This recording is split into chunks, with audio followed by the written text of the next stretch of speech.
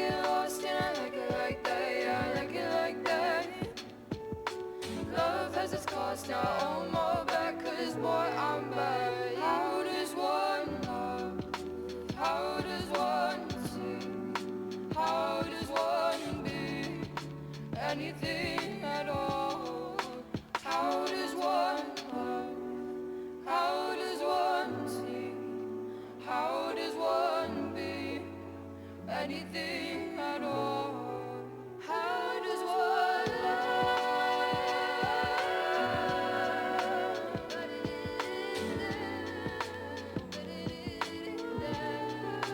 How does one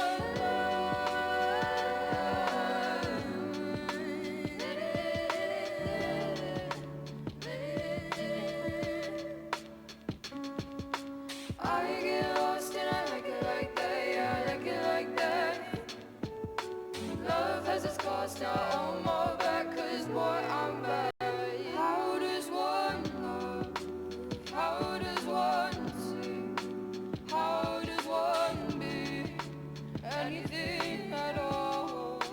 How does one love? How does one see? How does one be anything at all?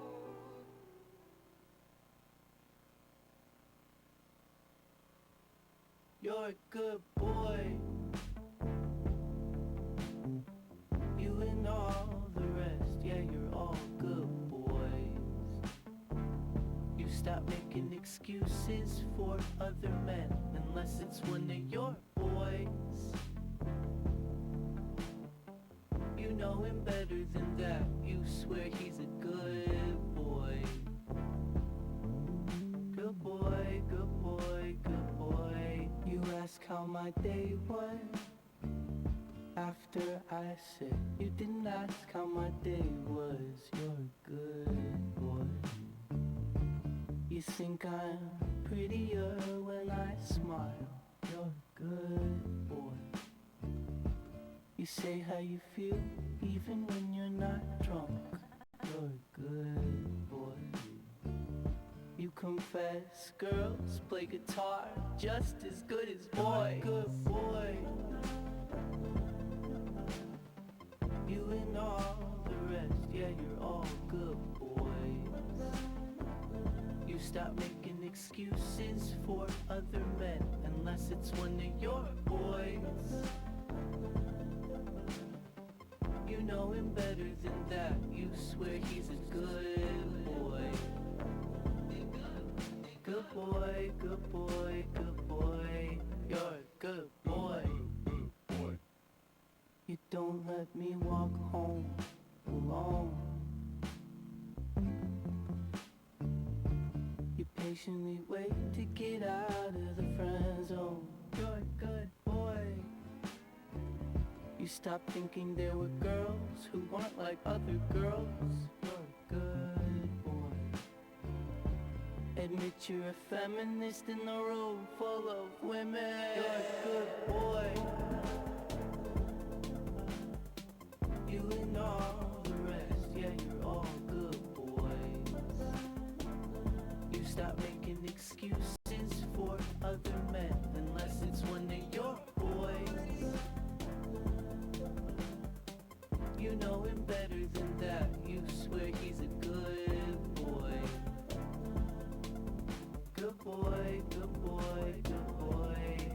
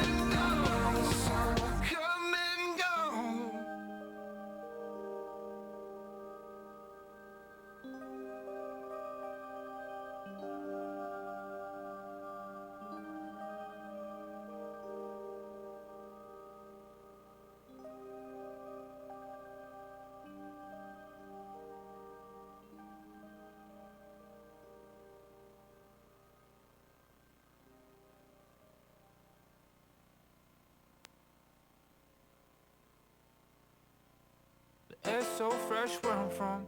Palm trees, ready-made goods, don't front. Cause you was on your own time coming. Don't stop running, burning the leaves in the backyard summers. Flowers scented breeze keep warming me.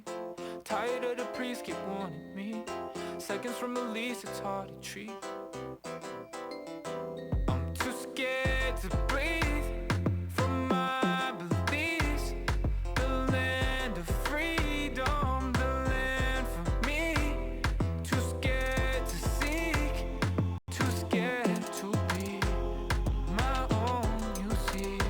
But I know I just need some selfish time. I need more relics that give me truth to what I know. Give me ruthless weight, all this paper weights, all the sacred faces, A6 laced in, strangers wasted. Flood a while you fall across the gap, no bridge stood, no man could reach. I pray 3 times a night, hope you hear it. I'm nearing heights I dreamt of, heights I fear. And since nobody else can hear me, let my ears bleed, let my heartstrings rip. Following the tide, never was a sign to align to the ceiling on the moon, my stride. Low G's, low weight, low everything cheap. These lights, these streaks, my guide. Too bright, can't vision, need my lenses. Blue ball in the sky, keep turning on and on and on and on and on. On and on and on and on and on. On and on and on and on and on. On and on and on and on and on. On and on and on. I'm too scared to breathe from my beliefs. The land of freedom, the land for me. Too scared to seek, too scared to be my own, you see. But I know I just need some selfish time. I need my relics that give me truth to what I know. Give me ruthless weight, all this paper weights, all the sacred faces, A6 lacing, strangers wasted. The air's so fresh where I'm from. The air's so fresh where I'm from. The air's so fresh where I'm from. The air's so fresh where I'm from.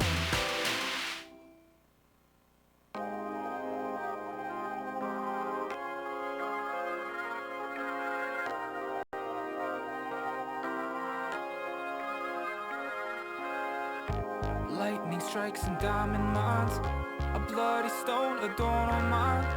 A morning wasted on trivial, an evening wasted on primitive things. Around here everybody knows everybody. The past lives documented to the closest topic. At what time does the conversation start and end?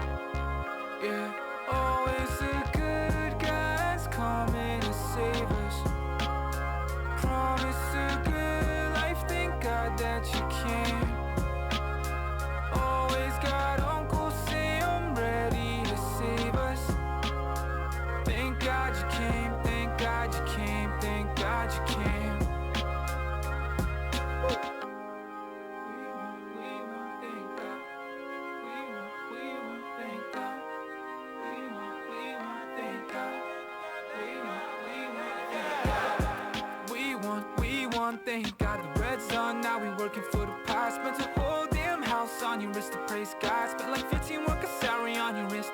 A place of chasing what you want, when you want, if you want, till it's up in dust. Billions burning in the clubs, oh Father, please, no chasing peace. I must chase green, but honestly, I feel a breach. We want, thank God. We want, thank God. We want, thank God. Always the good guys coming to save us. Promise a good life, thank God that you came. Always got Uncle Sam ready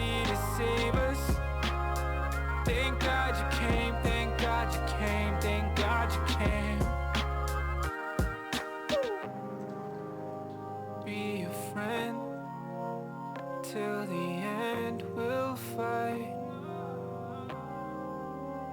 the good fighting, and the lives you've changed, the effects you've made. Is this the life you made for me? Always the good guys coming to save us. Promise a good life, thank God that you came. Always got Uncle Sam ready to save us. Thank God you came, thank God you came, thank God you came. Always the good guys coming to save us. Promise a good life, thank God that you came. Always got Uncle Sam ready to save us. Thank God you came, thank God you came, thank God you came.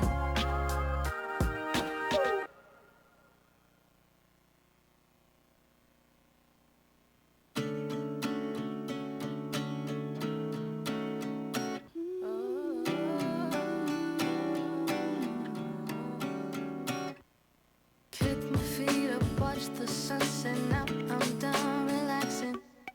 Time is chasing after me. I need a little substance. Not sure where it's headed, but I know it's going somewhere. Take a cab and don't look back. I'll move through all the silence. Now I'm colder than the weather, steady going under pressure. I'm finally over being low-key under these old covers. Now I'm back and I'm better, steady going under pressure. Sit back and watch the paint dry. Take time and watch the dope rise. In another world I'd have control of my mind. Can't seem to get it through that things I do, but on my own time. People waiting, slowly fading. The mirror's telling me I got to grip it right in front of me. Secure the seat and don't release the opportunity. Now I'm colder than the weather, steady going under pressure. I'm finally over being low-key under these old covers. Now I'm back and I'm better, steady going under pressure. Sit back and watch the paint dry. Take time and watch the dope rise. It's passing hours dancing. How the hell am I still standing? Keys are rusting. I'm not playing. Melodies are infiltrating. Now I'm colder than the weather, steady going under pressure. I'm finally over being low-key under these old covers. Now I'm back and I'm better, steady going under pressure. Sit back and watch the paint dry. Take time and watch the dough rise. Slowly fading. Take time and watch the dough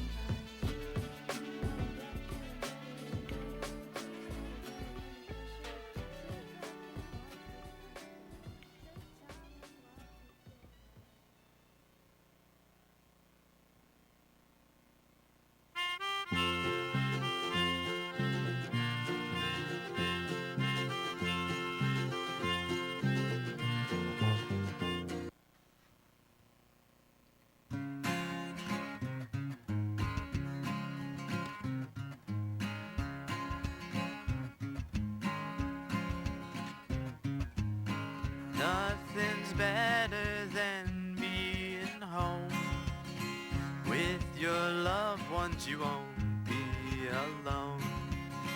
When it's cold out, you'll be in warm in your own bed and from the storm.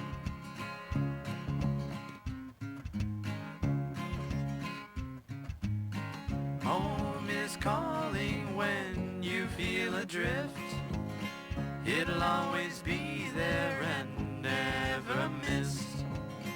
Life has got you all around.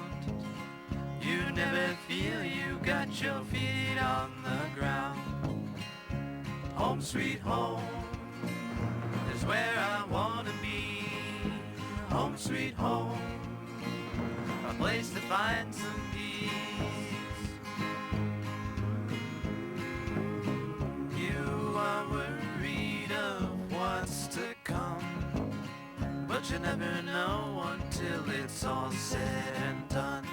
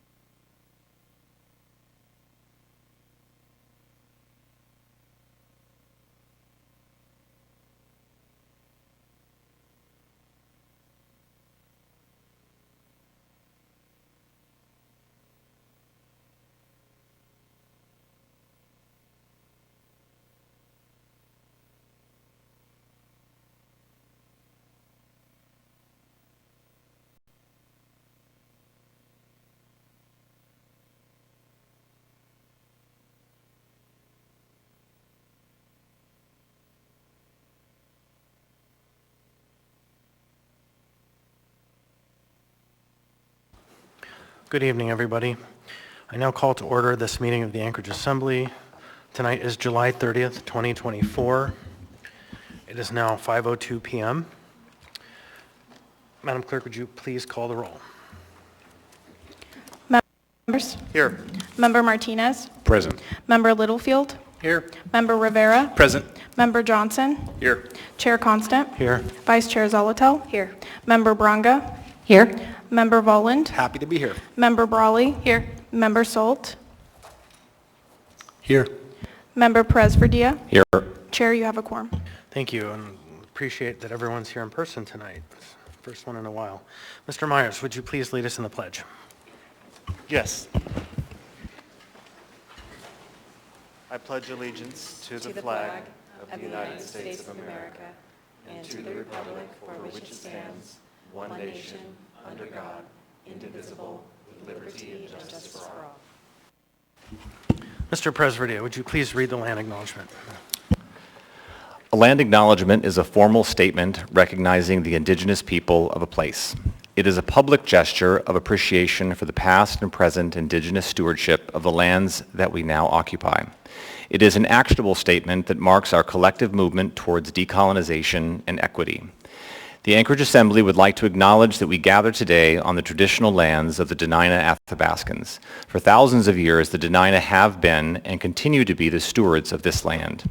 It is with gratefulness and respect that we recognize the contributions, innovations, and contemporary perspectives of the Upper Cook Inlet Dena'ina. Thank you, Mr. Perez-Verdia. Next, we have minutes of previous meetings. Tonight, we have item 4A, regular meeting, June 11, 2024. I'd like to ask for a motion to approve. So moved. Moved by Ms. Zolotel. Is there a second? Second. Seconded by Mr. Myers. Any discussion? I'd like to ask unanimous consent.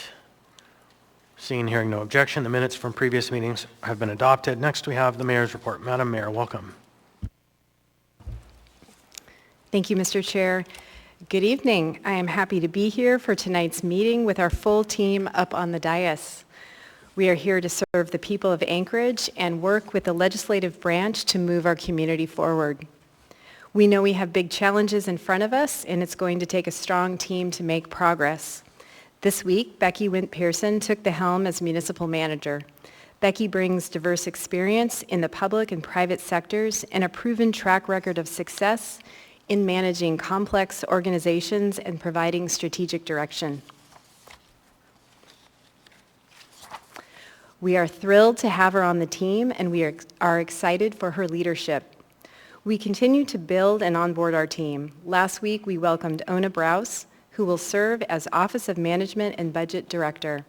Ona brings significant municipal experience and a strong commitment to responsible budgeting and effective service delivery. I am grateful to have her on the team as we look ahead to delivering a balanced budget this fall. And we announced earlier this week that Kim Waller will come on as the Chief Equity Officer in September.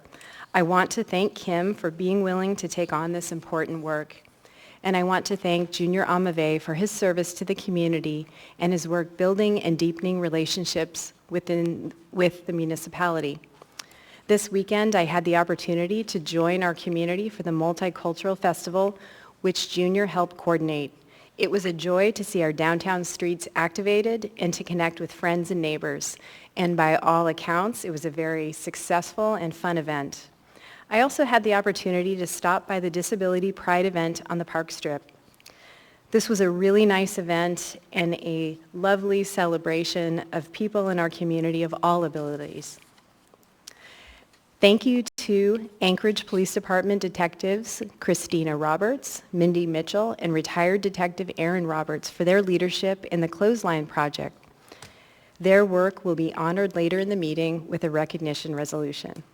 As we celebrate all of the positive in our community, we are also focused on tackling our challenges.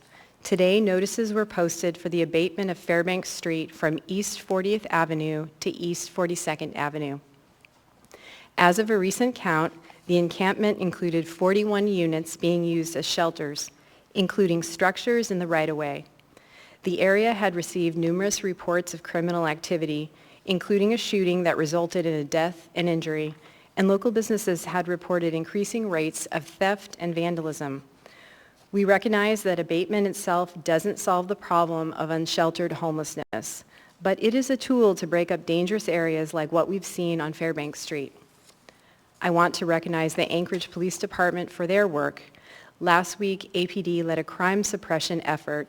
This was citywide. It included, but was not limited to Fairbanks Street.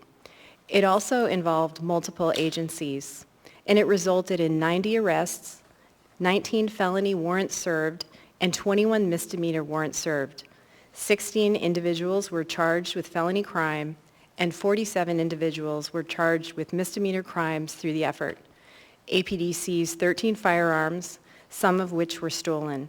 Many of these numbers may go up as additional search warrants are served this week, and there will be more to come on that.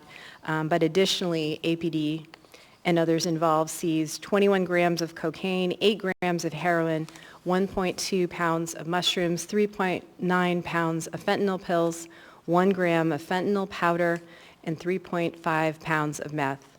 Public safety is the #1 job of local government and a responsibility I do not take lightly. We will respond when there is dangerous activity that threatens the safety of our community. At the same time, we need to think about how we get out of crisis response and become a safer community with less crime and more options for people to have access to housing and support. I see this as an example of the work that needs to happen more generally these next 3 years and beyond. We need to take action and address problems in the short term, especially when there's a risk to public safety. We also need to work to get out of crisis response mode and build toward a future where we have more housing and options for people who are sleeping outside, less crime, better economic opportunities, and a community we are all proud to call home. Thank you, Mr. Chair. Thank you, members of the Assembly. Thank you. And I believe that as the tradition holds, as part of the mayor's report, we'll be hearing from the Youth Employment and Parks Program. Oh, before that, though, there's a question. Ms. Zalatil. Thank you. Thanks to the administration for the report and for the recent activity by APD. My question is, with the level of misdemeanor arrests and charges, are we going to need, and you can get back to us offline, but additional resources in order to be able to fully prosecute those cases? We just heard from the municipal attorney's office that we are down substantially on prosecutors, and it's a great thing to make arrests and to work on that side of public safety, but we want to, as an assembly, and me in particular, I'm interested in ensuring we have whatever resources are necessary to follow through. Thank you.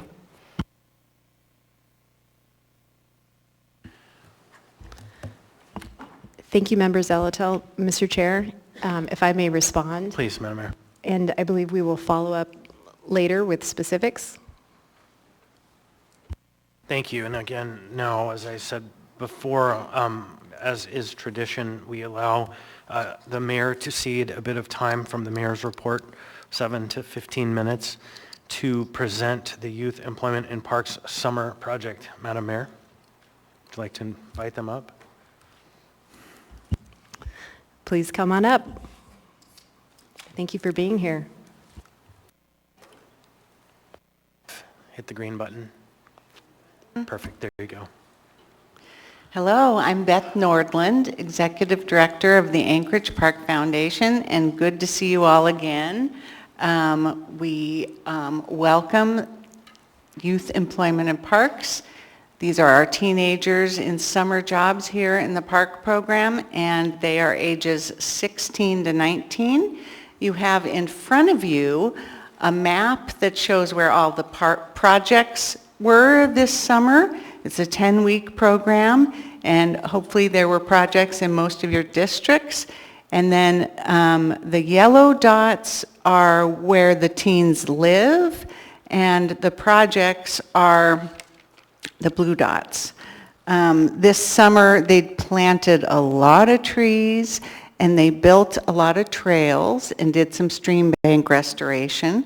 The projects were the Wesleyan Connector Trail Improvement, the KFQD Pump Track Project, Cuddy Family Midtown Park Rain Garden Project, Hill Strand Pond Bank Restoration, and then a lot of tree planting at Taku Park, Russian Jack Park, Arnold Muldoon Park, And they had the Ship Creek Bank restoration and the Government Hill Trail project that they built. There's a lot of consensus that the Government Hill Trail project was their favorite one. So we're going to mix it up a little bit this year so that they don't all say the same thing. And they'll have something else fresh to say maybe. On the back, you have the teens' names, and they're going to get up one by one and tell you who they are and what their favorite project was for the summer. And then we'll ask if you have any questions. We're going to start with Rowan. Thank you. Hello, I'm Rowan Anderson from District 6, and my favorite project was the Cuddy Park stream bank restoration. Additionally, I would like to thank Assemblymember Zelatel for allowing me to shadow her this morning as a part of YEP's mentorship component. Thank you. Hi, I'm Aaliyah. I'm from District 2. My favorite part about YEP is just seeing how quickly everyone got to know each other. At first, we were strangers, but now we know each other and everyone just interacts and we communicate, which helped make projects move much more quickly and efficient. And we are able to finish a project, a 2-day project in 1 day, and that was just amazing to see how we all just came together and make the community much more pretty and yeah. Hi, I'm Madison Eldridge. I'm from District 2, and my favorite project this summer was Sunset Park. Hi, my name is Craig Levi. I'm from District 3, and my favorite project was the KFQD pump track project. Hello, my name is Marshall Babb. I'm from District 3, and my favorite project was Cuddy Park Rain Garden. Hey, I'm Robert Wilkerson. I'm from District 3, and my favorite project was the Cuddy Park Stream Bank restoration. Hi, I'm Jack Crockett, and I'm from District 6, and my favorite project was the KFQD Pump Track Park. Hi, my name is Marcus Kirchner. I'm from District 3, and my favorite project was the KFQD Pump Track project. Thank you. Hello, my name is Zayden Joseph Mosley. I'm from District 1, and my favorite project was the Hillstrand Stream Bank restoration. Hello, my name is Eli. I'm from District 4, and my favorite part about the YEP program is getting to meet new people and building a sense of community with everyone. Hello, my name's Logan. I'm from District 3, and my favorite project was probably building a trail at Sunset Park. Thank you. Hello, my name is Theo. I'm from District 1. My favorite project was planting all the plants at Cuddy Park. Hello, my name is Ryan Botting. My favorite project this year was trail building at Sunset Park, and I'm from District 1. Hello, my name is Ayla, and I'm from District 4, and my favorite part was Sunset Park. Hi, my name is Faden Colby. I'm from District 3, and my favorite project was also Sunset Park. I'm Charles from District 6, and my favorite project was the Cuddy Park. Hi, I'm Amelia Williams from District 6, and I also love trail building in Sunset Park. I also love that YEP has given us so many opportunities to get outside and experience different things on our educational rec days. Hello, my name is Seth Pleasant. I am from District 3, and my favorite project this summer was Sunset Park. My name is Zane Hopewell. I'm from District 4. My favorite project was Sunset Park. Hello, my name is Liam Wood. My favorite project this summer was the KFQD pump truck. Thank you. Hello, everybody. My name is D'Artagnan L. Floyd. I'm from District 5, and my favorite project was the Ship Creek project on stream bank restoration with FedEx. Thank you. Hello, my name is Raymond Rodriguez, and I'm from District 2, and my favorite project was Cuddy Park. Hello, my name is Jeremiah Nunn. I'm from District 4, and my favorite project was Cuddy Park. Thank you. Hello, I'm Gavin Deemer. I live in District 3, and my favorite project was Cuddy Park. Hello, I'm Abraham Shepard. I'm in District 1, and my favorite project was the Sunset Park.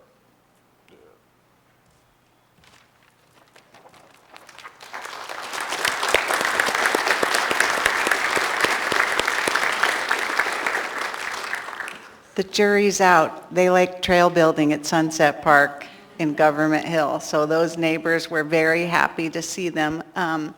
But we also had really good response from neighbors all over town. The very first week that they did a work project was the Wesleyan Connector Trail improvement, and neighbors came out and fed them hamburgers and hot dogs. We had a great time. It was a great summer. We had good weather, and this year, Anchorage Park Foundation helped secure federal dollars from the U.S. Forest Service, and we planted a very large number of trees. Does anyone have that number memorized? Around 4,000 trees, replacing the dead spruce bark beetle kill trees in all of your districts. Those are dead and brown and not doing anyone any favors, plus they're fuel for fire. So anyway, we had a great summer. No one voted for tree planting as their favorite project, though. I don't know why that is, but thank you, U.S. Forest Service.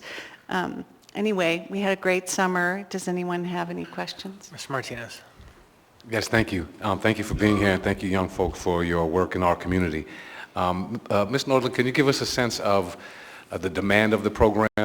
I'd love to know how many kids have applied and what the cohort this year looks like relative to other years. Thank you very much for that question. It's been a year. We have a full cohort, so we're very happy about that. But it is a year where we worked very hard to recruit, and it was a tougher job to recruit.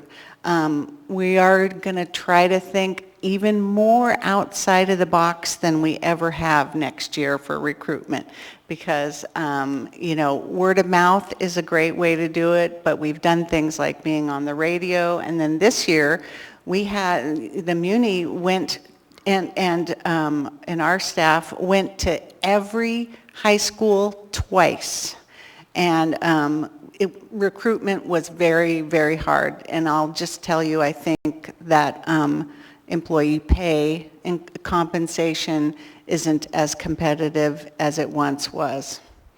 That might be an understatement. Thank you. Mr. Salt. So before I go visit Sunset Park, why Sunset Park? What was so great about it?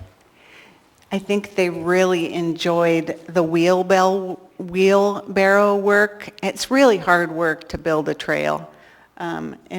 Yes, it's hard work, and that's what makes it really fun, and it brings people together. Yeah, Ms. Brown. We learn that every year.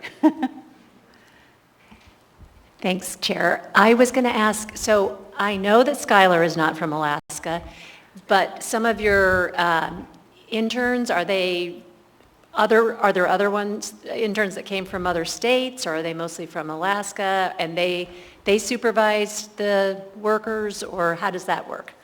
Skylar is our intern with the Alaska Conservation Foundation, and so we got a grant to have that funded, and she helps get our newsletter out to the parents and enjoys time with us, and then she's going to spend August with us at the Anchorage Park Foundation as well. So we're excited about that, and you may have seen her at concerts in the parks. But the rest of the teens are all from Anchorage and on your map, living in your districts. Ms. Brawley. Yeah, thank you everybody for being here and all your work, and I'm glad that it was done, I guess, before the end of summer so that you have a chance to enjoy the things that you just built and that other people can too, and hopefully the rain holds off. A question that my colleague and I had was the other folks who are here who did not introduce themselves, if you either, maybe you don't want to send them all up, but kind of just sharing a little more about the organizations involved and the other adults involved. Thanks. Yeah, so we have two staff stand up, Emily and Brad. These guys are with the city, and this is Emily's first year with the program, but Brad is a veteran of 7 years? 9 years, yeah. He's a natural resource coordinator at the city. And then this is Meredith Gutierrez, and she's the field educator for the program. She's our youth engagement manager at the Anchorage Park Foundation, and she runs outdoor school when it's not the summer. And outdoor school is a program for 5th grade populations in schools next to parks, and we do 6 of those. 6 each semester. So yeah, that's Meredith. 6th year at the Anchorage Park Foundation.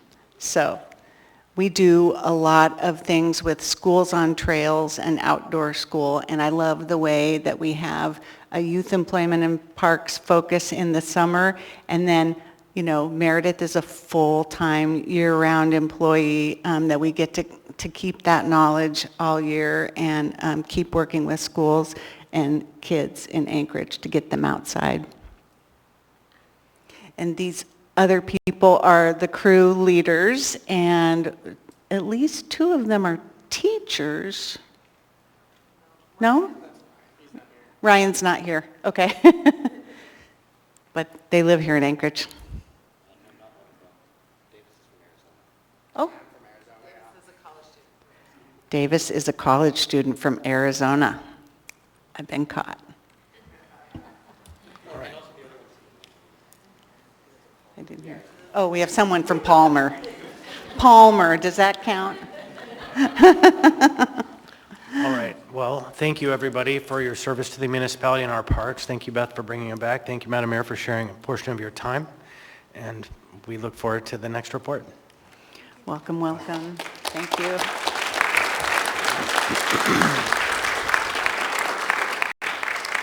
Maybe we'll see you at Eklutna on Saturday when we have an Indigenous place name marker celebration during the powwow from 2:45 to 4. Thank you.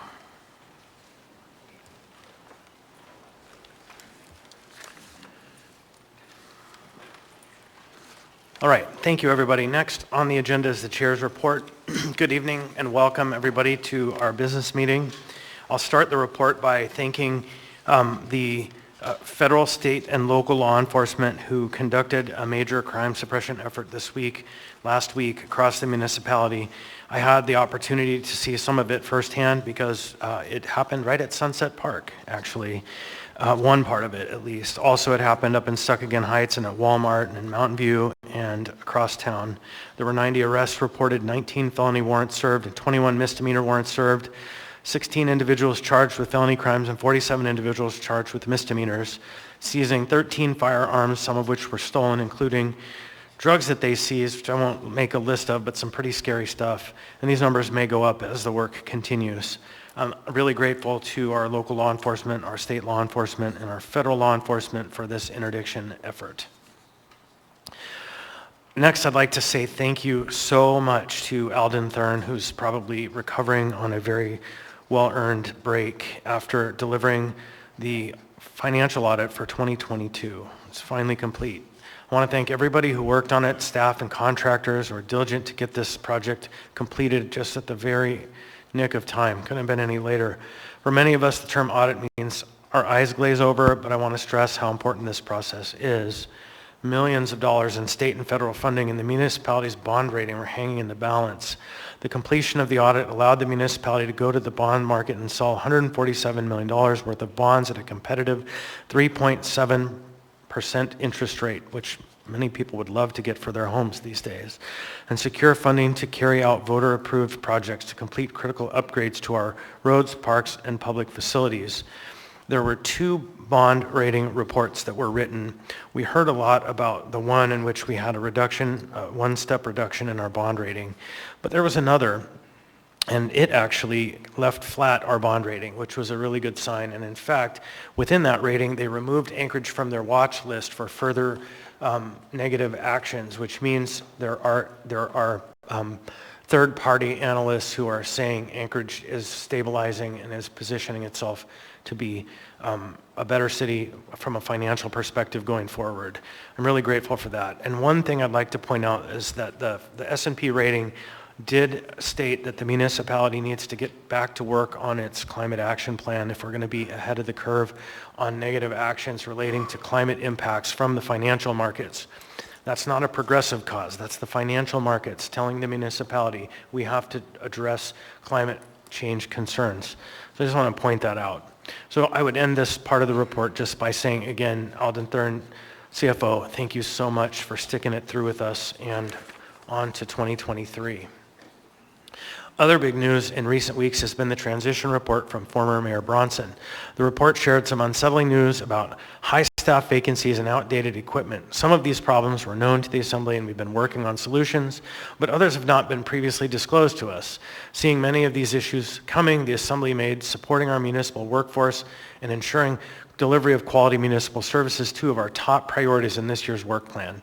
We stand ready to help the new administration to get our municipality back on track so that the people can once again come to expect and receive high-quality services from the local government. This Friday, we'll be having a work session where we're briefed by the new administration on the transition report from the previous administration. I strongly suggest you tune in.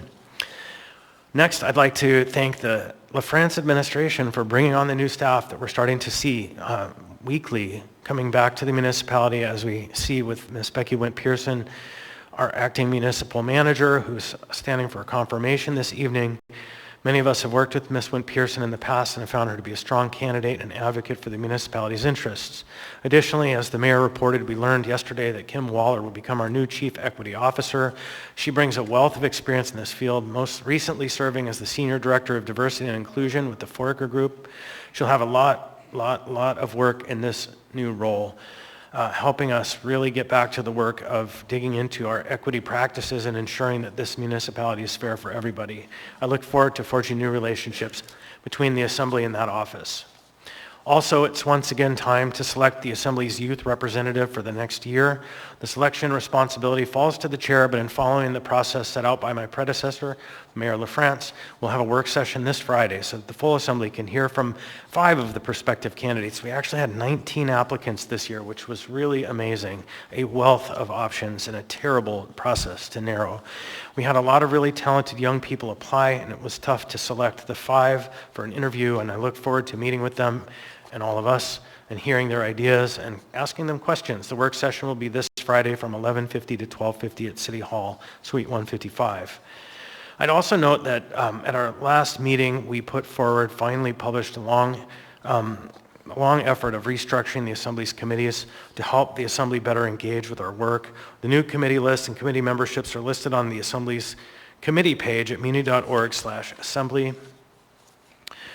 Otherwise, I would like to also thank the administration for their work in clearing the camp, beginning the clearing the camp at Fairbanks and 40th Avenue. It's been a safety hazard for the community for a long time, and I think that it's welcome to see an effort to clean up and clear out that street so it can become safe and clean again. With that, I'll just read the basic meeting content. We have a full agenda tonight. I'll do my best to move us along so that we can conclude at a reasonable hour, as reasonable as possible. This is a business meeting and we're here to conduct the work of the municipality. Please help create a climate of respect in the chambers. refraining from personal attacks, speaking out of turn, shouting or clapping except when clapping is in order, like a recognition resolution or a post-confirmation. Keep signs to 8.5 by 11 inches. Keep the aisles clear except when lined up to testify. If a point of order is called, please stop speaking so I may rule. If you have something for the assembly, please share it with the clerk up here who will distribute it to the members. If a rule isn't followed, I may interrupt speakers to call for compliance. If compliance doesn't occur, I may pause the meeting. If there's an actual disruption, I'll give a warning, and if the disruption persists or happens again, the person may be asked to leave. With that, I conclude my report. And we'll now move on to committee and liaison reports, and we'll start with Mr. Myers. Thank you, Mr. Chair. Nothing to report at this time. Thank you, Mr. Myers. Mr. Martinez.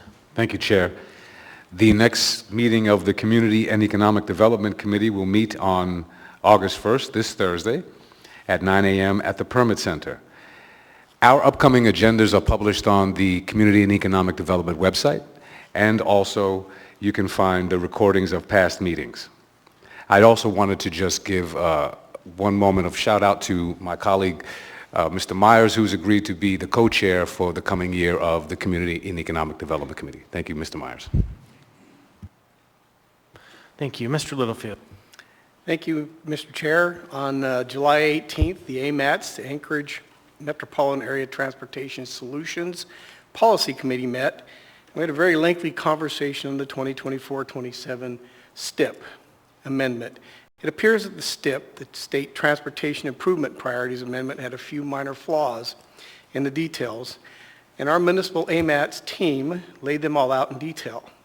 The policy committee passed the recommendations of the AMATS team to send these changes back to the Commissioner of Alaska, Department of Transportation and Public Facilities for review and corrections. However minimal this seems, the process of approving these changes has put the funding for the projects past Alaska's construction season. Therefore, the majority of the projects in the STIP will probably get funded, but many of the projects will not get started due to time and season constraints. For anyone wishing to see the full STIP, it is available for viewing and public comments until August 5th. The STIP can be found on the website at 2024-27 STIP, Alaska Department of Transportation and Public Facilities, publicinput.com. Also on another note, there's 3 current positions open in the AMATS team. And I checked just this morning, there's 72 positions throughout the municipality of Anchorage that are open. So if you're interested, please go to muni.org and apply. Thank you, Chair. Thank you, Mr. Littlefield. Mr. Rivera. Thank you, Mr. Chair. The Municipal Audit Committee will be meeting tomorrow, Wednesday, July 31st, from 12 noon to 1 p.m. at City Hall, first floor, room 155. We're going to be reviewing the 2022 ACFR, that's the Annual Comprehensive Financial Review, our whole set of audits that are done annually, and begin discussing the issues related to the significant delay on issuance of the audit. Regarding AML, Alaska Municipal League, Member Brawley and I will be attending the Summer AML Conference held in Kodiak this year from August 13th to 15th. AML is a network of local governments from all around the state, for those who don't know. The main topics on this agenda are workforce, recruitment and retention, which is an issue that all local governments around the state are dealing with, fishing, public education, and more. Thank you, Mr. Chair. Thank you, Mr. Rivera. I would note the absence of a housing and homelessness report. Congratulations. Mr. Johnson. Thank you, Mr. Chair. The last meeting of the Infrastructure, Enterprise, and Utility Oversight Committee was on July 18th. We got a couple updates from the Alaska Water and Wastewater Utility. One, they mentioned that they're in the process, it's a multi-year process of renewing their EPA permit to operate the Asplund wastewater plant. That's something we've had to apply for again, and we'll have to apply for again in the future. It's a waiver that we must get in order to operate under the Clean Water Act. No reason to believe that we won't be able to successfully complete the process, but it is rather essential, as if we were not able to receive the waiver, the cost to bring the plant up to code would be in excess of $1 billion. We also touched on emergency repairs to the water main along Abbott Road. Apparently the pipe is in poor condition, and this is the second time it's broken in less than a year. The plan for now is to set up temporary water to the affected businesses and residences, and then complete emergency repairs before winter sets in. On the Don Young Port of Alaska modernization project, several updates there. For one, there's continuing work regarding a contract between the municipality and an operator for the purchase of the cranes for Terminal 1. These are large cranes that you use to move the cargo from the ship onto the shore. As we upgrade Terminal 1, we'll need to bring in new cranes. One of the operators has agreed to purchase those cranes. However, there are some outstanding questions about potential financial exposure liability for the municipality, which I think we need to resolve before we finalize that. So we're continuing there. Also regarding Terminal 1 and the modernization, there was a discussion regarding potential modifications to the design, none of which are up for immediate action, but we're talking about the potential to add additional trestles, which would mirror the what we expect the construction of Terminal 2 to look like and are useful for the roll-on, roll-off operators, and then also the potential to add some backup fuel offload infrastructure to provide redundancy with the current fuel. And then on that, I think the rest of the items we covered relate to things that we have on the agenda for action tonight. So in the interest of avoiding redundancy, I think we'll just take those up as they come along. Thank you.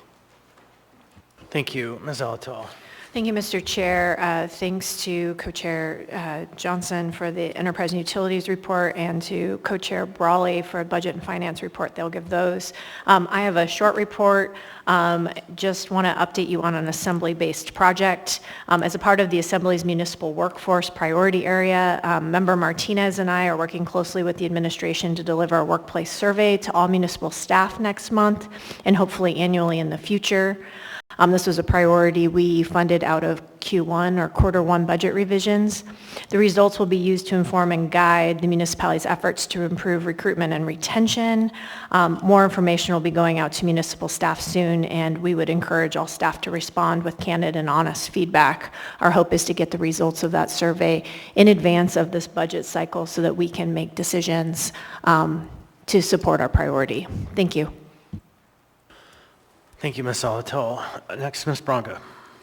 Thank you, Chair. I attended the Visit Anchorage Quarter 2 board meeting on July 18th. There is always so much going on with Visit Anchorage, but one of the things that I took away that I focused on was the nice new pavement out by the Wildlife Center and the railroad station, and it's the best place to get out if you still rollerblade. It is smooth. The other thing that I wanted to talk about is our September 14th, we will be having a Public Health and Safety Committee meeting at 11 a.m. in room 105 at City Hall.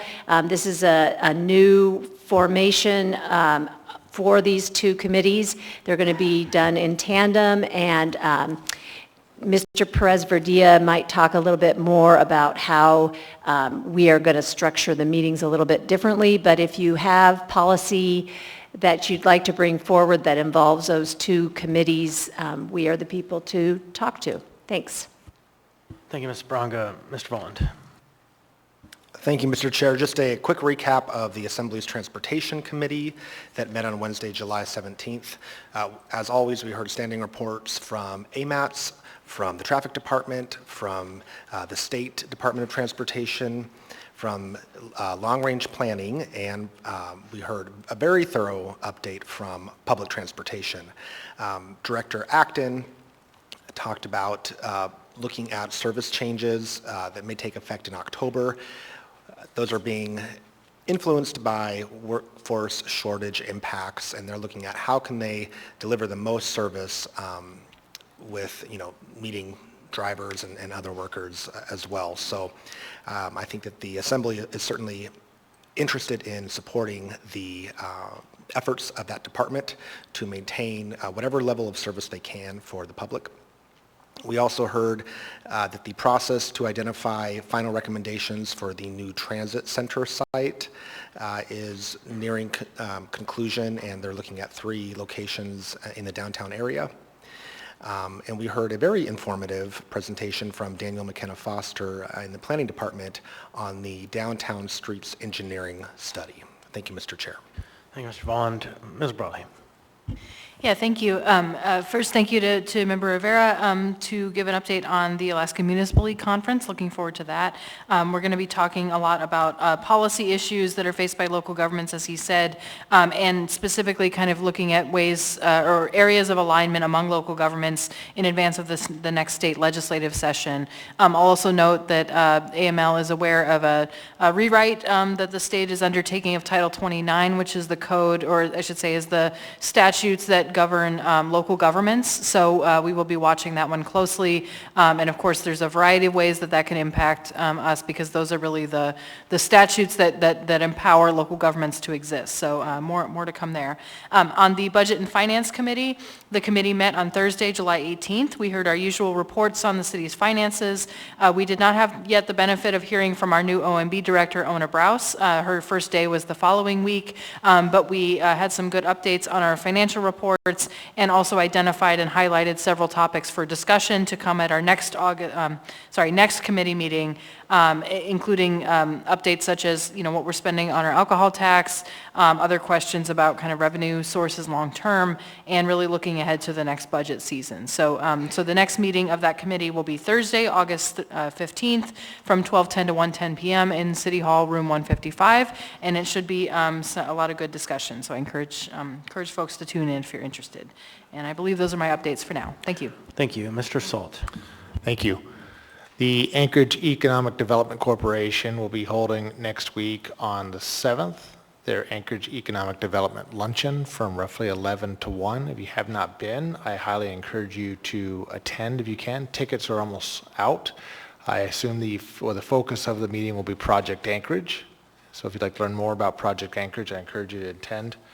We also held our first Housing and Homeless Committee last week with Cameron and I as co-chairs, and I'll leave the bulk of that update to Cameron. Thank you. Mr. President. Thank you. Yes, the Housing and Homeless Committee met on July 24th. Thank you to the Anchorage Coalition to End Homelessness, who came and gave an update on Anchored Home, the overall plan, and an update on the progress of that plan, giving statistics and data on what's happening within our city. Also, thank you to the new administration for coming and sharing some of their sort of philosophy and ideas about how they plan to move forward, addressing things like emergency cold weather shelter, abatement, and other things. We look forward to more of those meetings and digging into many of those topics. Also, as mentioned previously, the Public Health and Safety Committee meeting will be held on August 14th at 11 a.m. The agenda for this is not out yet, but you can expect conversations surrounding things like the reboot of the Public Safety Commission, body-worn camera policy, and also an update on the Golden Lion.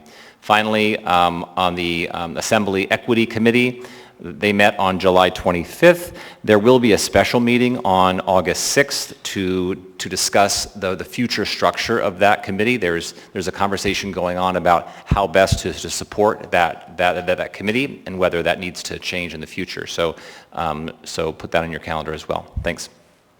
Thank you, Mr. President. And I will just note that last week we had a work session under the theme of food for thought, what I like to call What's Good Anchorage, and at that meeting we hosted 7 or 8 groups that are working in the bike space in Anchorage, and it was such an exciting conversation to hear and see all of the investments and the time that people are putting into our community. And I want to challenge us to come up with our own designation, Bike City. I understand there's a Bike Town designation, but not a Bike City one, and I think it's time we get to work and declare ourselves what we clearly are, which is a Bike City. And what does that mean to us? I think it signaled to the traffic department that there is a mandate on this body and with the administration to take seriously our non-motorized transportation networks and how to make improvements. And so that was a very exciting conversation. But with that, I think the next step on our agenda is to address the addendum to the agenda. And so I have a handful of items that are laid on the table that are new, 1, 2, then 1 for introduction, and then 2 supplementary. So I'll start by reading the supplementary items into the record. The first supplementary item is 10F7, Information Memorandum, unnumbered AIM, Administration's Answers to Assembly Questions. So that's a new tool. We're working out the procedures so that when Assembly members ask the administration questions on items on the agenda, and then they're shared with the Assembly in general, then they'll be published into this information memorandum so the public has access. The next one is item 11A, 11A1, Information Memorandum 112-2024, Overview of Record Series Reclassification related to Resolution Number AR 2024-191, Resolution of the Anchorage Assembly approving the updated Municipality of Anchorage Records Retention Schedule. So the next item is the item for introduction. It's item 10G8, unnumbered AO, an ordinance of the Anchorage Municipal Assembly amending Anchorage Municipal Code Section 3.30.172, classification to reclassify the Associate Ombudsman's position. I'd like to ask for a motion to introduce. So moved. Second. Third. Moved by Ms. Zalatel, seconded by Mr. Volland, third by Ms. Brawley. It was a split decision. So that item has been introduced and will be heard on the 13th. That brings us back to our two new items. Item 10C5, Assembly Memorandum number unnumbered AM 2024, recommendation of award for a contract with Spartak and Sons, LLC. I wonder if that's a spelling error. It says, right, but so, okay, the title is slightly in error. Unless the LLC has a different DBA name, because in parentheses it says Spurnak. I'll read it as written, but we might need to correct it. So AM unnumbered 2024, recommendation of award for a contract with Spartak and Sons LLC, Spurnak, for the Municipality of Anchorage Parks and Rec Department for the Jodhpur Slope Stabilization Improvements Project within Kincaid Park Project. This item will be subject to the laid on the table procedures. Is there a motion to lay on the table? So moved. Second. Moved by Ms. Zalatel, second by Mr. Vaughn. Ms. Zalatel. Thank you. If Director Braniff could provide the justification of why this needs to be laid on the table, I'd appreciate it. Mr. Braniff, come forward.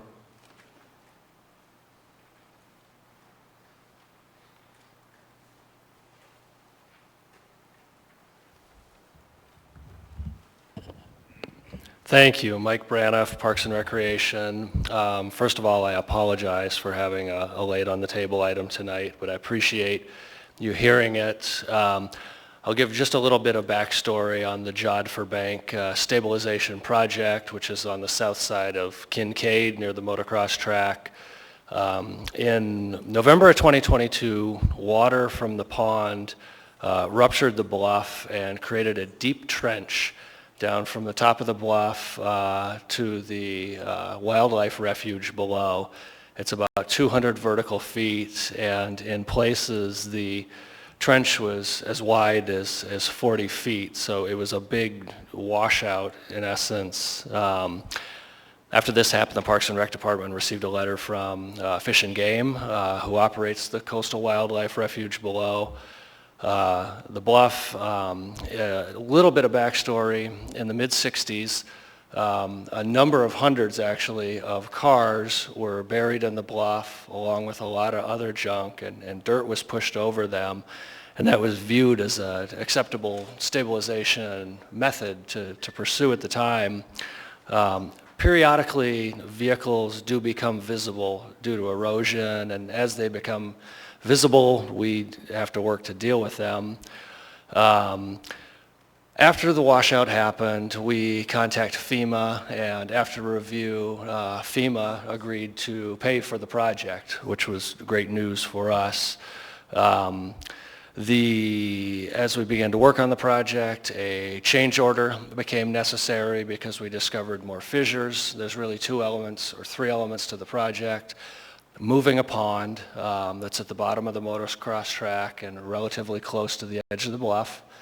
Repair of the washout or the trench that runs down the slope, and then addressing the fissures, which we did not know the extent of at the time after the 2018 earthquake. Director Braniff, why can we not wait until the next meeting to hear this? Okay, I'll cut to the chase. Yeah, because we can, any member, if we lay it on the table, can then substantively pull it up and we can get into all these details. It's been fascinating, but why can't we wait till the next meeting?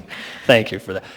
So the funds run out at the end of November. It's a 60-day project as we take the slope down to a 2-to-1 grade. It's 60 days of work. We have excavators cabled off and over the edge of the slope. And then we need to get the revegetation done. And the revegetation work must take place in late September or early October. And like I said, the funds will expire. Thank you. So, okay. All right, any other questions? Thank you. On this, then, members may proceed to vote. The motion is to lay this item on the table.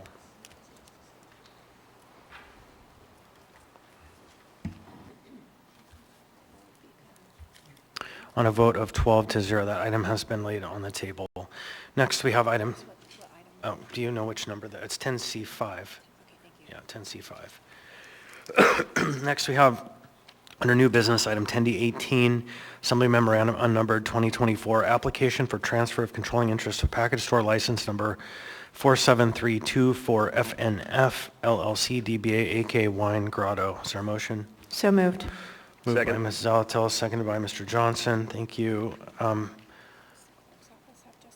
So do we know why this item was laid on the table?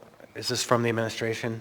Mr. Chair, this was, the administration helped us with this. This was raised by the business owner there within our district, and they were asking if we could try and get this completed this month due to the delays and this application approval having significant impact on their costs and operations. They're trying to buy out one of the partners in the business, and it was suggested that the longer this takes, the more they incur costs, which they estimate to be in the thousands or tens of thousands of dollars. And it's also putting at risk their SBA loan as well as a purchase and sale agreement. So it was suggested that this was rather essential for this business to continue operations for us to get this done quickly. All right, Ms. Brawley. Yeah, I haven't been involved in this, but I just wanted to point out that on page 1, it says the last date of protest is August 13th, which of course is our next meeting, so I believe that is also a factor. Thanks. Yeah, I'll speak briefly to that. If we were to pass it on the 13th, it really isn't final action until the reconsideration period has concluded. Therefore, it wouldn't meet the standard of the 13th if we couldn't transmit it. So, okay, anyone else? Hearing and seeing none, members may proceed to vote. The motion is to lay on the table.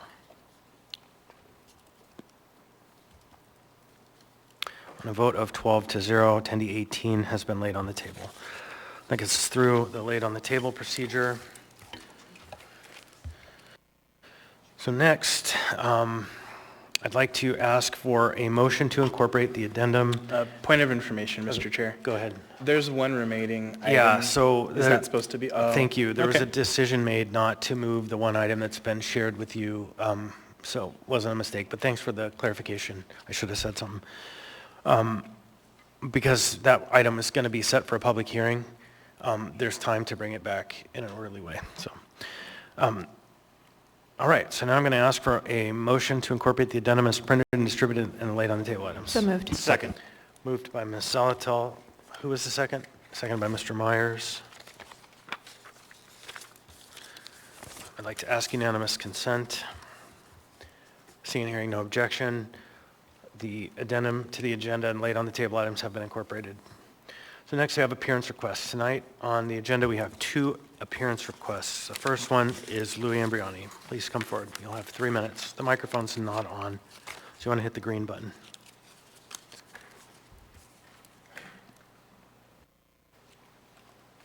There you go. Good evening. My name is Louis Ambriani from District 5.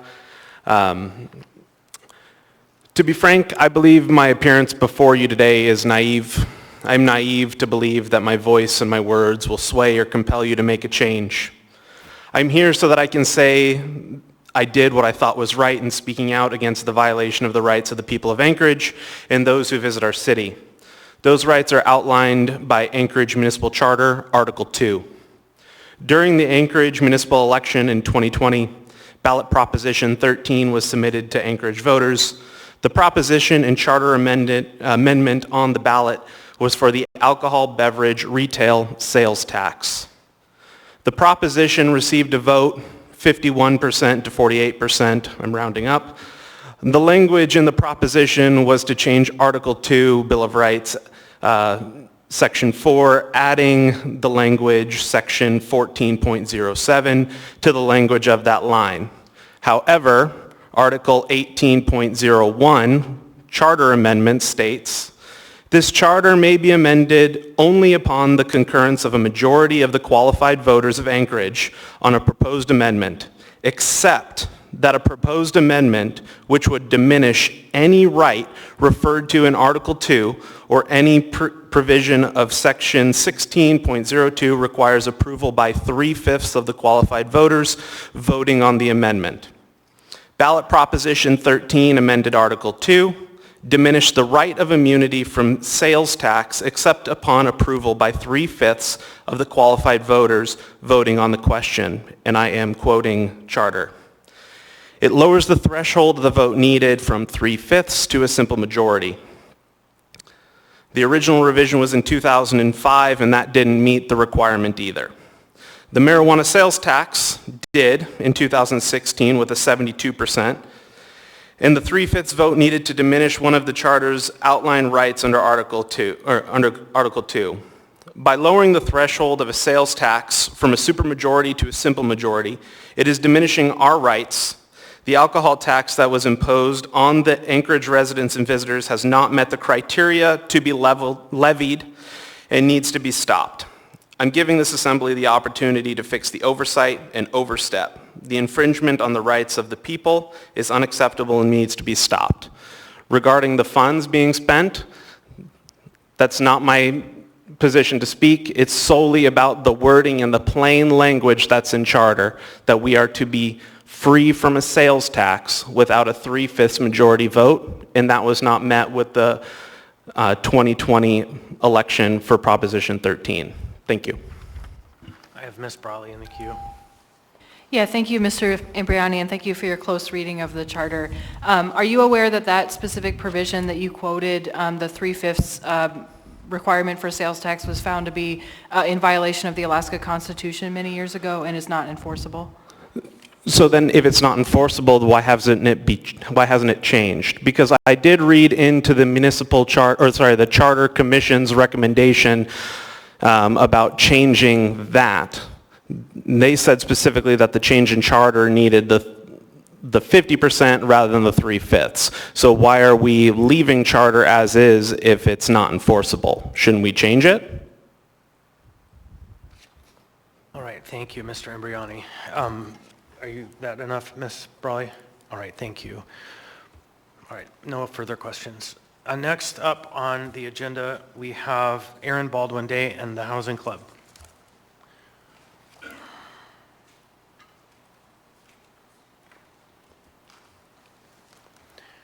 Welcome, please state your name and what part of town you're from. You'll have 3 minutes.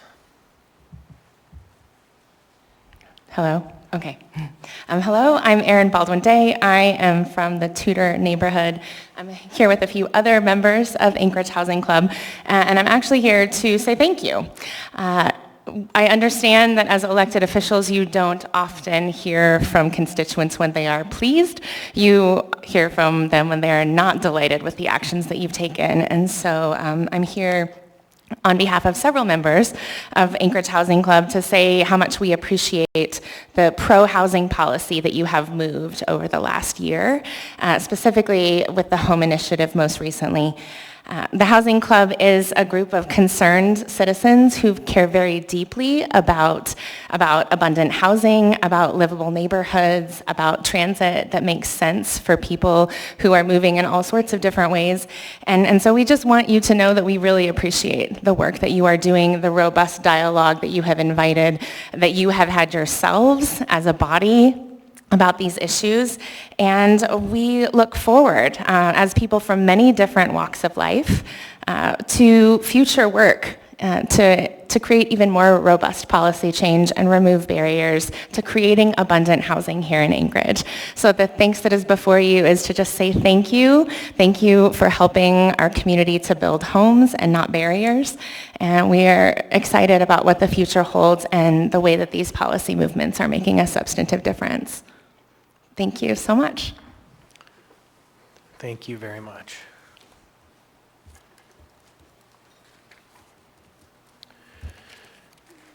All right, so that moves us to the consent agenda part of our evening. The consent agenda are items numbered 10A through 10F and are typically routine or non-controversial, such as bid awards, new business, information reports, and ordinances. That non-controversial label doesn't seem to stick very often, but the items on the consent agenda may be approved by the Assembly by a single vote on a motion to approve.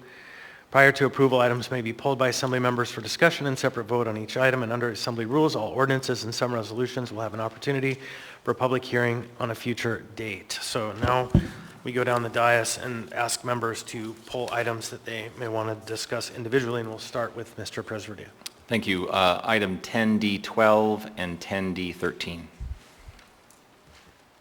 10D12 and 10D13. Thank you. Next, Mr. Salt. No items, Mr. Thank you, Chair. Mr. Salt. Ms. Brawley. Thank you. My only item is not to pull, but it's just a request to be added as a co-sponsor on 10G2, Yep. just being introduced. Thank you. I've done that for both you and Mr. Presverdia. Thank you. Then no additional items. Thank you. Mr. Boland. Thank you, Mr. Chair. 10A1 for reading, 10B2, and 10D10. So I have 10A1, 10B2, and 10D10. Thank you. Ms. Branca. Thank you, Chair. 10C4. 10C4? Mhm. Is that it? That's it. Ms. Altel.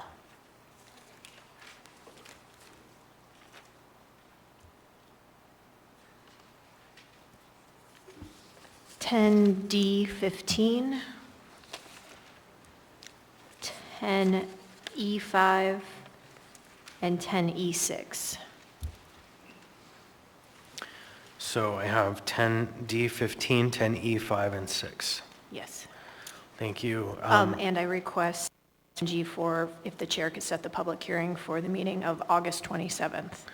So there's a public hearing set for that item. It will be the 22nd of August. Oh, 27th, I'm sorry, I can't read my own writing. 27th of August. You got that? Thank you. Mr. Johnson.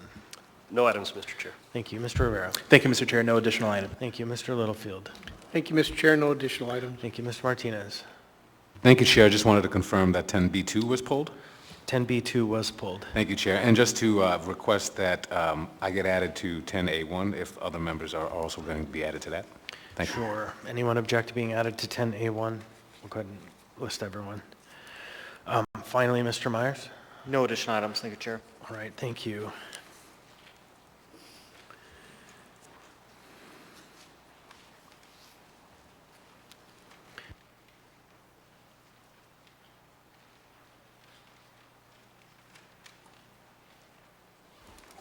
Ms. Altel. Sorry, 10C3. Thank you, Mr. Chair. And then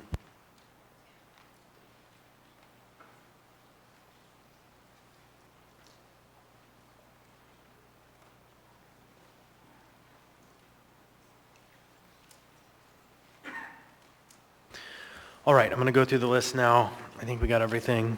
10A1, Mr. Vollant. 10B2, Mr. Vollant. 10C3, Ms. Zalatel. 10C4, Ms. Branca. 10D10, Mr. Vollant. 10D12 and 13, Mr. Presverdia. 10D15, Ms. Zalatel. 10E5 and 6, Ms. Zalatel. Did I miss anything? Okay, I think we got it all.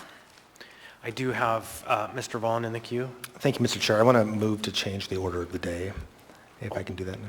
Let's deal with the consent Okay, agenda perfect. first. Then we come back to me. Okay. Ms. Wint-Pearson.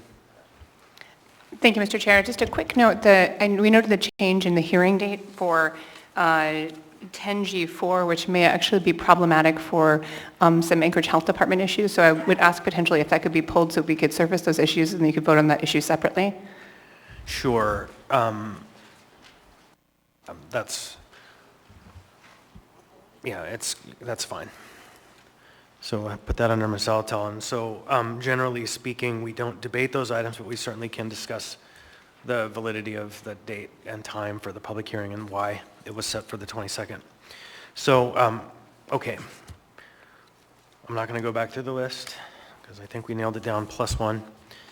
And so next, I would like to ask for a motion to approve the consent agenda minus the pulled items. So moved. Second. Moved by Ms. Zalatel, seconded by Mr. Volland. I'd like to ask for unanimous consent.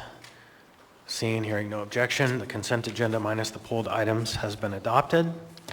Next, we have the items in the consent agenda. Is the idea to change the order to take up the confirmation? No. So,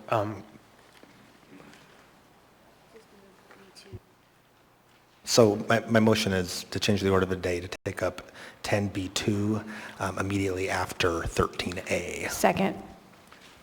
If I could speak to that. The resolution references a change in code that I believe 13A, if it passes, would effectuate. So I think that would be the proper sequence there. before that, I'm going to step us back off the train, and we're going to talk about this in a minute. But I just realized this only happened once before in the 7 years I've been on the Body Plus. We just confirmed the municipal manager by consent. And This is so, uncontroversial. Awesome. at this moment, is your family here? I would like to stop the train and take a moment to confirm the municipal manager officially and have her take her oath of office.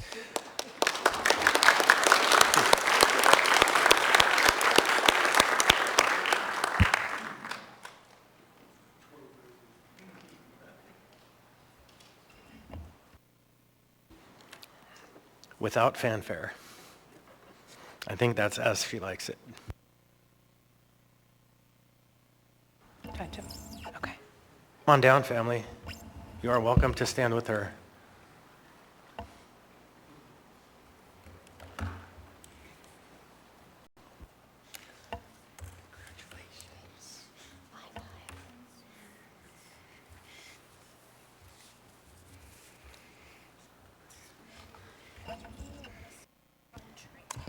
Thank you.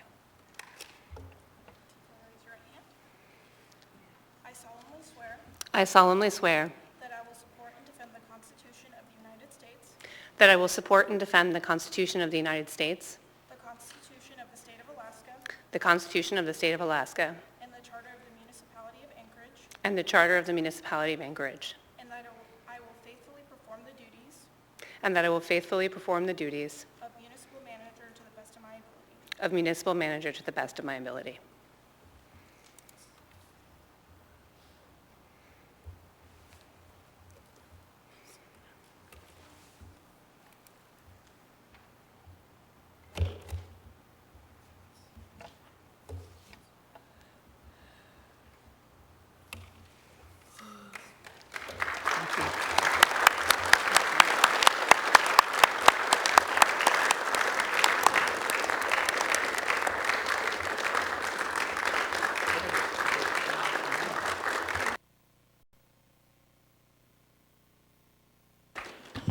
As is tradition, you may have the mic if you would like.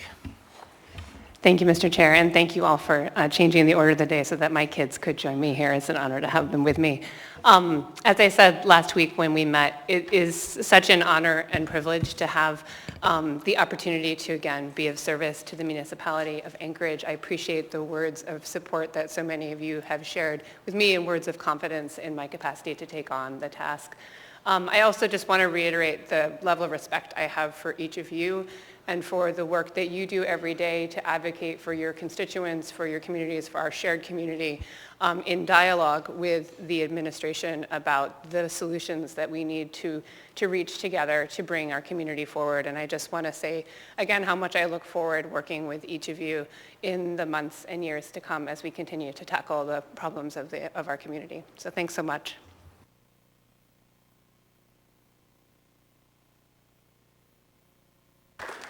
Thank you. Now, Mr. Volland, I believe you had the floor.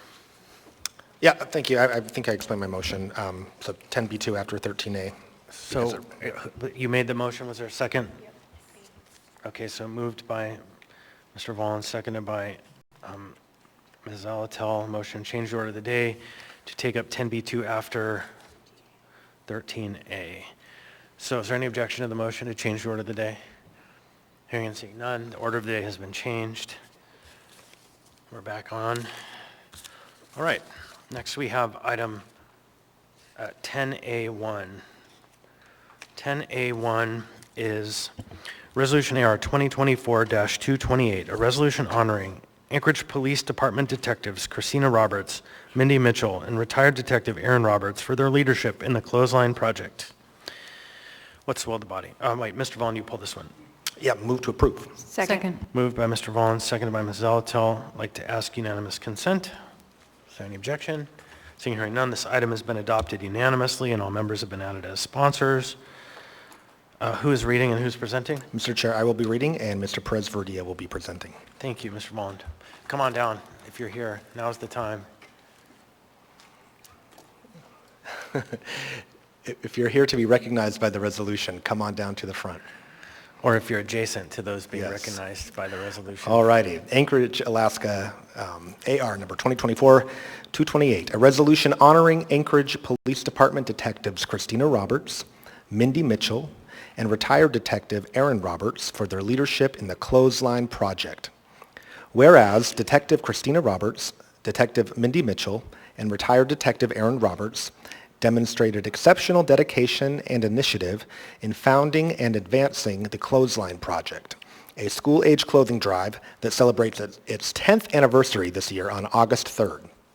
And whereas, since 2014, the Clothesline Project has positively impacted over 8,000 members of the Anchorage community by providing essential clothing items to children in need, thereby fostering confidence and readiness as they begin each school year. And whereas Detective Christina Roberts, Detective Mindy Mitchell, and retired detective Aaron Roberts exemplified civic responsibility and compassion through their sustained efforts in organizing and creating the Clothesline Project, thereby enhancing the quality of life for numerous families across our city. And whereas their commitment to service laid the framework that strengthened community ties and inspired others to contribute to the well-being of Anchorage's youth. Now, therefore, the Anchorage Assembly resolves that the Anchorage Assembly hereby honors and commends Detective Christina Roberts, Detective Mindy Mitchell, and retired Detective Aaron Roberts for their exceptional leadership and steadfast dedication to the Anchorage community. Through their visionary initiative in founding the Clothesline Project, they have established a vital resource that continues to provide invaluable support in times of need. Their commitment to improving the lives of Anchorage's youth through the Clothesline Project exemplifies the highest ideals of public service and community stewardship. Passed and approved by the Anchorage Assembly this 30th day of July 2024.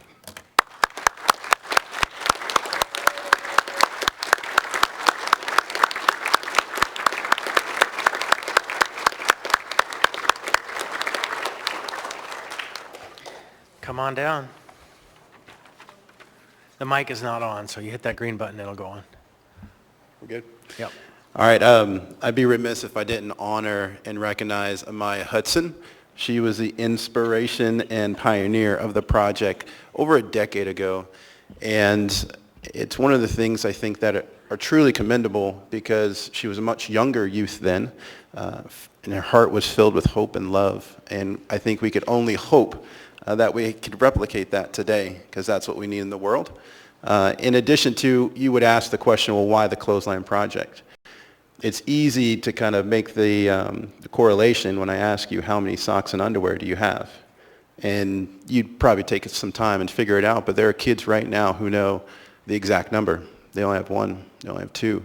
There are kids right now who have to walk on the backs of their shoes because they're hand-me-downs and now they're too small. They wear them like slippers, but they're the only shoes that they have. And I can go on and on with examples that I've seen, and I'm sure that you guys have seen along the way, where the need is very, very real. We have people lining up for the event 2 hours before the event even starts, with smiles on their faces and expectations to leave with bags of new stuff to them, in addition to new haircuts and on and on and on. One of the things that the Clothesline Project does that all the people behind me know is it builds self-esteem. It gives kids confidence as they get ready to go into the school year. It's a week and a half, 2 weeks before the first day of school, and most of us can remember laying out the new outfit and the new shoes and being excited about that. Well, there are kids who don't have that, and so now we can do that for them so they can just focus on going to school and being a kid. So I appreciate your guys' honor and recognition today, and I appreciate the people who started it.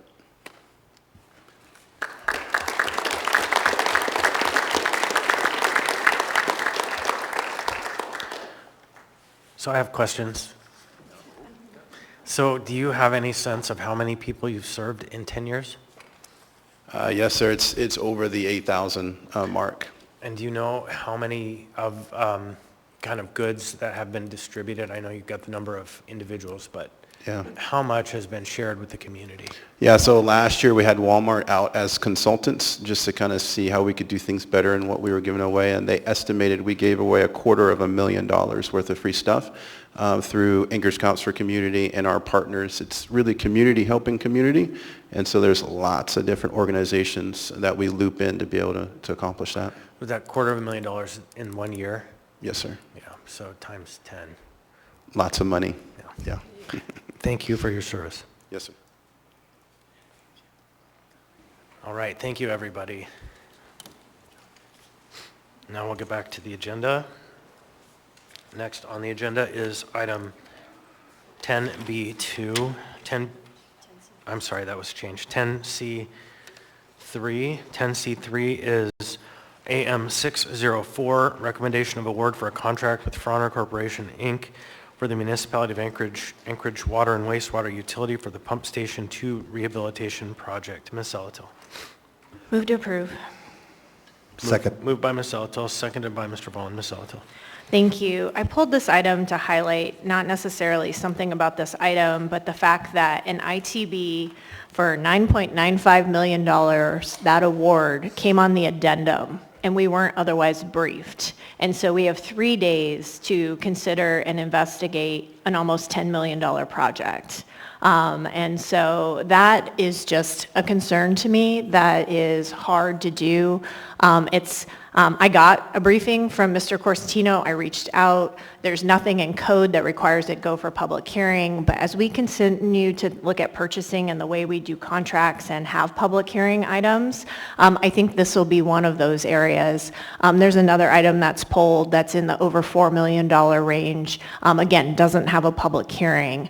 And so I just really wanted to flag that. It's a considerable amount of money. It's a really large amount of money to hit the addendum. And so just something to think about as we kind of re-level set and with the new administration, and we think about how to move forward to make sure we're fully informed and maximize that committee structure. Thank you. So I also add to this, conversations are being had about looking at the ITB process and purchasing in general. You know, we had a proposal to fund a review of Title VII, which is our purchasing code, but it was kind of crashed into the shoals of kind of an unwilling administration.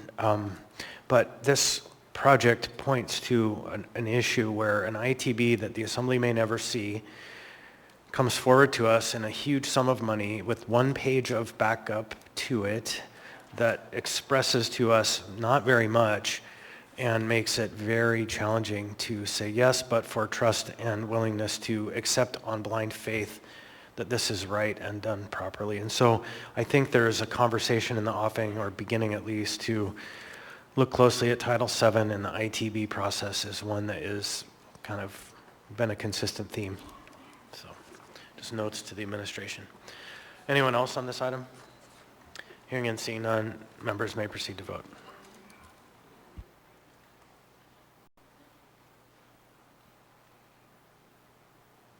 On a vote of 12-0, AM 604-2024 has passed the body. Next we have item 10C4. 10C4 is AM 607-2024, recommendation of award of a contract to Consolidated Contracting and Engineering LLC for East High School pool water heater replacement. Ms. Braga, you pulled this item? Move to approve. Second. Moved by Ms. Braga, seconded by Ms. Brawley. Ms. Braga. The only reason I pulled this is just to flag how incredibly grateful I am that East High Pool is getting this work done. The first time I heard about the situation of the pools on the east side was August of last year.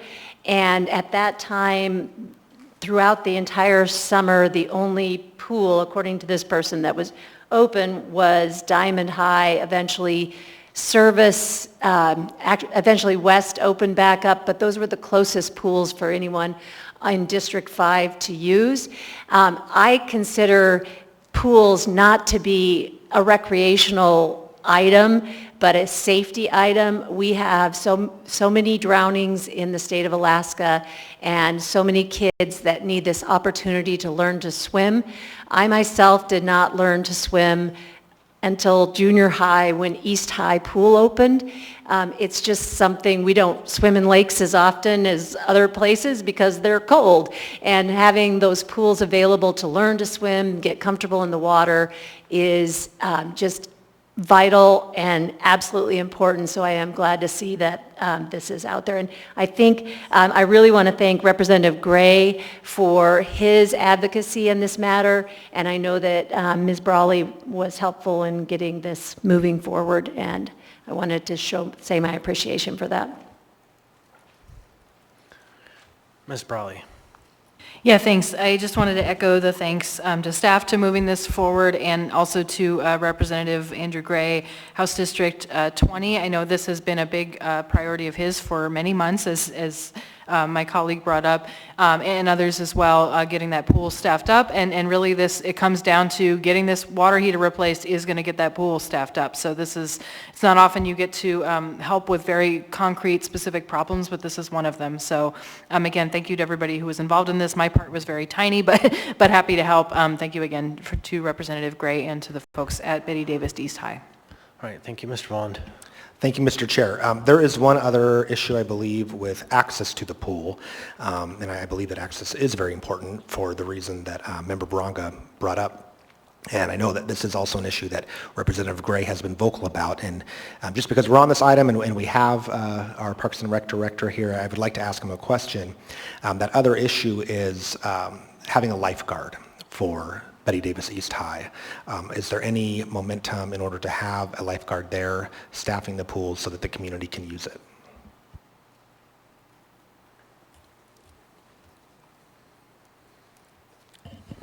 Through the chair, Assembly Member Volin, thank you for the question. It's an important question.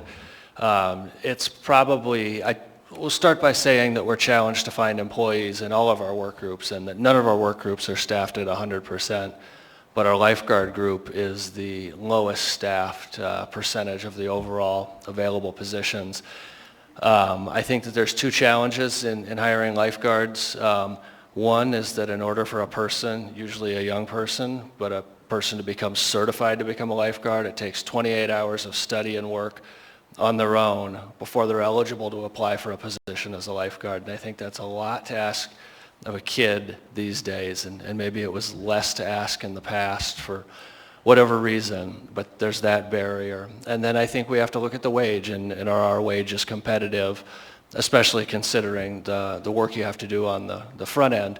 And so we continue to, as a department, offer lifeguard certification classes. We encourage through our connections in high schools and with competitive youth swimming. But it's certainly a challenge. It's one we're working on all the time, trying to come up with new and think outside the box solutions. Great, I appreciate that. Maybe some of those YEP kids who were here earlier, they might be a pool of recruitment. Thank you, Mr. Chair. Pool of recruitment. Yeah, there's a groan in the room. Okay, so now we have the item before us. Any further discussion? Hearing and seeing none, members may proceed to vote.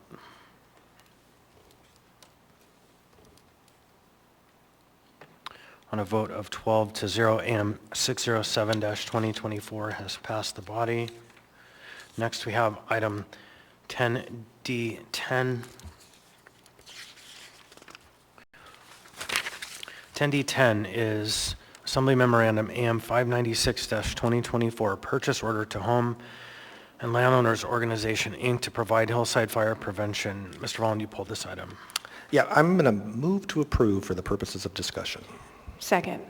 Moved by Mr. Volland, seconded by Ms. Zalatel. Mr. Volland. Thank you. So when I was going through my binder, this one just kind of caught me because it's, I guess, an appropriation to HALO, Home and Landowners Organization. I know a lot of my colleagues are familiar with that organization.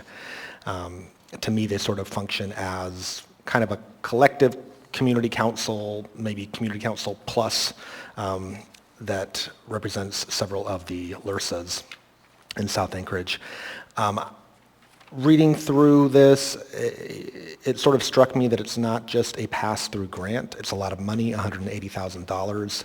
And I guess my main question is why wouldn't the money be going to the fire department or elsewhere in the municipality to execute and steward the projects, but working with HALO, in consultation. And then I also saw from some of the answers that the administration was kind enough to provide to my colleagues and submit in a memo that one of the entities that was also going to be involved in the consultation for these projects actually backed out. And so, yeah, I don't know how comfortable I am supporting this going forward, that the appropriation would be made directly to HALO. And I'm sure some of my colleagues have questions as well. Thank you, Mr. Chair. The queue has lit up. Mr. Salt. Thank you. I just wanted to reinforce that AFD is going to be the fiduciary for the funds, and also we have Katie Nolan, who's the president of HALO, in the audience, and she may be willing to come up and answer questions. Zalatal. Thank you, Mr. Chair. So I did a pretty deep dive into this item. I get that the state grant goes to the fire department. I really don't get the intersection with HALO. I'm actually not comfortable with it. I think that if we're going to be doing this kind of fire prevention and mitigation, we should be directly contracting or doing purchase orders with entities that do fire prevention and mitigation. We don't need a third-party go-between. That's typically how we handle brush removal and other things. So I'm not comfortable with this because I didn't see a specific justification. What we have before us is a purchase order to HALO, a purchase order to do this work, but HALO is not an entity that does this work. And if that was going to be the case, or if they have a new line of business, that should have been better explained in the documents. So I cannot support this absent some different information coming forward today. Thank you. Mr. Johnson. Yeah, thank you. I think one comment and then a question. It was HALO, I believe, who directly petitioned the state legislature for these funds and applied for the grant. So I think that's why it came into existence, is because of their efforts to go out there and seek this money from the state. And then also, I'm asking here if either perhaps the president of HALO or some from the administration who's looked at the grant can answer this. Per the terms of the grant, I believe it's fairly explicit that HALO has to be the organization managing this project, right? Or is that something that is subject to revision? Take a stab. Mr. Falsey. Through the chair to Member Johnson, this is one that we read to you late this afternoon. I quote you chapter and verse. When we receive a grant from the state, we have to enter into a grant agreement. The way our grant agreement now reads is that we received an appropriation for hillside fire prevention and mitigation. The objective of the project is to address issues impacting forest health on parkland. MOA Fire Department will coordinate with Home and Landowners Association, HALO, and Team Rumicon to remove wildfire fuel from the Anchorage hillside. I don't know that that grant agreement obligates us to send the money directly to HALO, but I've come to understand that that was something of the expectation that was developed. So we're happy to speak to this as we get further into it.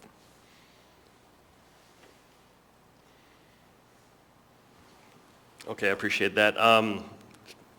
HALO President Nolan, do you have anything to add to that as far as your understanding of the terms of the grant agreement?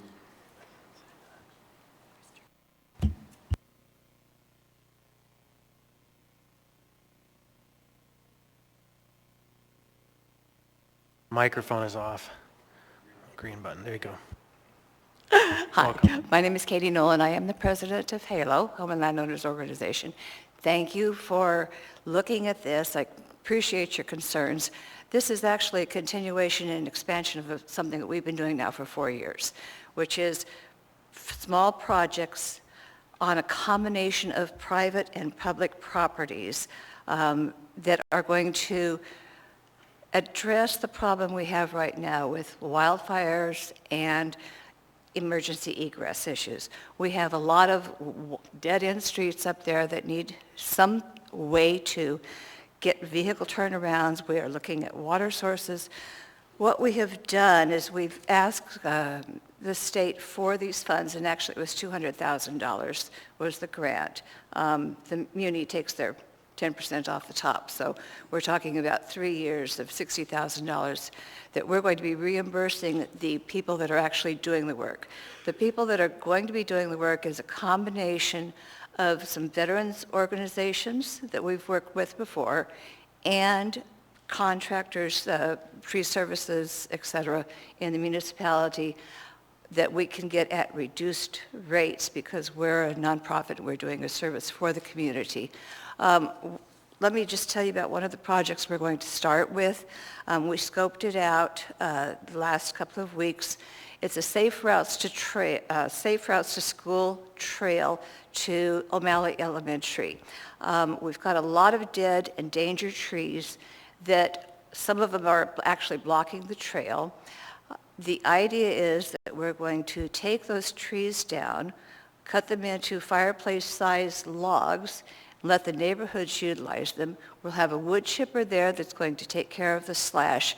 At the same time, we're going to encourage the local homeowners that are cleaning up their own properties to utilize this free wood chipper service that we're underwriting the cost of so that they can clean up their yards.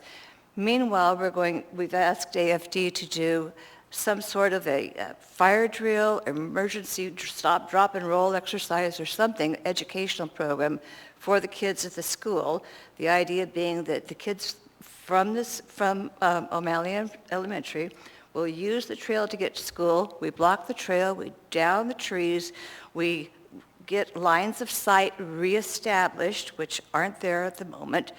We're using wood chips to take care of one of the muddy locations and create a safer, stronger trail.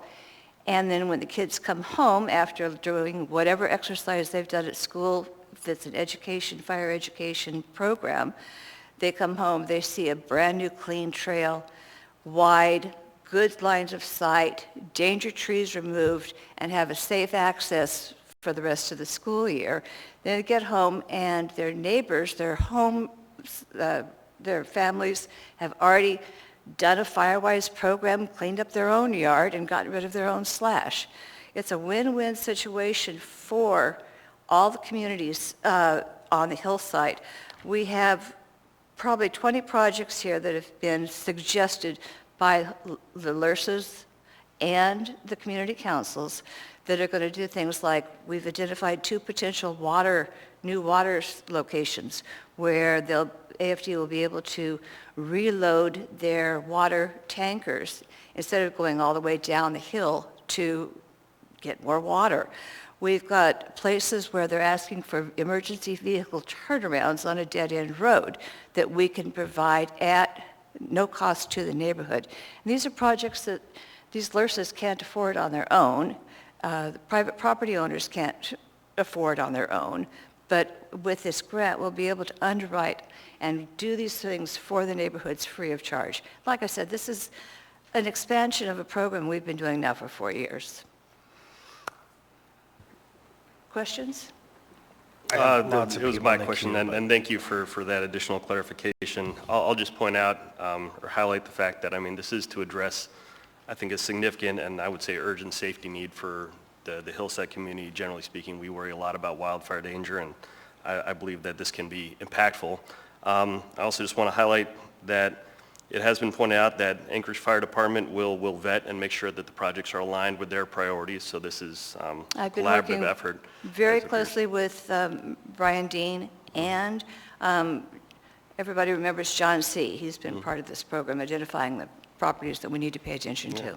And then just finally point out that but for HALO's efforts to lobby the state legislature, we wouldn't have these funds, and I don't expect that we would be seeing this sort of work progress, certainly not this year, but for that. So I'm happy to support this.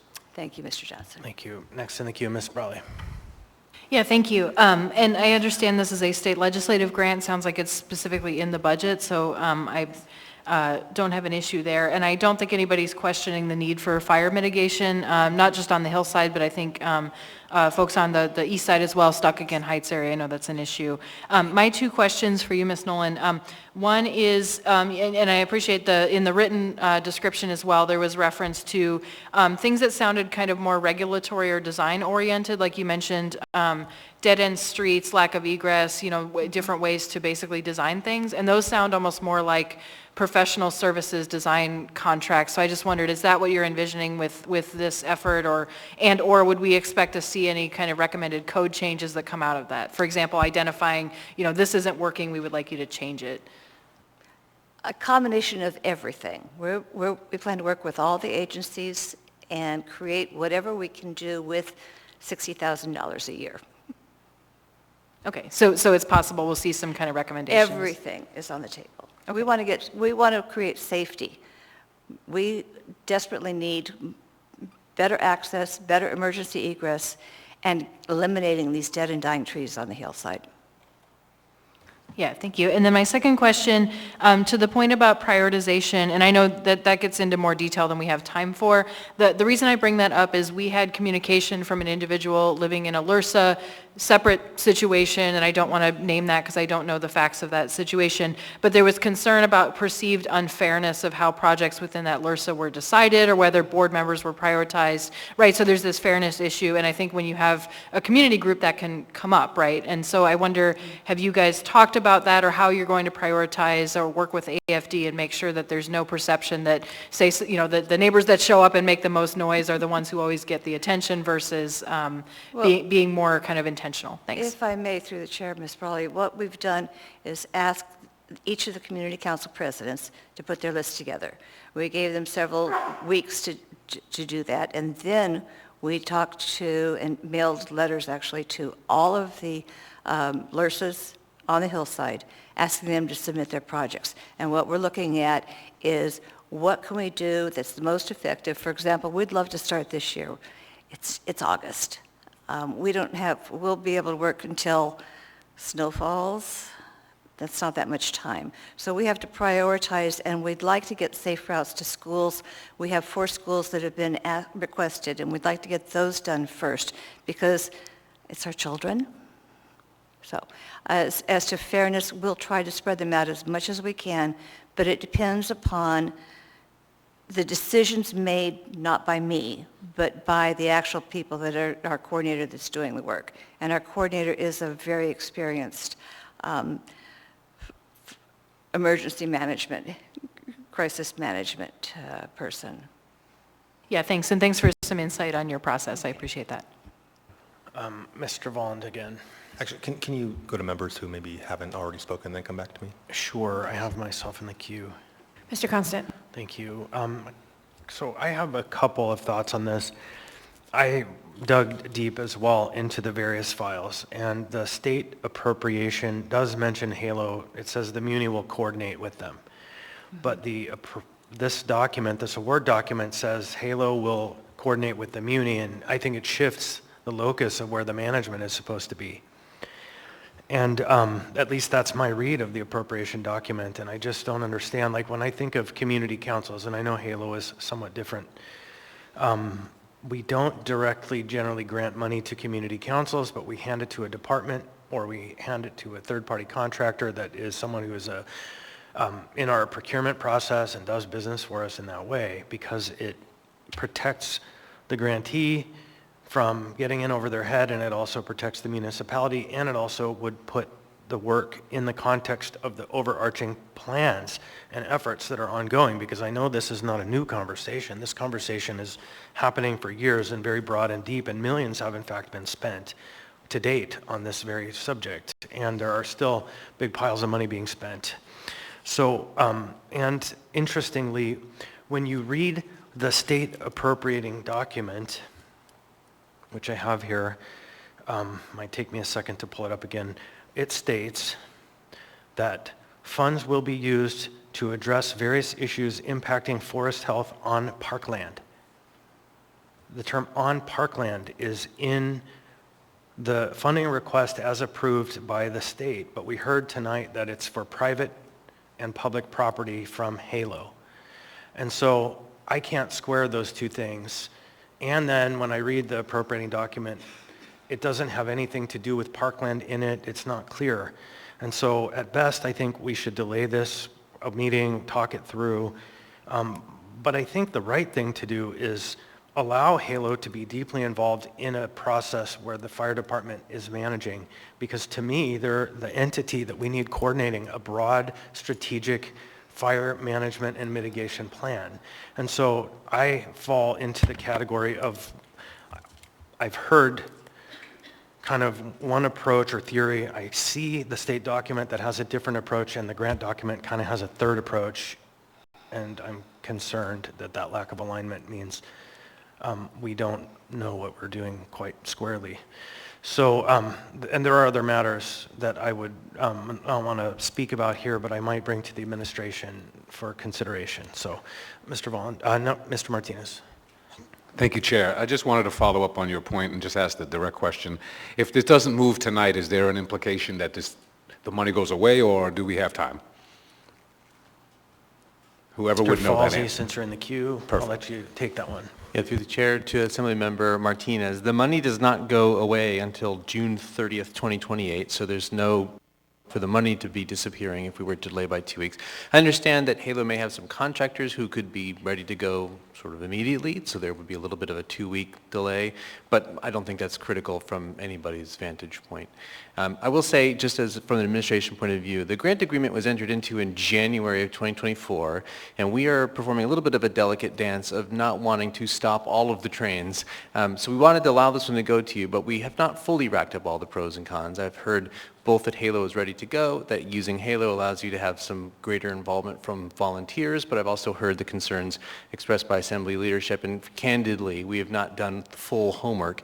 So if it's the Assembly's wish to give us 2 more weeks, we certainly could do a deeper dive and be ready by next meeting. Okay, so Mr. Volland. Thank you. I think I will make that motion and to postpone this until our next meeting. Second. So there's a motion to postpone, moved by Mr. Volland. Who was the second? Mrs. Zalatil. Yeah, if I could speak to that,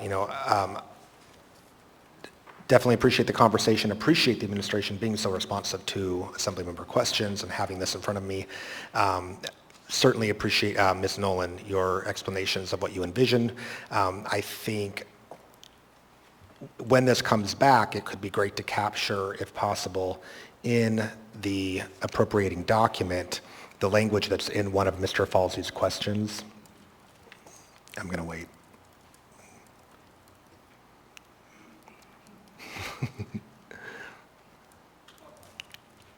That's okay.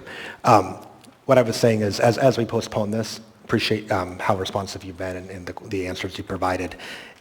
If it's appropriate, I think it might be nice in the appropriating document to have some of the language in your answers captured. So specifically, I'm thinking of the AFD's role is to be a conduit and fiduciary for the funds, in addition to vetting and aligning project proposals with AFD priorities. So there's something in there here saying AFD is going to be, they're going to have some oversight. I think that would be helpful. Thank you, Mr. Chair.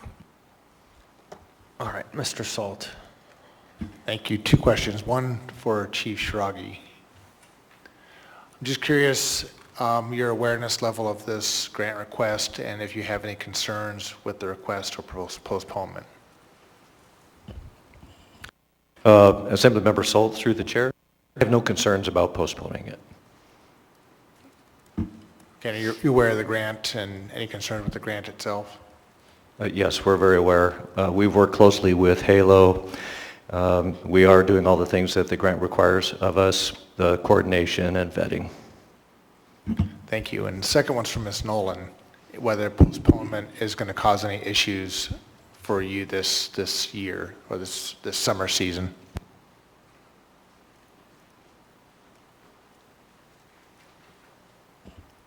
Through the chair, Mr. Salt, we'd love to get started very soon, but we're running out of time.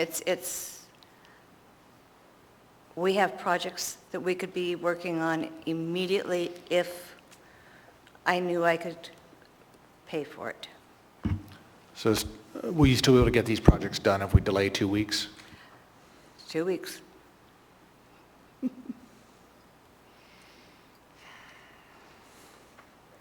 2 weeks is better than never.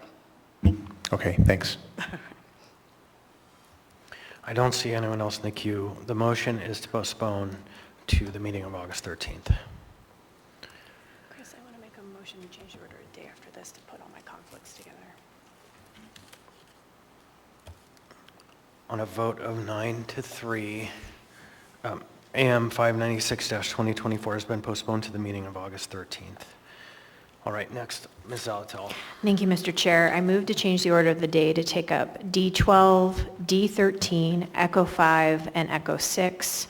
If the motion passes, I'd like to then make a declaration on all those items. Second.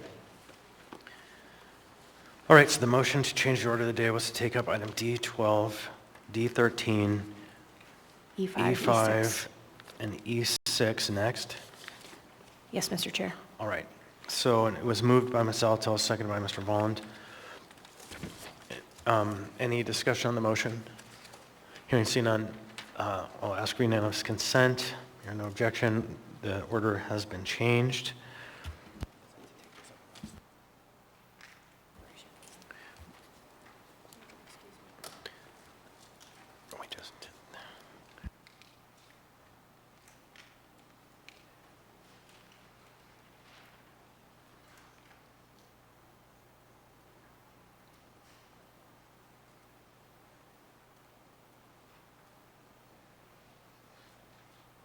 I'm sorry, Ms. Zalatel, can I ask you to redo that motion? Sure.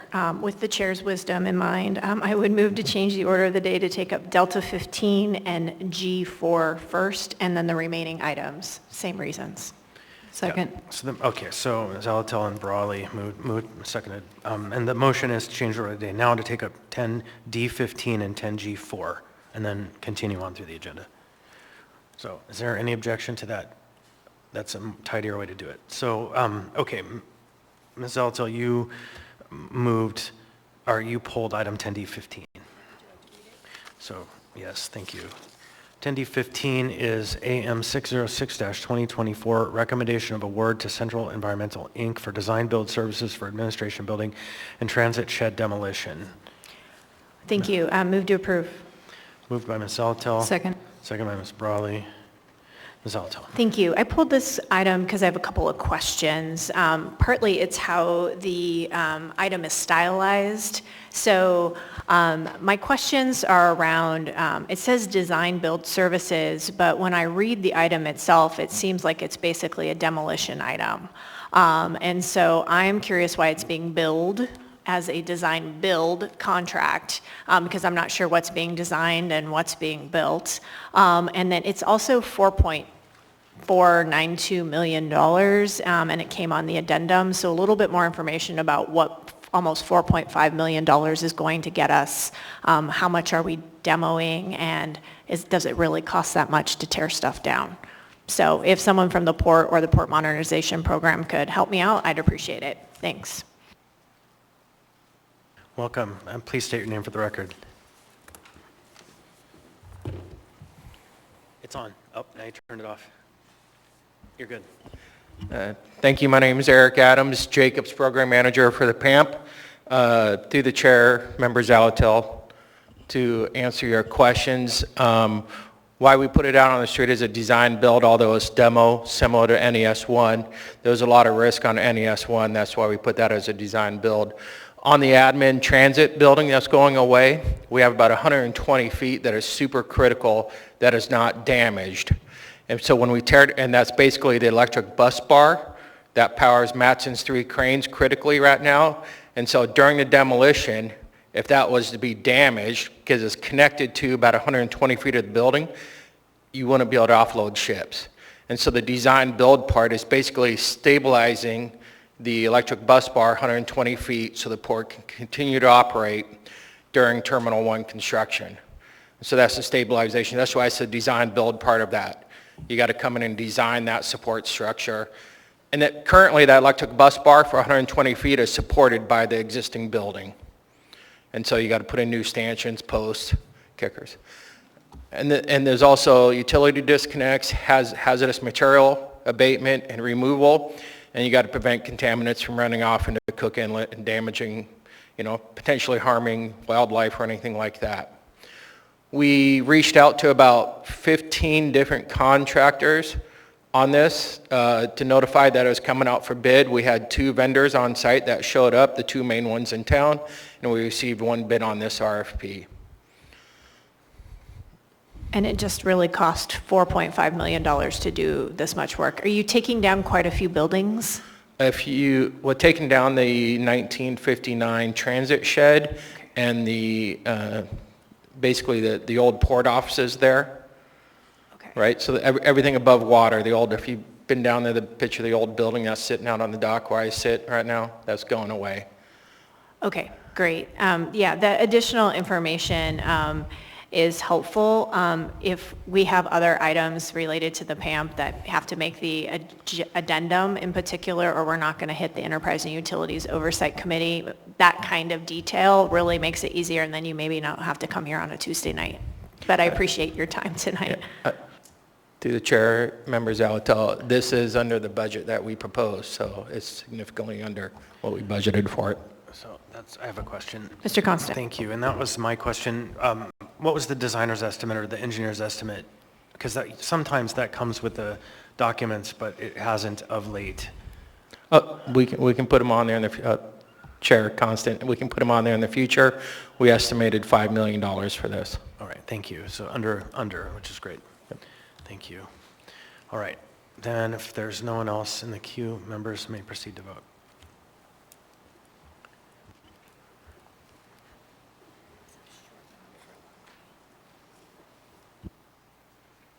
On a vote of 12-0, AM 606-2024 has passed the body. Next, before we move, we'll have a brief discussion about 10G4. Ms. Alatel. Thank you. I took the opportunity to consult with the municipal manager, and I believe the public hearing should remain for August 13th. So would you go ahead and, I think we need a motion. So I moved to set the public hearing for August 13th. Second. Moved by Ms. Alatel, seconded by Ms. Brawley. Is there a third? Third by Mr. Rivera. All right, so that item is dispatched. For the remaining items on the consent agenda, items 10D, 12, 13, 15. No, wait, we just did. So, Mr. Chair, if I may, I will go just ahead. make a declaration Sure. per item. So items 10D12 and 10D13, as the Executive Director of the Anchorage Coalition to End Homelessness, we put forward a unified funding proposal, and these two are both items that were included in that unified funding proposal. For item 10E5, that is a shelter funding item, and as the Anchorage Coalition to End Homelessness, we specifically advocated for that item. And then lastly, 10E6, the Anchorage Coalition to End Homelessness, as the Continuum of Care lead organization, has a regulatory requirement to consult with the participating jurisdiction around this funding and has done so. So I will go ahead and rule that there is a substantial personal interest in all four of those items. So you'll be excused through the dinner break. Next on the agenda, we have item 10D12. 10D12 is AM 598-2024, Amendment 1 to Grant Agreement 20240000366 with Covenant House, Alaska for supportive and essential services with the municipality. Mr. Presverdia. Move to approve. Second. Moved by Mr. Presverdia, seconded by Mr. Rivera. Mr. Presverdia. Thank you. I have questions, and they actually pertain to this item and the next. My question / concern, I'll just say them, and I think both, maybe the administration could speak to it, and the sponsors of this, which I believe were Mr. Rivera and Ms. Brawley, as part of the unified funding proposal, if that's correct. One concern is that these items as they stand here don't refer to any unified funding proposal. They don't actually give any rationale for what this funding is for, why there's an increase in this contract. They don't provide any information at all. And I just think just from the administration's perspective, I think it's important that when we get the items like this, that they provide more information as to why this funding is being asked for and what it's for. So at least a reference to the unified funding proposal would be helpful. The second question I have is around the funding and the sustainability of this. When this was proposed, is this funding that these organizations expect to continue over the course of the next few years? Has there been a plan for what's next? And I don't see that anywhere here. And just, so that's what I'm looking for. I'm looking for a rationale for why we're spending this and what the plan is beyond this funding. So while you have the floor, you could ask Mr. Rivera. Yes, Mr. Rivera, can you address that, please? Sure.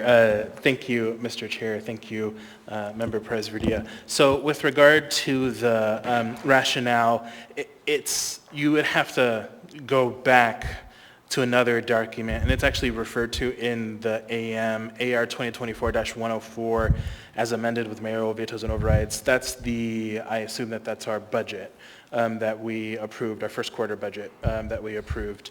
And that is where this amendment came from, was from the first quarter budget revision, where we essentially trued up the unified funding proposal and filled the gaps that we didn't fully fund in November when we approved the 2024 budget. So I'm happy to have the clerk circulate the unified funding proposal so that members can read the actual document and the rationale behind all of the funding decisions. If it makes it easier into the future, I would be supportive of some type of AIM or other attached document that would have the unified funding proposal attached to it so that it's clear to members of what's happening and why. With regard to the long term, when the unified funding proposal, this probably was 2, maybe even 3 years ago now, when the unified funding proposal was brought forward to the Assembly, it was basically marketed as this is the Assembly, the municipalities' skin in the game to help out with covering some of the basic safety net. So we need your assistance, Municipality of Anchorage, to help out with some of their safety net. And here is our proposal as the unified funding proposal. And it covered these 2 items, so the Covenant House, the Brother Francis Shelter, and sort of a variety of other issues that sort of collectively create this basic safety net. And I think, as folks will remember, for years, the municipality, up until I think it was 2019, the municipality hadn't put any funding towards shelter, towards any of these kinds of things. So I think that was the origin of the unified funding proposal. Expectation going into the future, I think there is an expectation that this is a basic safety net that the municipality will help to provide. And if there's going to be a change to that's a conversation that we need to have. But I think there is an expectation that we fund this year over year. Mr.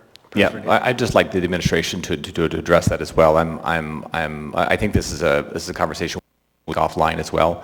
But I just want to make sure that is that the understanding of the administration as well, that this is an expectation that the municipality will continue to fund this into the future? Through the chair to Mr. Perez-Adia, I would ask that Kim Rash, the director of the health department, come up and be able to speak to these items. Welcome.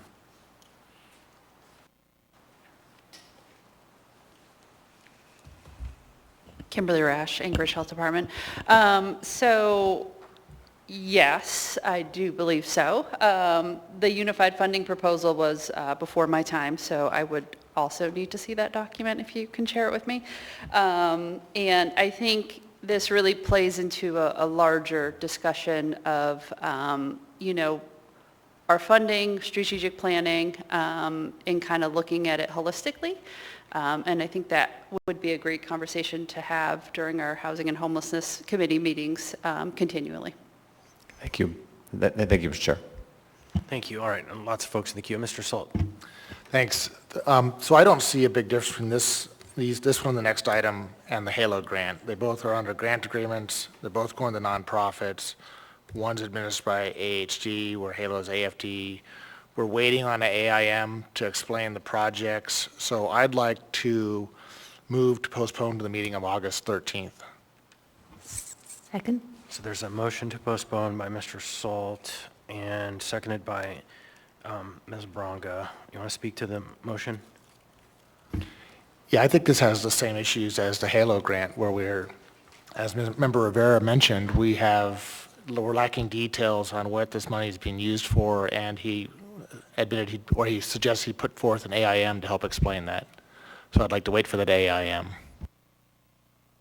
All right, I have a number of folks in the queue. I don't know if it's on the amendment or not, so I'm going to just walk through Ms. Brawley on the amendment. Go ahead. Yeah, and the main motion as well. I'm sorry, not the amendment, on the motion to postpone. That's, Yes, thank you on that as well. yeah, Yeah, thank you, and I'll provide a little bit of information I was going to, but I'll get back in the queue for another point. One key difference I do see with this versus the other item is that this is something that we, as Member Rivera already stated, we specifically passed in our budget. So this is part of our own operating budget.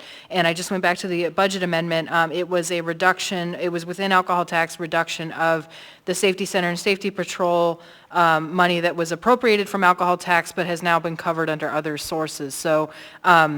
So I guess I understand that the rationale to postpone. I am not opposed to it. I don't know the implications of that, but this funding has been in our budget for a while, and so I just want to note that I do see that as a material difference. Thanks.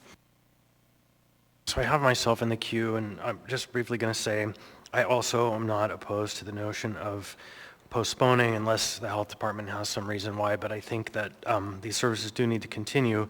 But the fundamental difference between these services and what was in the HALO proposal is that the proposal to HALO is to use them as a funding agent to fund other people to do other things. These are for services we're seeking, and these are bidders to provide those services, who've been through a procurement process, have their anyhow. So there's a difference, in my opinion, between these two and the previous, because these are offers to us for a thing versus us handing an organization money and asking them to be safe by distributing it to third parties. So it's a fundamental difference. So, but I'm not opposed to delaying. In fact, it turns out, I didn't realize this, my favorite idea is let's take a little more time with any number of items. So thank you. And next in the queue, Mr. Vaughn on the postponement. Yeah, so I guess I'm also comfortable with the postponement. In addition to the things that the chair stated, one of the, I guess I want to hear more about the prior item, which is why I also wanted to postpone. I want more information, and I want to know, who's providing oversight when it comes to managing something that is so critical to public safety, wildfire mitigation. On this, I think this is something this organization normally does and is in their wheelhouse. And but yeah, happy to postpone and get more info. Thanks. All right, next I have Mr. Rivera. Is it on the motion to postpone? Yes. Thank you. Thank you, Mr. Chair. So rather than a motion to postpone, which I am frankly opposed to, we have had this unified funding proposal before us for several years now. We've never postponed the prior votes on those. Rather than that, what I would suggest is that perhaps on these two items, we delay action on them until later in this meeting. The unified funding proposal was just emailed out to everyone, so perhaps Assembly Council, looking at you two in the corner, can craft this as an AIM so that we can get that today. And if there are any other substantive discussions, we can have those today, but I don't see a need for us to postpone. Thank you. Ms. Bronga. Thank you, Chair. I would like to postpone. Last meeting, we had a 5-year anchored home plan resolution with no 5-year anchored plan, home plan attached to it immediately. And when we're going through this binder, I want to read through this stuff. We were told, oh, that was in our mailbox at some point. But I know you've emailed the unified funding proposal, but unless it's like a one-pager, really quick to read, I'd like to spend a little time looking at it. And so I'm comfortable with postponing, especially since Ms. Rash said that would be fine. So I think the functional question is what will happen between now and then? That, I think, is the operating question. For the purpose of postponing, what is the plan? Does anyone have a plan for how we'll go from how informed we are now to how informed we'll need to be? Anyone on the motion to postpone? No. I think the big piece was I heard mention of an AIM that would come forth. Right, if it's just for the purposes of this one-page document being introduced by AIM, then that literally could be done right now. It would take 5 minutes. But I think there's a different question happening here. But I guess that's not been spoken to, so if there, Mr. Prisrudia in the queue on the motion postpone. Yeah, I just like to pulled this item primarily because of the lack of information and because of the unclear long-term plan. I think that the information that I needed as to why is now clear to me. This was part of our budget. It's something that we approved. I don't think it's going to change. These organizations need these funds, and we've already approved it as a body. So I would encourage us not to postpone, but to go ahead and move this forward, because I think it's not going to change in 2 weeks.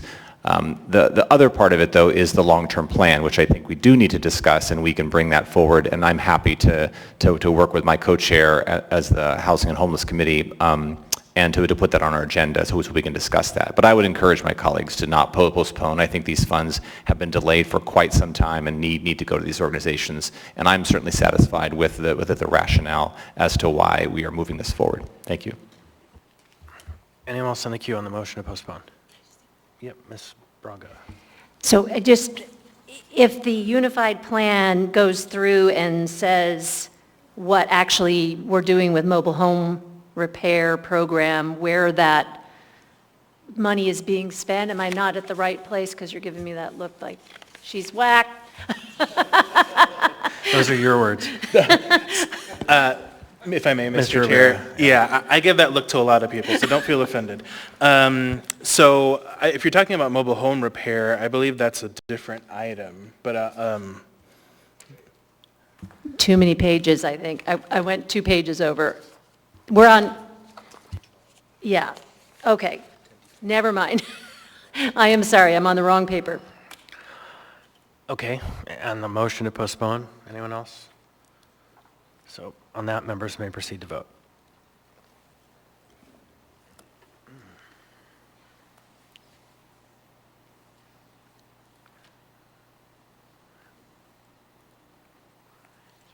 On a vote of 5 to 6, the motion to postpone has failed. We have the main motion back before us. Mr. Chair, if I may, can we just do this maybe after dinner? Yeah, we can, or we can just move on to the next one while council prepares an AIM.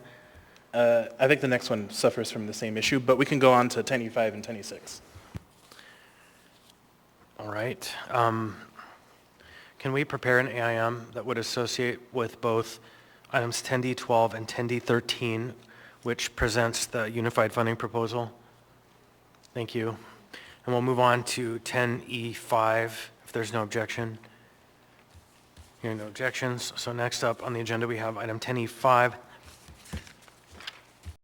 which is a resolution AR number 2024-230, a resolution of the Anchorage Municipality appropriating a low barrier shelter grant when tendered from the State of Alaska Department of Commerce, Community and Economic Development in the amount of $4 million to the State Grant Fund 231900 for the Housing and Homeless Services Program. This item was pulled by someone not in the room, so is there, what's the will of the body? Move to approve. Second. Moved by Mr. Volland. Is there a second? Second. Seconded by Ms. Brawley. Mr. Volland, you want to speak to it? Yes, I will speak to this and say that I am grateful to the state for partnering with the municipality and helping us keep shelter active through the summer. I think this is a really good first step in collaboration of kind of breaking up that cycle of, winter shelter ends and then folks are forced back out onto the street or into the parks, and then we, again and again. So just want to voice my appreciation to the legislators that supported this, to my colleagues who lobbied for it, and to the governor for not vetoing it. Thank you. All right, Ms. Brawley. Yeah, thank you. I'd like to move a brief amendment, Brawley Amendment Number 1. Second. Motion to amend by Ms. Brawley, seconded by Mr. Rivera. Ms. Brawley.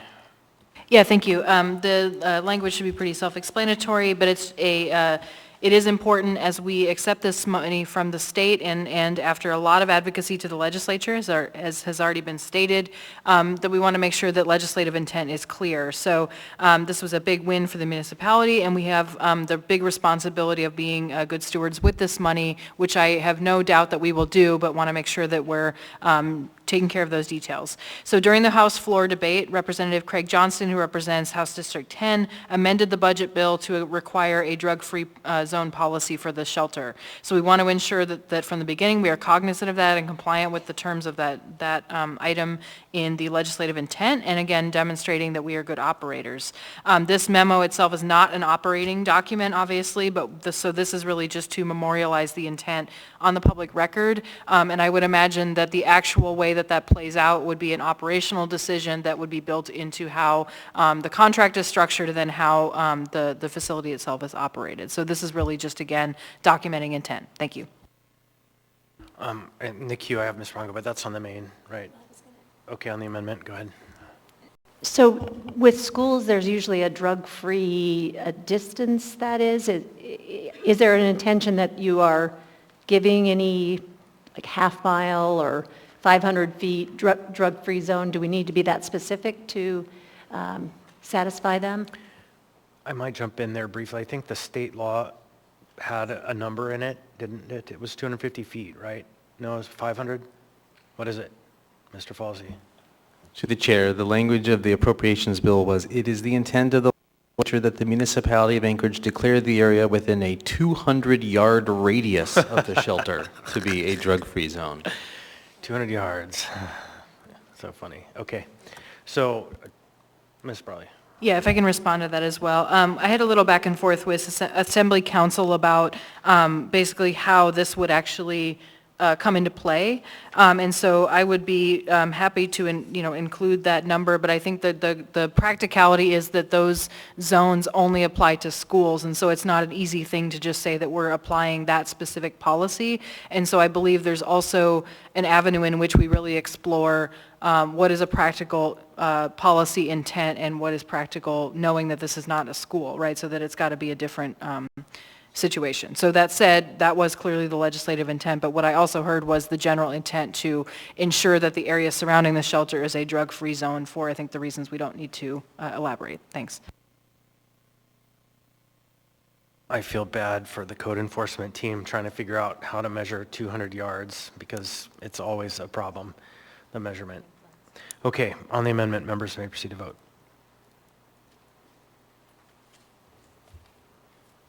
Is it as the crow flies?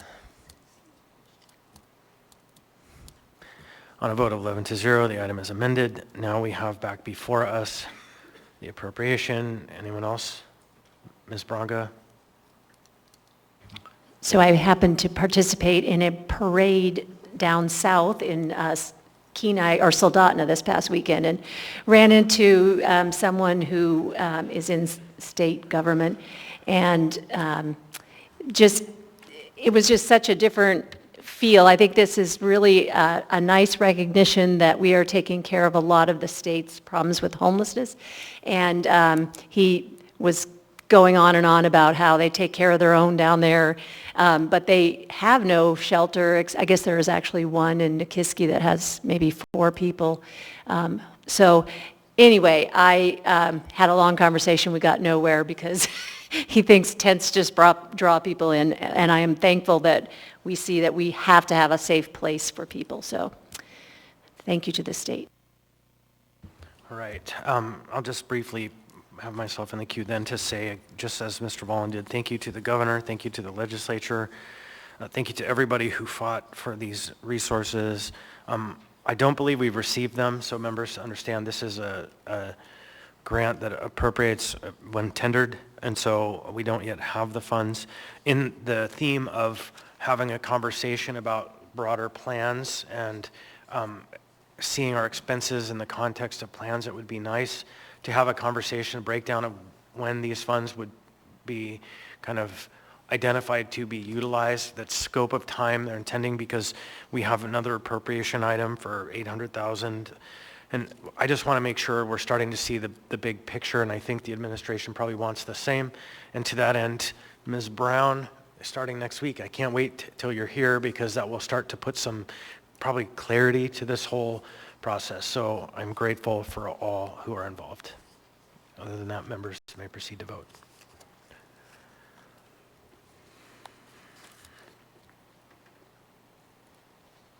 I would note on the record, Ms. Alatel was excused from this deliberation on a vote of 11-0. AO 2024-230 as amended has passed the body. Next, we have item 10E6. But don't we need to set this one for a public hearing? Mr. Chair, I move to postpone this item and set a public hearing for the meeting of August 13th. So let me go ahead and first read it. I just want to get clear what we're doing first. So we have 10E6, Resolution AR 2024-231, a resolution of the Municipality of Anchorage adopting the 2024 Housing and Community Development Annual Action Plan, 2024 Action Plan. If someone might waive reading. Waive reading. Thank you. So next, Ms. Brawley.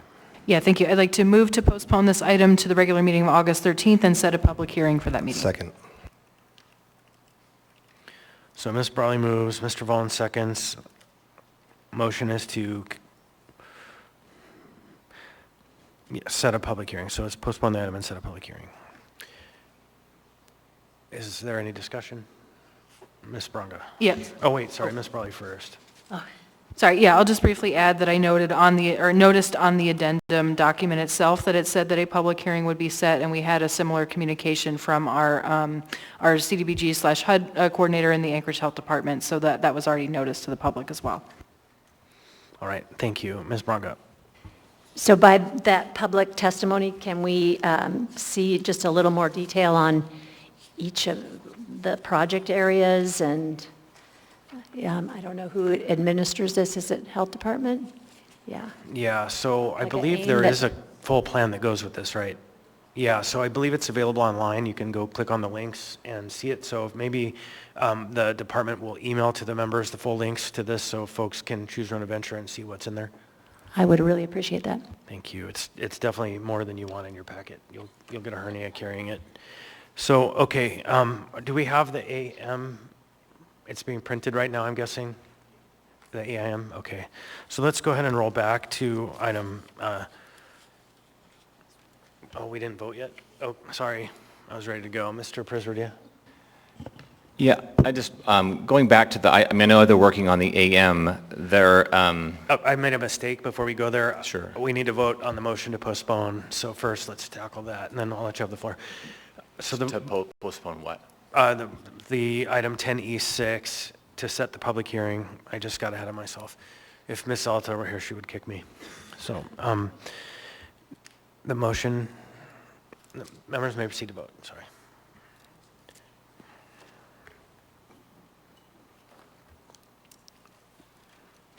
On a vote of 11-0, AR 2024-231 has been postponed to the meeting of August 13th, and a public hearing has been set. So now we'll roll back to item 10E5. Oh, I'm sorry, 10D12. I didn't mark those off. 10D12. Mr. Prisverdy, you have the floor. Thank you. I spoke just a moment ago that I was not in favor of postponement. After reviewing the, what is it called? The Court Unified Agreement. I think it's probably worthwhile for us to postpone for 2 weeks.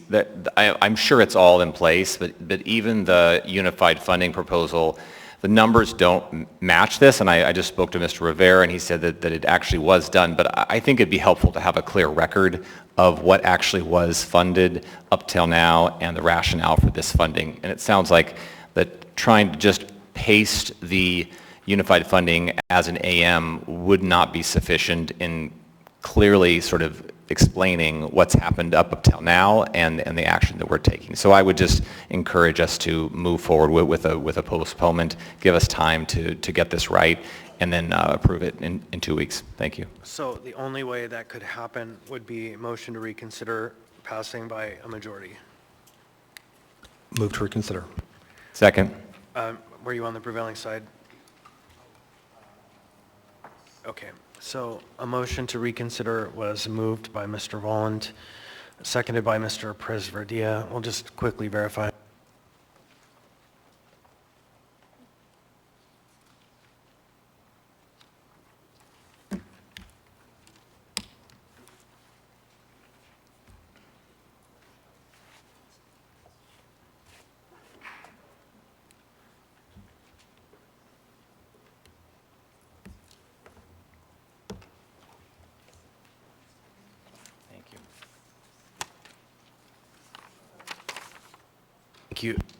Thank you. So the motion to reconsider is in order. You want to speak to the motion? Just. You know, I was sort of of two minds when I voted, and I can hear my colleagues' desire to have a little bit more information, and I'm happy to create some space for that. Thanks. All right, thank you. So, Mr. Presverdia? Thank you. Just to be really specific, in the Unified Funding Agreement, it shows that the original grant to Covenant House was $400,000 and that the first quarter budget revision was $330,000. Where in front of us is an additional $130,000. So there's a $200,000 missing piece there that we need to clarify. I understand from Mr. Rivera that was already distributed, but I just need to have a really clear record. We need to get all these documents into one packet, and so that we can be confident that it's all done correctly. Thank you. All right, so Ms. Brawley. Yeah, thank you. Again, I can go either way. I think it would be helpful for all of us to separate the kind of bigger picture, long-term questions that we need to answer from these things that are already in motion. I will also note, I can share or just ask staff to share, there's also the actual budget amendment in which those are where the numbers are coming from. So the discrepancy in what was asked for in the funding proposal and then the actual amount that was granted, I'm imagining that had to do with limited funds. I'm not remembering at the time what happened. But so I'm fine with postponement, but again, I just want to emphasize that I think there's two levels of conversation here happening and they're being conflated. And so I think we should separate the longer term questions from what we have already committed to. Thank you. All right, so the motion before us is to reconsider. Any further discussion? Hearing and seeing none, members may proceed to vote.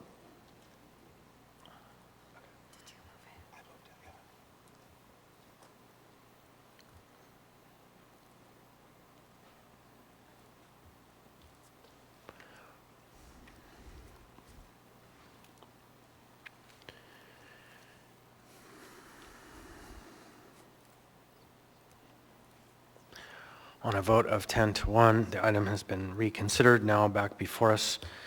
I think... Do we need a new motion? Hold on just a second.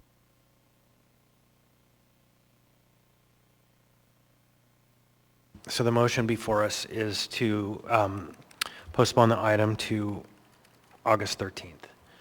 So if there's no further discussion, members may proceed to vote.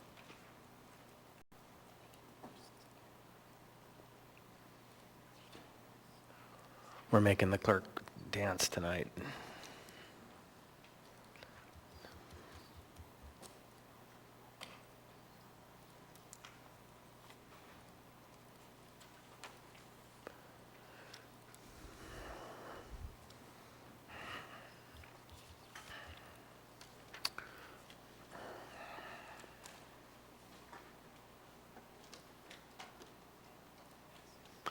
On a vote of 9-2, AM 598-2024 has been postponed to the meeting of August 13th. Next we have item 10D13, AM 599-2024, Amendment 1 to Grant Agreement 2024000407 with Catholic Social Services Brother Francis Shelter with the Municipality of Anchorage. This item was pulled by Mr. Presverdia. Move to postpone to the meeting of August 13th. There's a motion to postpone to August 13th by Mr. Presverdia, seconded by Mr. Volland. You want to speak to it?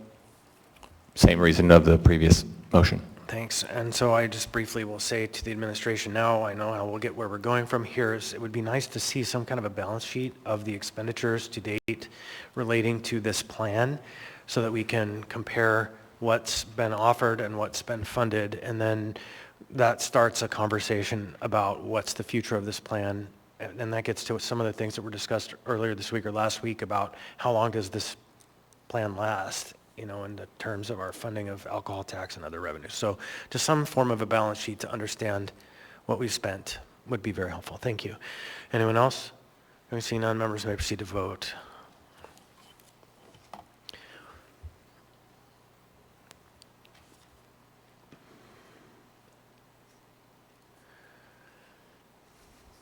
And I would note that Ms. Alto was excused for a conflict on this item. On a vote of 9-2, AM 599-2024 has been postponed to the meeting of August 13th. We got a lot of business at that meeting. With that, I'll say we have concluded the consent agenda and we can now take our regularly scheduled dinner break. We'll be back to take up the rest of our business shortly.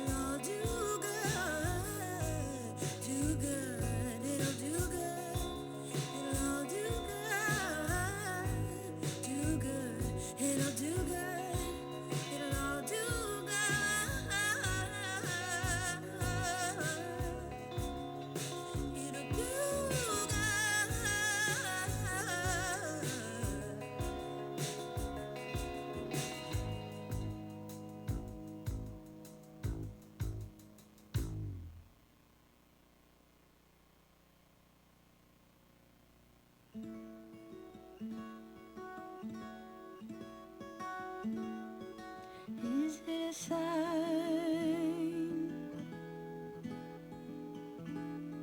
Or is it just me?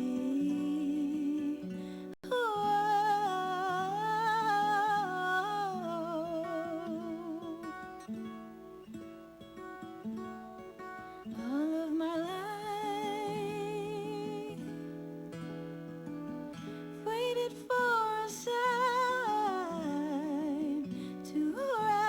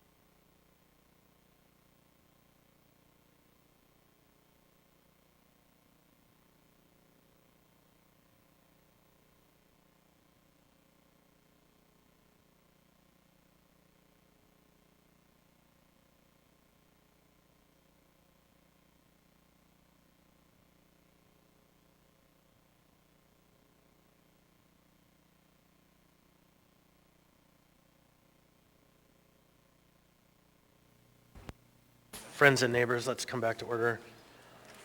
Next up on the agenda, we have item 11A. Item 11A is AR 2024-191, a resolution of the Anchorage Assembly approving the updated Municipality of Anchorage Records Retention Schedule in accordance with the Anchorage Municipal Code 3.95. There is no motion pending. What's the will of the body? Move to approve. Second? Moved by Ms. Zalatel, second by Ms. Brawley. Any discussion? Yes, Mr. Chair. Ms. Zalatel. Thank you. So this item was held over for us to get more information, so I want to thank Office of Information and Technology for coming and speaking with us. This is really carefully done, specific work. It's really a level set for the municipality to really bring us up to date. Also want to take this time to thank the staff for giving us additional information after we asked for it. It was just the right information, and that was included in the late on the table item, that AM or AIM. So what I look forward to is using this as a way for us to regularly work through records retention and to know kind of where we're at and how we're keeping up.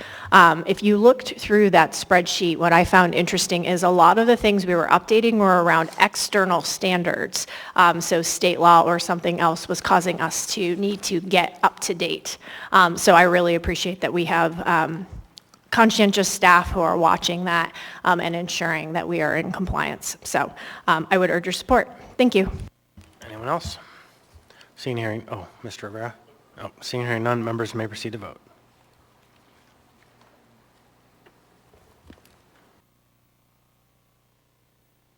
On a vote of 12-0, AR 2024-191 has passed the body. Next, we have item 11B. 11B is AR 2024-192, resolution of the Anchorage Assembly establishing the Access for Youth Initiative to provide access to before and after school programming. There's also an S version, 2024-192S. There is no motion pending. What's the will of the body? Move to approve. So Mr. Martinez has moved. Second? Seconded by Ms. Braga. Mr. Martinez. Thank you, Chair. And we're moving the S version, to be clear. Thank you. And the S version, and I thank my colleagues for entertaining this conversation, and as you all know, the resolution is the opportunity for us to communicate policy direction and really give some direction to the administration who is going to inevitably do the build-out and working on this implementation. But this particular action, Chair, the S version extended, based on our conversations, I think Member Voland mentioned that we potentially should be considering both the marijuana and the alcohol tax. And so this particular S version envisions that we explore both of those fund sources to be able to eliminate barriers for vulnerable and at-risk youth by providing access to before and after-school programs and extracurricular activities. Chair, as you know, social isolation and the challenging environmental factors that we have significantly impact our young children. And this particular initiative aims to counter those effects by making sure that we are putting the dollars to be supporting our children in inclusive environments. Financial barriers, Chair, like participation fees, transportation costs, and also insurance often prevent vulnerable families from making sure that children have access to these programs. I hope to work with the administration and with community partners to figure out a way to be able to create a mechanism to support families. But today I think the idea is to have a policy direction saying that we want to protect our youth, and using those two fund sources is a right way to do it. Thank you, Chair. Thank you, Ms. Zalatel. Thank you, Mr. Chair. I support this in concept. My question is, as we talk about the alcohol tax and it has its specific dedications, where I see potential alignment is in the dedication where we want to prevent domestic violence, sexual assault, and child abuse. But my question is for the municipal attorney. Does this provide enough guidance to get us in that dedication? Because what my concern is that we possibly create a slippery slope where nearly everything can be used in that bucket in particular, and it's limited funds, and we're creating community expectation about how we're going to spend those funds. So my question is for Ms. Gardner. Thank you. Through the chair, this is a concern that my office had flagged, which is under charter the marijuana tax can only be used for childcare and early childhood education programs, and so this might be broader or different than what the charter contemplates. So the programs that are actually funded through this would need to make sure that they fit into that charter definition. Thank you. And do you have any concerns about how this is framed as working within the dedications of the alcohol tax? Again, same thing. I think you just need to make sure that the programs are actually tailored to that, so to the purposes of the alcohol tax. And Okay, thanks. I'll hear from others in the queue. I may have an amendment. Thanks. Thank you, Ms. Salatil. Mr. Prisverdia. Thank you. I have well, let me just say this first, that I appreciate this being brought forward. I think the ideas in here are good. I'd like to explore it more, so I hope that someone considers a motion to postpone so that we can explore this a little bit more. The piece that I'm struggling with is the Assembly establishing an initiative, which doesn't feel like a policy decision. It feels like a programmatic decision, which is something that seems like it's more under the administration. So I'm not sure, I'm unclear about how this is within our role to establish an initiative to provide access for after-school programming that feels very much like a role of the administration and not of the Assembly. So that's the piece that I'm struggling with, and from the sponsor would love to hear how this fits under the role of the Assembly from a policy perspective, and then would also like to hear, we heard partly from the administration, but I'd like to hear from the administration in general if they're supportive of this in its current form. Thank you. So maybe first from the sponsor about the question around whether this is a policy decision or whether this is creating a program. So thank you for the question. I'm not sure of the question. I just want to get a sense of, is it a word choice? Is it the word initiative? Because I don't think it calls for a programmatic thing. I think it calls for specifically the administration to engage in this work, but it doesn't call necessarily for a program. And so is it just a word choice, and we can change that if it's the call? I suppose it's establishing the, quote, Access for Youth initiative. It feels very much like it's telling the administration to create a program called Access for Youth. And then in that case, if the policy direction is calling for the administration to create an initiative, then yes, that would be the policy language. It wouldn't necessarily be that we're creating an initiative. It would be calling for, if in that particular reading. Okay, and then to the administration. Is the administration supportive of this as it stands?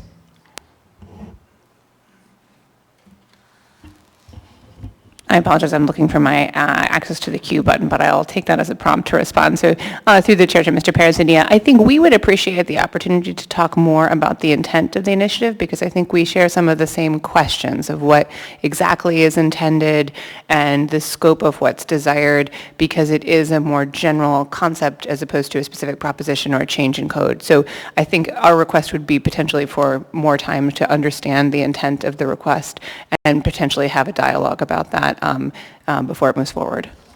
Thank you. Thank you, Mr. Chair. All right, Ms. Brawley. Oh, wait, you had a second question. Oh, no, that was both of them. Thank you. Ms. Brawley. Yeah, thank you. I think I have some of the same questions that have been raised, and I guess it strikes me too that we're, excuse me, we're moving out of a posture on the Assembly where there was multiple resolutions basically that came forward where the Assembly was attempting to make policy, knowing that there's boundaries on what we can do, and then there was an administration who was not cooperative, right? So it ended up being this disconnect, I guess I'll say. But I wonder if there's opportunity here to, rather than, taking action on this resolution immediately, and I again support the concept as well, but I wonder if it could be stronger, working a bit with the administration, giving the time that they had asked, because I think there is a lot of, there is something good in here to create this initiative, but I think there's other questions around, what are some of the estimated costs for this? How would we prioritize? One specific question I had actually for the sponsor, and I'll go there right now, is if you could speak to kind of the intent around up to the age of 21. And on the one hand, I totally acknowledge, there's young adults and we think of them as youth, but also I know there was the issues raised with marijuana tax, which I believe childcare is typically defined as up to age 12, right, outside of school care. And then, of course, there's under 18, because that's the school district's general purview. There's transition age youth in the homelessness world that's up to age 24, right? So there's a lot of different ways that we could define youth and young adults, but I wonder if there's a way to, so I guess I'm interested in the rationale, and then from there, maybe there's a way to further tailor what this would look like. Thanks. I think that, Chair, that was a question. And just to confirm, Chair, what is the range of ages for participating as a member of this body for the youth participant? Up until what age can they participate? Mr. Rivera, do you recall that specific info? Yeah, I don't know, is it 21? I believe it's 21 still. I don't believe it has been changed. And so fundamentally, I was just following the basic guidelines that this body has established with respect to the youth participant and keeping that in line with that.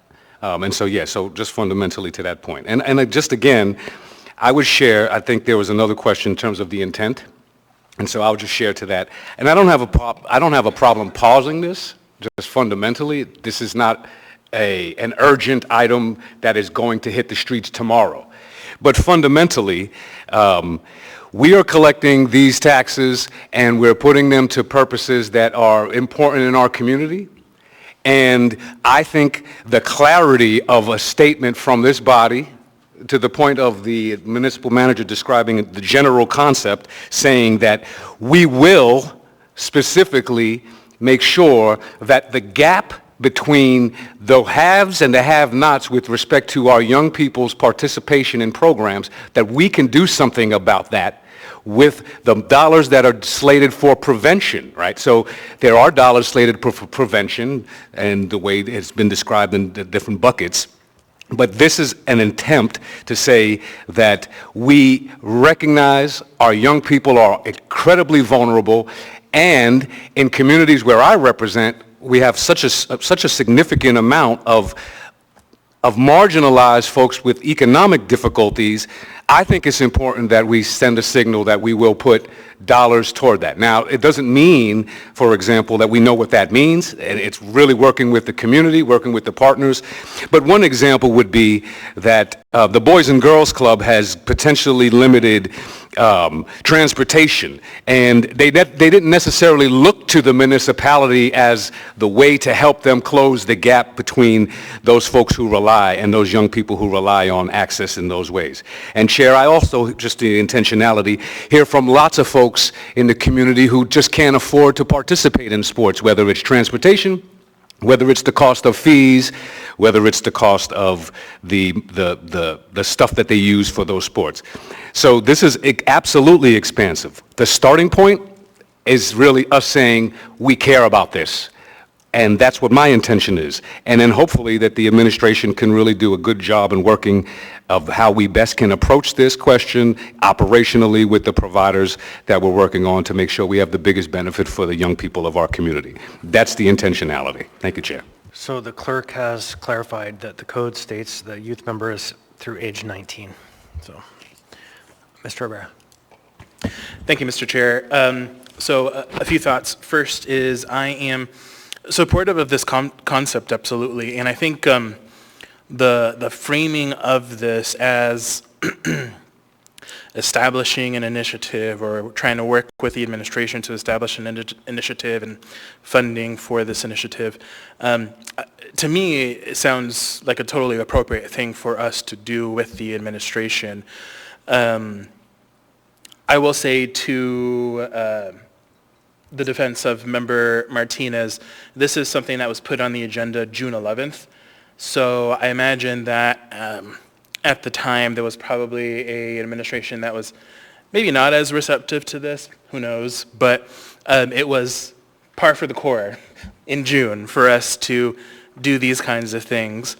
I do hear the call for us, though, to work more closely with the other branch rather than bringing these resolutions forward. I still do think, though, after we have worked with the administration, bringing these resolutions forward is a good idea. To the municipal attorney, I would encourage review of the theory of change document, which I believe should be in your email, in your inbox now or very soon. That's a previous document which helped the assembly guide our decisions on the alcohol tax, and as well as the draft alcohol tax strategic plan. In my opinion, both of those documents, the ideas encapsulated in this resolution were found in both of those documents, the theory of change and the alcohol tax strategic plan. So while yes, it does require a little bit of creative thinking, which we've all talked about how it's probably better for us to have some amount of creative thinking when it comes to the alcohol tax, I do think that there is a nexus there. So I hope that you can review those documents. Otherwise, I am not opposed to postponement if it does help to provide further clarity on legislative intent. Thanks. Thank you. Ms. Braga. Thank you, Chair. I was really excited to read this, and thank you for bringing it forward, Mr. Martinez. I just feel strongly that that alcohol tax bucket that's all about prevention and helping our youth upstream while it's still, they're still young and malleable, and giving a robust number of different types of after-school activities. There's just article after article after article that confirms the importance of that quality programming to the development of the brain, to actually rewiring adverse experiences. And I really like the fact that you are asking, that we would be asking, let's make this a priority. We've seen a lot of dollars of this alcohol tax rolling out to stopgap problems in our community that we're having to do, but I really strongly feel like we need to put a big portion of this toward youth. And I think when we were talking about Eklutna Native Corporation's after-school program, I kind of shared that in elementary school, there are no addendums like in high school for sports. And so any activity that's done for kids, like I sponsored cooking club and cross-country running, all of that is for a staff member that wants to volunteer time after you've already had a really long day. And so I really would love to take away any barrier that would make a teacher want to or not want to do those activities. So I would have to collect some funds from kids for like cooking club to pay for supplies, and this could be something that could help with those kinds of activities. So I do appreciate your work on this, and I hope that it passes. Mr. Bond. Thank you, Mr. Chair. This is a real need in my district. And, you know, in fact, just today I was on a Zoom meeting with some Mountain View residents. You know, they're trying to figure out what they're going to be doing before school and after school, because there is a local organization that does great work in the community facilitating this type of programming, but they're facing financial hardship and are having to cut some of their services. And so, you know, from the goodness of their hearts, some local residents are going to be stepping up and trying to fill that gap. But, you know, I do think, in addition to the need, it is consistent, as Member Rivera mentioned, with the draft of the strategic plan for the alcohol tax funds. In fact, under Goal 4, there's a specific strategy that says increase access to free or affordable childcare and culturally relevant early education and home visiting programs, quality programs for out-of-school times, especially with the change in school start times in 2024. Suggested measures: increase access to quality out-of-school programs for school-aged children and youth. And when we look at the way that we've allocated some of the funds to various buckets within the alcohol tax, you know, in terms of the prevention of child abuse, we've taken some, I think, pretty creative and innovative latitude when it comes to targeting that goal. For instance, supporting early literacy with grants to Best Beginnings, for instance, because there's data to suggest that families bond when they read together, right? And so that can help prevent, that can be a prevention measure of family trauma. So all that to say, whether or not this passes, I really appreciate Member Martinez bringing this forward. I certainly, would be interested in teaming up on a budget amendment with him when it comes time to support this type of goal.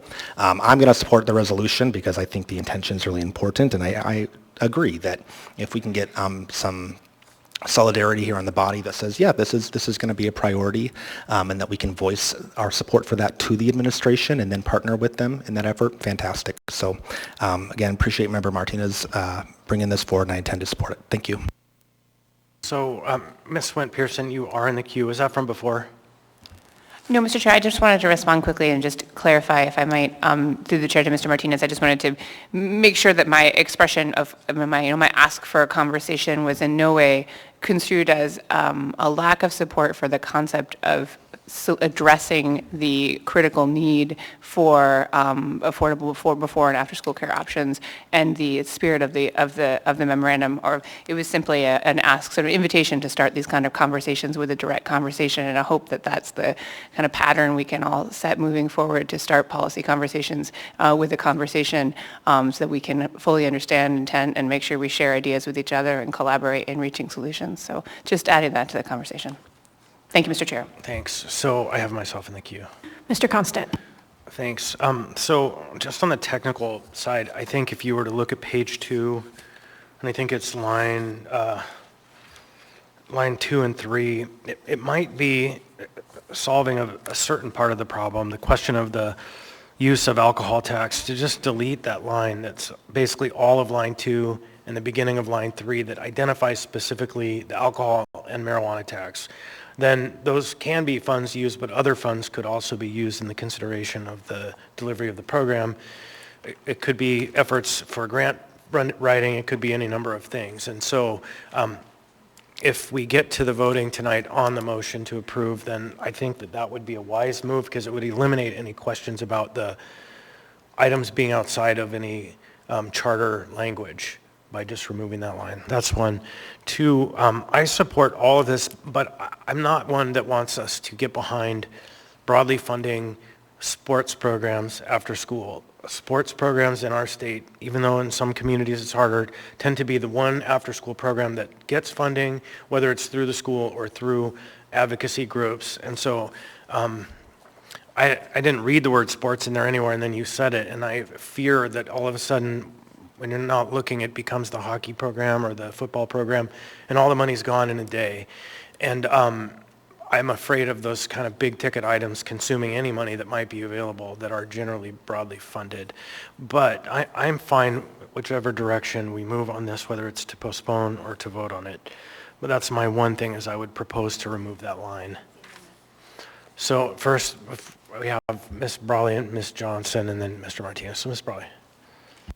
Yeah, just a couple other thoughts, kind of how this relates to other items. I recall a conversation with a couple school board members a few months ago. Their ask was really for the Assembly to consider funding essentially extracurricular programs, and that was in the moment in time that we didn't know what the final budget would be, and there was concern that there would have to be additional cuts, at least for this year.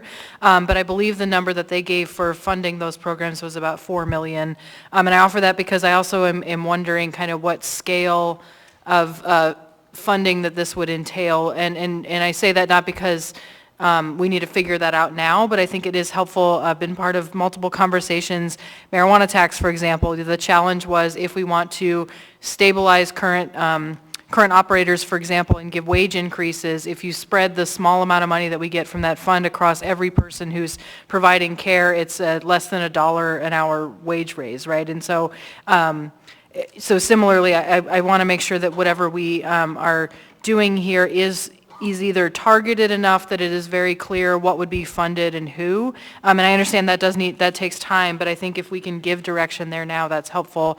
And then conversely, making sure that we're setting up expectations that if the number that comes back for funding all of the things that this could fund and that we want to fund and would be very impactful programs in our community, I suspect that number in total is going to be much larger than we would have the resources to fund, even if we used, most or all of both of those tax revenues, for example. And so anyway, so I raise all those questions, again, not because we have to figure all those out as a policy, but I think thinking about the scale of funding that we're talking about and the breadth of funding is helpful because that will also inform what is possible in these various fund sources. And just having been part of other conversations where there's a lot more need and a lot more very deserving programs and priorities than we currently have resources to fund. I just want to make sure that we're not, that we're again being realistic while we're also being aspirational and trying to do more. Thanks.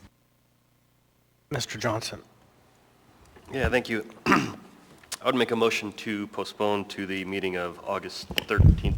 Second. So a motion to postpone has been made by Mr. Johnson and seconded by Mr. Presverdio. Mr. Johnson. I think there have already been made some reasonable arguments made for postponement. I'll just say I support this in spirit, and I really appreciate Member Martinez for taking the time to put this idea out there and to highlight what I agree is a need that we need to address in the community. But it sounds like there might be some value in making some tweaks to this, and also more than that, I think there'd be value in providing the administration an opportunity to perhaps offer some of their own feedback, and then hopefully above and beyond that generate some buy-in from them. We've seen in the past where the Assembly's put forth policies, it was with a different administration, but ultimately they didn't go anywhere because we didn't have the kind of support we were looking for. So I think a little extra time for them to kind of take a bite at this, maybe offer some suggestions, and then hopefully when we come back and take this up, do so in a way that we feel confident will actually achieve the goals that we're all sharing here. So on the motion to postpone, Mr. Martinez? Yes, thank you, Chair. And I mentioned before, I'm not opposed to that, but you asked a question earlier, Chair, toward what end and what difference? And so fundamentally, my question would be back to the administration. What do you all need in this particular action to be able to green light yourselves, recognizing that this doesn't get into the program and the implementation and the work that you all would essentially have to do? What would we be waiting for from you all with respect to the time that you've asked for? Through the chair to Member Martinez, I think the first thing we would be looking for is simply a conversation with you to better understand the thinking that has gone into this, what you're looking for the administration to take on and carry on, and how we might again offer suggestions, bounce ideas around, and better understand and come to support the idea that you have. So I think the first ask would be preliminarily for a conversation. Chair, I will encourage my colleagues to vote to support the postponement at this particular time, but I want to fundamentally describe that I am only postponing it in my mind and will support that, not because I expect anything to change from my vantage point, but if folks need the time to feel like they need to be brought up to speed, I don't have a problem with that, Chair. I think what's really important with respect to timing is that we are having conversations in other committees at other times about what to do with the money that we're collecting in these buckets. And so my prioritization was to make sure that as the new administration comes in, they kind of have a sense of this area of priority. And I hear that there's consensus from my colleagues, so I don't have a problem with the pause, but I really want to just get to the idea that we're going to start to communicate effectively to our public that we're going to do something about protecting our children with these funds. Thank you, Chair. On the amendment, on the motion to postpone, Ms. Alto? Yep. I don't think the 13th is long enough. I think as just kind of we're seeing things ramp up, with the transition to the new administration, the broader context and conversations we're having, I don't want to see this item back in 2 weeks just to postpone it again. So I'd really encourage a postponement to the 27th or even the first meeting in September to provide a little bit more runway. That does not take it out of alignment with the alcohol tax strategic plan as it's moving forward. In fact, the two things could work concurrently so that plan could reflect wherever you land with this. Also, I think it's really important, this will be the first opportunity, I think, for the municipal attorney's office to dig in to these two particular fund sources to let us know where our guardrails are. As I think Mr. Martinez is correct, there's pretty good consensus that some kind of after-school programming isn't a bad idea as a policy measure, but whether or not that falls within the guardrails of these two particular fund sources, and it also would, if we move into September, might also better align to be transmitted as well to the ACE board that might be starting to be constituted by that point. So that would be to the mover and the seconder. I think September 10th is a better date, but it is your motion. Thank you. I would support changing the motion to delay to the first meeting in September. I agree. All right, and for my part, that's better because we don't have time for work sessions between now and the 16th. But Mr. President. Thank you. I appreciate the motion to postpone, and I really just want to highlight something that I think is actually really important as we transition from the previous administration to this administration, and Ms. Brawley alluded to it as well, is that we got into a stance where this assembly was directing the administration to act, and in ways that I think was beyond our normal scope. And you heard this before, but I really want us to pull back to our lane. If the communication is, here's an issue that me as an assembly member, or we as an assembly think is really important, and we'd like you to figure out a way to address it, that's a communication, and I think that's great. If the communication is, we'd like you to explore uses for this funding source, then that's a communication. I got that. But the communication of, I want you to develop a program to address a specific issue in my area, and I want you to use this funding source to do it, that to me feels like not the stance that we want to take. So I think I keep hearing the spirit of this, and if the spirit is, here's a suggestion, here's a priority that I see, and here's an idea about how you might fund that, but this feels like a direction for create a program and fund it through this funding source. And that feels to me like not the position we want to be in with this administration, or really any administration. So I encourage the postponement, but I'd really like to work with the assembly or the supporter of this to reword this so that it is clearly asking for a policy sort of shift and not a program creation. Thanks. Mr. Vaughn. Thank you, Mr. Chair. I don't disagree with Member Perez-Verdia, but I kind of want to climb the mountain from the other side and say, yes, collaboration is best. And I am grateful that we have an administration who has already, in my opinion, shown a desire to collaborate and work on solutions together. At the same time, also asserting, as I think we often have to do, we are the legislative body, we're the policymakers, we're the appropriators. So a resolution that calls for a policy direction, that invites the administration to participate, and that signals that our colleagues, we support this type of appropriation, I think makes sense. Thank you.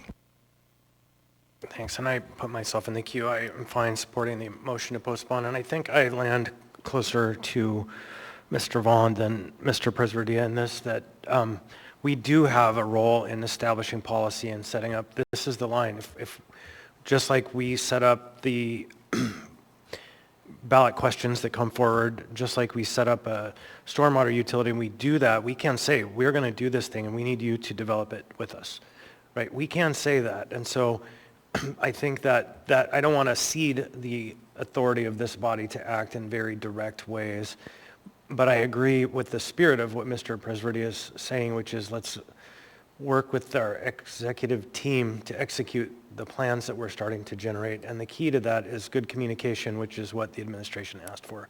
And so opening the door to communication is never a bad thing when you have a willing partner on the other side. So with that, I would support the motion to postpone. Anyone else? Hearing and seeing none, members may proceed to vote.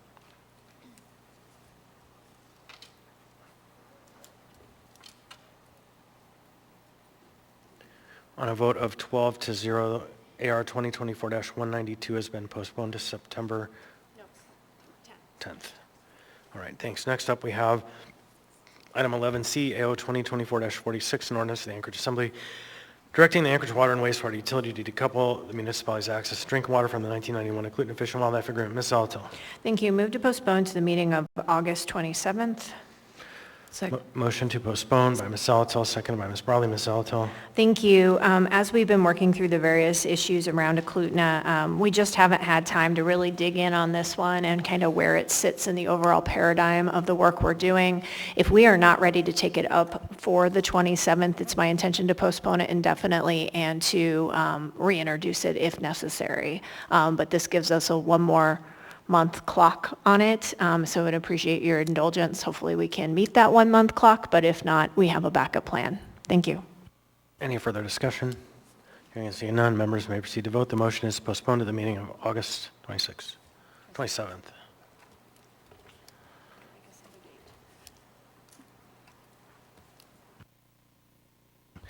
On a vote of 12 to 0, AO 2024-46 has been postponed to the meeting of August 27th. Next, we have item 11D, AM 575-2024, recommendation of award to STG Pacific LLC for design build services for warm storage building.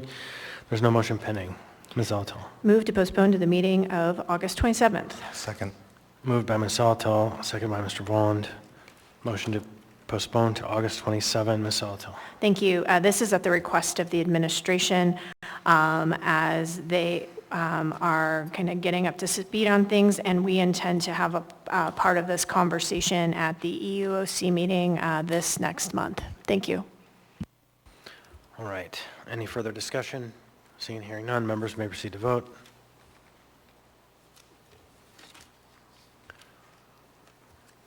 On a vote of 12 to 0, AM 575-2024 has been postponed to the meeting of August 27th. Next, we have public hearing item 13A, AO 2024-51, an ordinance of the Anchorage Assembly amending AMC 0904-010, 9.38.020, and 25.10.010 to refine the definition of electric bicycle, increase equitable access, and improve user safety on two-way mixed-use trails and sidewalks. This item was continued from 5/21/24 and 6/25/24. We have an S version as well as AM 615-2024 and a pile of amendments. The public hearing on this item is now open. Welcome. The microphone's off, so just make sure the green button. Please state your name, what part of town you're from. You'll have 3 minutes. Hello, it's Kyle Milkey, and I live in Eagle River. Thank you for the opportunity to speak to you today on the topic of e-bike regulations. I'm speaking to you today to thank you for this thoughtful first step towards a reasonable e-bike ordinance. It's vitally important to plan and adapt our code to the changing uses and vehicles that inhabit our city and to respond and prevent negative consequences of the change to our transportation landscape. In that vein, I'd also like to encourage you to consider similar ordinances for self-balancing one-wheeled vehicles like one-wheels, as they are also gaining in popularity. As an avid cyclist and advocate for sustainable transportation, I believe that e-bikes have been helping to revolutionize the way that many people are starting to commute and travel around the city. I urge you to consider including Class 3 e-bikes as bicycles under this ordinance.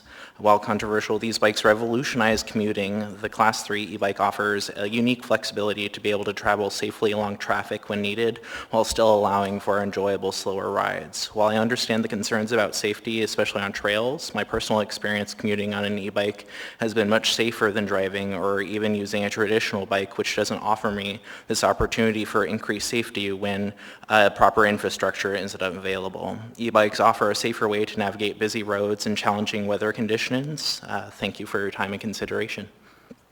Thank you. Welcome. Please state your name, what part of town you're from. You'll have 3 minutes. Yes, hello, I'm Bill Herman, and I'm represented by Chair Constant and Assemblymember Voland. So thank you.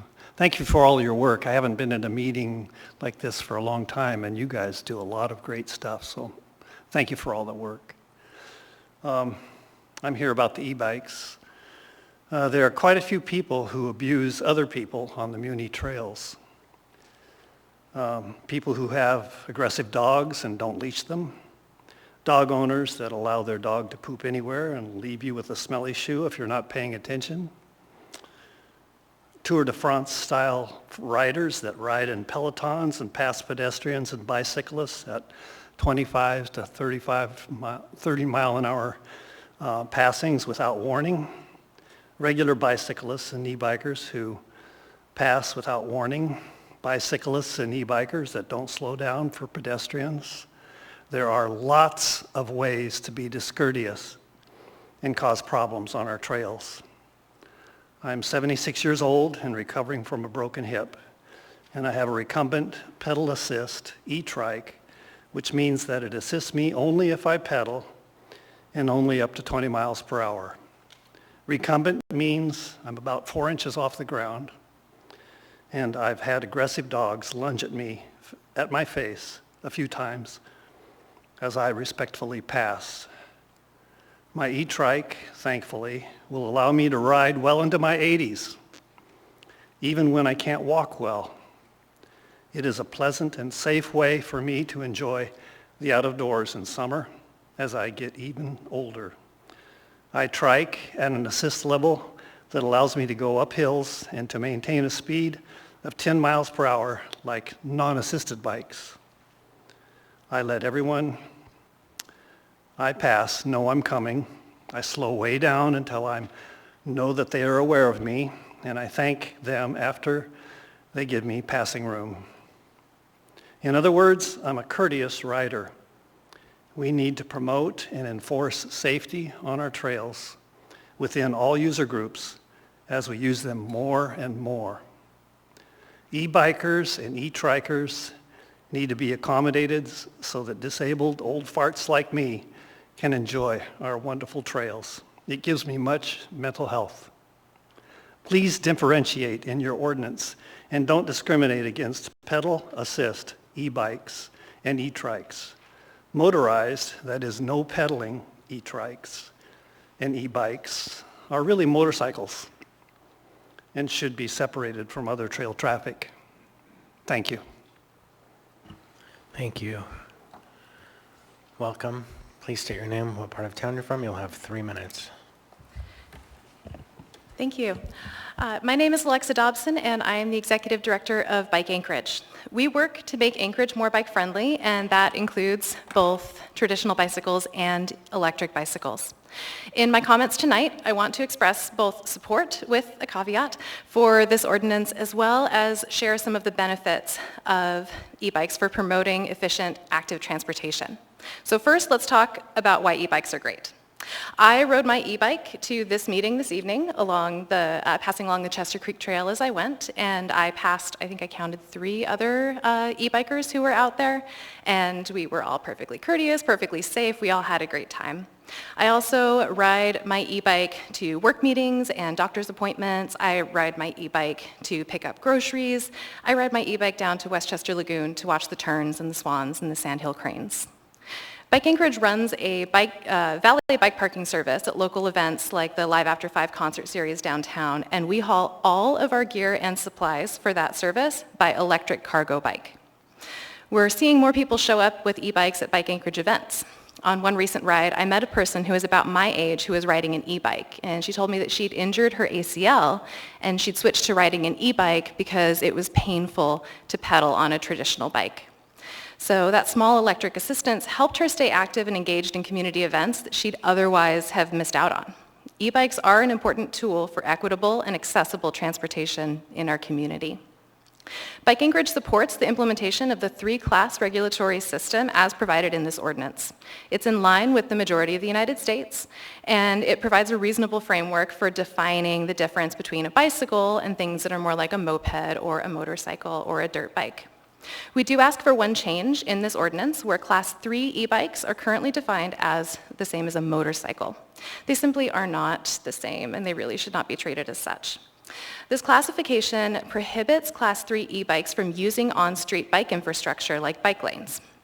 Consider, for example, a person riding a Class 3 e-bike to commute along Elmore Road to the UMed district. Their bike is incapable of going anywhere near the posted speed limit, which is 45 miles per hour. And if they can't use the pathway or the bike lane, they're going to have a lot of very angry drivers stacking up behind them, and those drivers aren't going to understand why this bicyclist won't just get over in the bike lane that's right there. That sort of situation just isn't safe for anyone. Instead, we ask that Class 3 e-bikes be classified as bicycles, and if they must be limited to roadways, that they be explicitly permitted to use on-street bike infrastructure and roadway-adjacent pathways where it is illegal or unsafe to ride on the roadway. The Glen pathway between Anchorage and Eagle River would be an example of that. The work we're doing tonight is really important. Thank you so much for bringing this up, and we look forward to implementing a really great regulatory framework for e-bikes. Thank you so much, and I don't see any questions for you. Thank you. Welcome. Please state your name and what part of town you're from. You'll have 3 minutes. I'm Carol Ann Hoganswolf, and this is the first time I've ever testified. I'm a little nervous. Could you come closer to the mic? I'm basically testifying because I have an experience to share with everyone, and it illustrates why we're here discussing e-bikes today. On July 2nd, I was in a head-on collision with a Class 3 e-bike on the coastal trail, and I think it almost took me out. I thought I was going to die in that experience. It was a gentleman from Ohio. He was a tourist who was renting an e-bike from downtown, and he was zipping along the coastal trail and apparently dodged a squirrel and lost control of the e-bike, ended up in our lane, going the opposite direction, and my husband dodged him, and I was right behind him, and I had a direct-on hit from this guy. And he hit me hard enough that I flew off my e-bike and landed on my bike in the pushki. Out in the, I couldn't move. Basically, I had to be, pulled off the ground by my husband, and then I was in such excruciating pain, I couldn't get back on my bike. I had to, this was out past the sewage plant there, and I had to end up going to the hospital in an ambulance because I couldn't get in my car. And I have to say that, I do support this ordinance, having Class 3 e-bikes prohibited. I think they just go too fast. There's a problem with them. Our trails are just not wide enough to accommodate people zipping around at 30 miles, 28 miles an hour. And we've got problems with them. They're not really wide e-bikes, or wide trails. And the pushki was really thick when I was riding, and then they needed to cut back the brush on the side of the trails to make it safer. But the other thing that we experienced is when I tried, to collect information from the gentleman that ran into me, he was injured as well. I don't know where he ended up. He ended up leaving the scene while I was being taken away in an ambulance. But we couldn't collect any personal information from him. He had some companions that refused to give us name and phone numbers, and basically said this was an accident. We don't know you, you don't know us, and we're not going to give you any information, and we're not responsible for anything. So that was a problem for me. I am still undergoing medical treatment for my injuries. I didn't end up breaking anything, but I've got a shoulder injury that's requiring further treatment and possibly some more scans and this and that. But anyhow, so that's a problem, and I think we need to address that. And then the other thing is we found out I couldn't make a police report on this because we were told that the police, I'm done? Go ahead and finish that idea. I'm sorry? You can go ahead and finish that idea, but your time has expired. Oh, yeah, so the police wouldn't take my police report because they have no jurisdiction on the trails. Basically, they can't, regulate anything or take a police report from that, so. Anyhow, Okay, thank you. So Yeah, I so am we out could of do a lot time. more for our bike trails. Thank you. Yep. All right. Welcome. Please state your name, what part of town you're from. You'll have 3 minutes. I'm Bill Baxter. I'm from Fairview, and I'm probably one of the pioneers of electric bicycles in Anchorage, because I was the first person to bring an electric bicycle to the bicycle shop on Northern Lights, and so I've been doing this a long time, and I feel like a lot of times I feel more safer riding a bicycle than driving a car, and I'm all for electric bicycles. As long as you're 20 miles an hour is a lot of times fast for a bicycle, because I think about anything between 15 or 8 miles an hour is safe, and if you keep it down in there, and I'm experienced. I've been doing this for 1990 is the first time I was one of the pioneers of doing bikes in the wintertime in 1990. And I've done mountain biking since 1990 in the wintertime. Thank you. Thank you. Welcome. Please state your name, what part of town you're from. You'll have 3 minutes. Hello, my name is Emily Weiser, and I live in Airport Heights. I appreciate you all considering this ordinance tonight. I'd like to see e-bikes formally recognized, which they aren't really in code currently. I also appreciate that the S version uses the 3-class system, which is nationally recognized. I think it's super important to be consistent with other jurisdictions nationwide. It'll be a lot more simple for bike shops, for people traveling here with their bike or looking for a bike similar to what they use at home. For the rental companies, that consistency I think will be really helpful. I would like to see that Class 3 e-bikes be classified as bikes. If they're not allowed to use bike facilities, I'm not really sure where they're supposed to ride. I think Alexa illustrated that really well with her example of how do you bike up Elmore Road. And also, our greenbelt trails are explicitly part of our non-motorized network. They're in our non-motorized plan as a backbone of the network. They're absolutely essential for getting across town in a safe way. And so if e-bikes are not allowed to use those, or if certain classes of e-bikes are not allowed to use those, I'm not really sure how they're going to get around in a legal way. Especially when they top out at 28 miles an hour, you really don't want to be biking on most of Anchorage's roads if that's as fast as you can go. So that's one thing. Also looking at the accompanying resolution, which I hope I can speak to that in my remaining minute. I think trail etiquette is really important. We have room for improvement there for sure among all users. But I would say that the conflicts on the trail are more of a multi-purpose issue rather than any one user group. We've pretty much told everybody, here's the trail, that's where you go if you're not in a car, if you're trying to get to the grocery store, if you're trying to get to work, if you're just out for a nice ride or a nice walk, everybody's trying to use the same trail, and that becomes really difficult.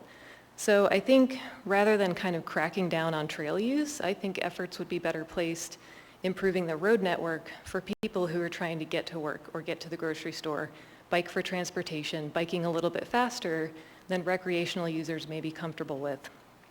If we can make the road network safer for biking, then that'll take some of those users off the trail network and alleviate some of that conflict. Thank you again for considering this, and I look forward to seeing how it goes. Thank you. All right, welcome. Please state your name, what part of town you're from. You'll have 3 minutes. Alrighty.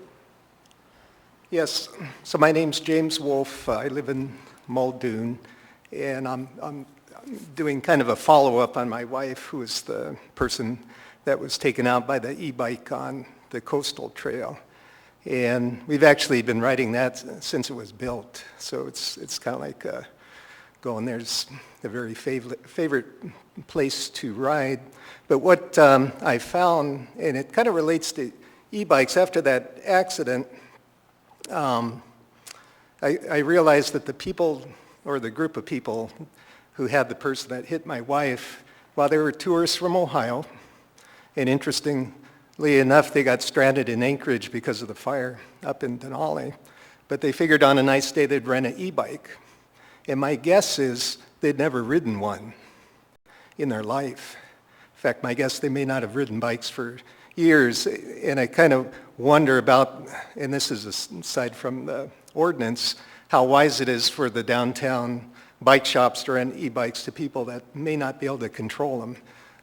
In this case, he claimed he dodged a squirrel, but I think most bikers could dodge a squirrel and not lose control. So far as the e-bikes on the trail, we were riding e-bikes, but I really question on trails like the coastal trail whether you should actually even allow throttle bikes on there. I think probably the safest way to go, and I don't know if you could even do this, was basically on trails like that are crowded, at least in the summer, have some type of requirement, either pedal assist, and actually with the ordinance, I'm glad you're looking at actually defining the 3 classes. That's quite important. But kind of continuing on her testimony, one thing that really discouraged me was not being able, after an accident like that, to get information. This was a group of 5 people. One person was injured, the other 4 people refused to give any information. The bike shop owner refused, and basically calling the police line to file a report, we were told that it was not on a municipal road and they would not take a report. So it's just kind of an interesting aside if you do get in a bike wreck. Since then, the other interesting thing I found out, if you call an ambulance, you get a $1,000 bill. So that, in a bike wreck, that's something to think about. Luckily for us, it's insurance, but somebody without insurance with a bike wreck, my guess is our medical bills are probably over $5,000 already. But anyway, just thoughts on that, and thanks for your time. Thank you, sir. Welcome. Please state your name, what part of town you're from. You'll have 3 minutes. Hi, Will Tagan, Executive Director with True Gatcher Mountain Bike Riders. Is it still 3 for groups? All right. Just a little bit of my background. I manage the mountain bike trails out at Mirror Lake Park in Chugiak. I also am a certified Bosch e-bike sales representative. I work a couple days a week at the Trek store, so I'm very, very familiar with this issue. Number one, I hope you guys will just accept Amendment 1, which Constant has proposed. Accept that amendment and just pass it as is. The reason that is we need to make this simple for people. I am not opposed to Class 3 bikes. I own a Class 3 e-bike. I think it's safe, but I also, our board did not come out in support of that because it's just easy to say 20 miles per hour, pedal assist, 750 watts maximum. Make it nice and easy for people. The main issue we have is not with these Class 1, Class 2, or even Class 3 bikes. The issue we have are these unclassified bikes that are being sold as dirt bikes at these random shops that go 50 miles an hour. They're not electric motorcycles, they're electric dirt bikes. And so I like how Constant's amendment here actually addresses that by saying if it does not meet the definition of Class 1 or 2, then it is considered a motorized vehicle. So really we need to not take this Class 3, it's almost a red herring. Everyone's getting focused on this. And Class 3 looks like a bicycle, it pedals like a bicycle. There's no throttle on a Class 3. You have to pedal it. It's really not that big of a deal. If you guys want to make it okay, that's fine. If you want to make it not okay, that's fine too. But we need to really, really classify these dirt bikes. There are other things called electric motorcycles. Electric motorcycles are road. They're just like electric cars. They are certified designed for roads. So what do we call these things? They're being sold as e-bikes, but are not a pedal assist bike. Or if they are a pedal assist bike, they go 35 miles an hour. That's the real thing we need to do. So by making this simple, adopting the class system, and being certain that we include a banning of bikes that, quote, e-bikes that do not fit under that criteria, we can have a little bit more clear enforcement. And with that, does anyone have questions for me? Salatel does. Thank you. In preparing for tonight's debate, I tried to figure out what the wattage of my e-bike is. Where do I look? You're an expert, because I couldn't find it. Well, here's where people are gonna, you have to look at, get good at Googling, basically. And the way that it's interesting because many of these motors are not Underwriter Laboratories certified. So the bikes I sell, the Bosch bikes, all have certifications, and they're all D-rated, because you have to have your constant wattage, and they have to guarantee that it's that wattage, so it's going to say 300 or 500. 750 is just kind of the number that we chose in the old ordinance, and with Amendment 1, we would just basically keep that same. Is it literally on the bike, though? Like, I have a Bosch motor on mine. Like, can I just look on the bike and find it? Oh, I can tell you, no, you have to look in the Bosch technical. Oh, okay. Yeah, it's not, it's where the people who are selling it have to know, but you can't tell. Well, that's important, because we'll talk about it more during debate, but I appreciate the information. Yeah, so the newer bikes, especially the ones from the larger manufacturers, will actually have a sticker that'll say Class 1, Class 2, Class 3 on them, so it's not required, but it's happening, so by matching code, that would make it easier for people to tell. Great, thank you. Yeah. Thank you. Mr. Salt. Thought you were getting away, huh? You seem like the closest thing that we have to an expert in the room, so. I was going to save this question for later, but Ms. Zalatel kind of touched on it, is how do you, my guess is we really can't enforce this. It's going to be one of those things where the market will adjust, that's the kind of bikes we'll sell, and then should there be an incident like we heard, then it'd be like, okay, you were in violation of code whether you knew it or not. Any thoughts on that? Yeah, I mean, the easiest thing is to say you need a pedal assist bike. If we're talking Class 1, 2, or 3, I mean, Utah just came out with this law because people were taking the dirt bikes and putting pedals on them, and they were like, it has to be installed at the factory and all that. So people are going to work around it a little, so you kind of just have to draw the line somewhere. If you want to draw it at Class 2, that's fine. If you want to draw it at Class 3. On our trails, I saw a bike go by. I'm like, I know that bike. I know it's a Class 3. He's riding with his buddies. He can't go 28 miles an hour on a mountain bike trail. I mean, he's probably going 8. So it seems like it's more an etiquette thing than it's and a congestion thing than the actual technology itself. But you got to make it simple. So people are like, you don't have pedals, you're out. So. Thank you, Will. Thank you. Anyone else wish to be heard? Anyone at all? Seeing, hearing none, public hearing, this item is now closed. What's the will of the body? Mr. Chair, before we ask for a motion.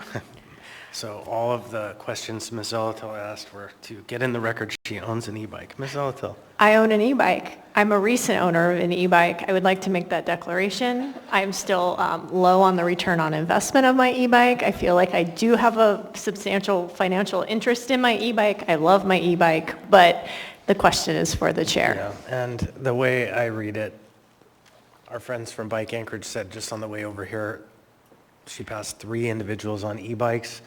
The class of owners of e-bikes is substantial enough at this time that you are not unique or special in the sense of having a reason why the code doesn't mandate that you participate. So the interest is not substantial enough. Okay, thank you, Mr. Chair.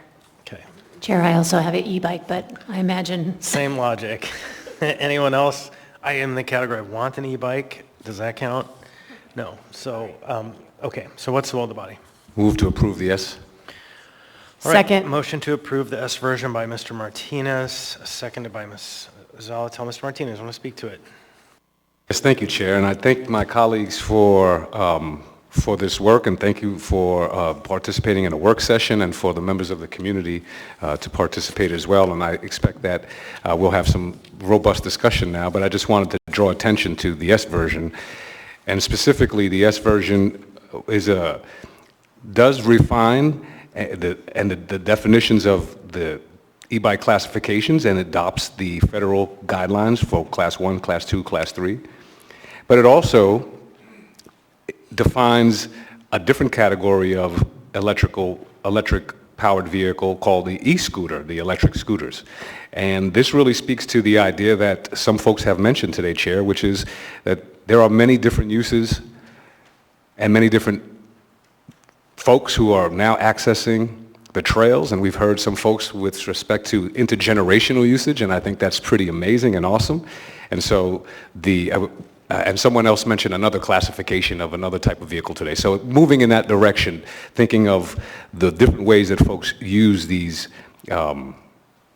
vehicles, but also on the mixed trails. And then Chair, just fundamentally, this ordinance emphasizes the potential of these devices to increase access to trails, especially for populations that have been previously not able to use those things. But however, this also does acknowledge the need to manage the increased risks associated with these devices, particularly concerning vulnerable users. There is a complementary resolution, Chair, that does call for public education, signage, and that work in that area, recognizing that a lot of this is going to be cultural and we have to do some work to educate ourselves. But I just wanted to highlight that the original version was moved into the S version based on the work sessions and the comments and the feedbacks from my folks, from the colleagues, and I look forward to this discussion. I know there are some amendments that I think would be welcome from my vantage point, and that's all I have at this point, Chair. Thank you. Thank you. Mr. Volland. Thank you, Mr. Chair. I'd like to move Volin Amendment number 2. Second. There's a motion to amend by Mr. Volland, seconded by Ms. Salaton. Mr. Volland.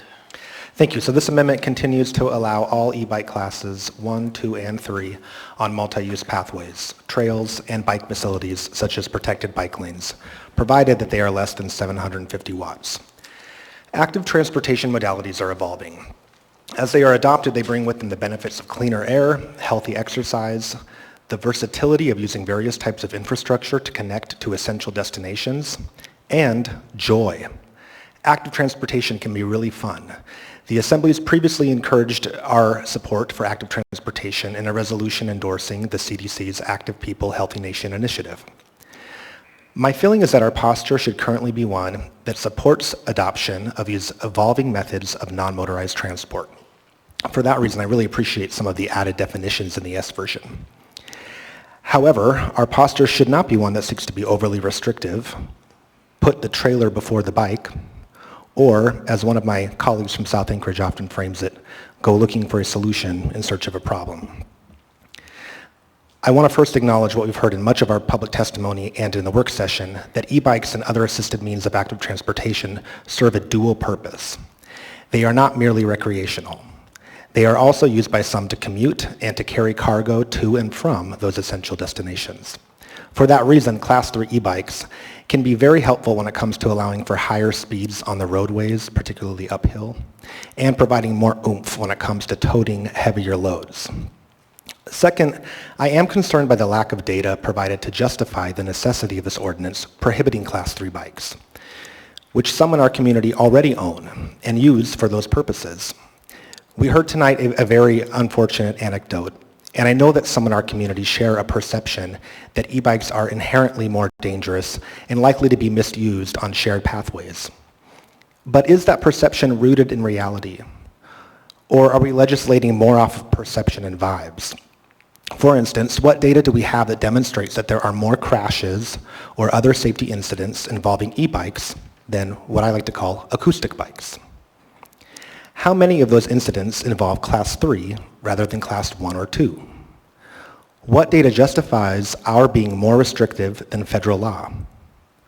Why is Class 3 specifically prohibited when other electric forms of micromobility, like e-scooters or one-wheels, are also capable of achieving high speeds? Furthermore, acoustic bikes are capable of achieving high speeds in excess of 25 to 30 miles an hour.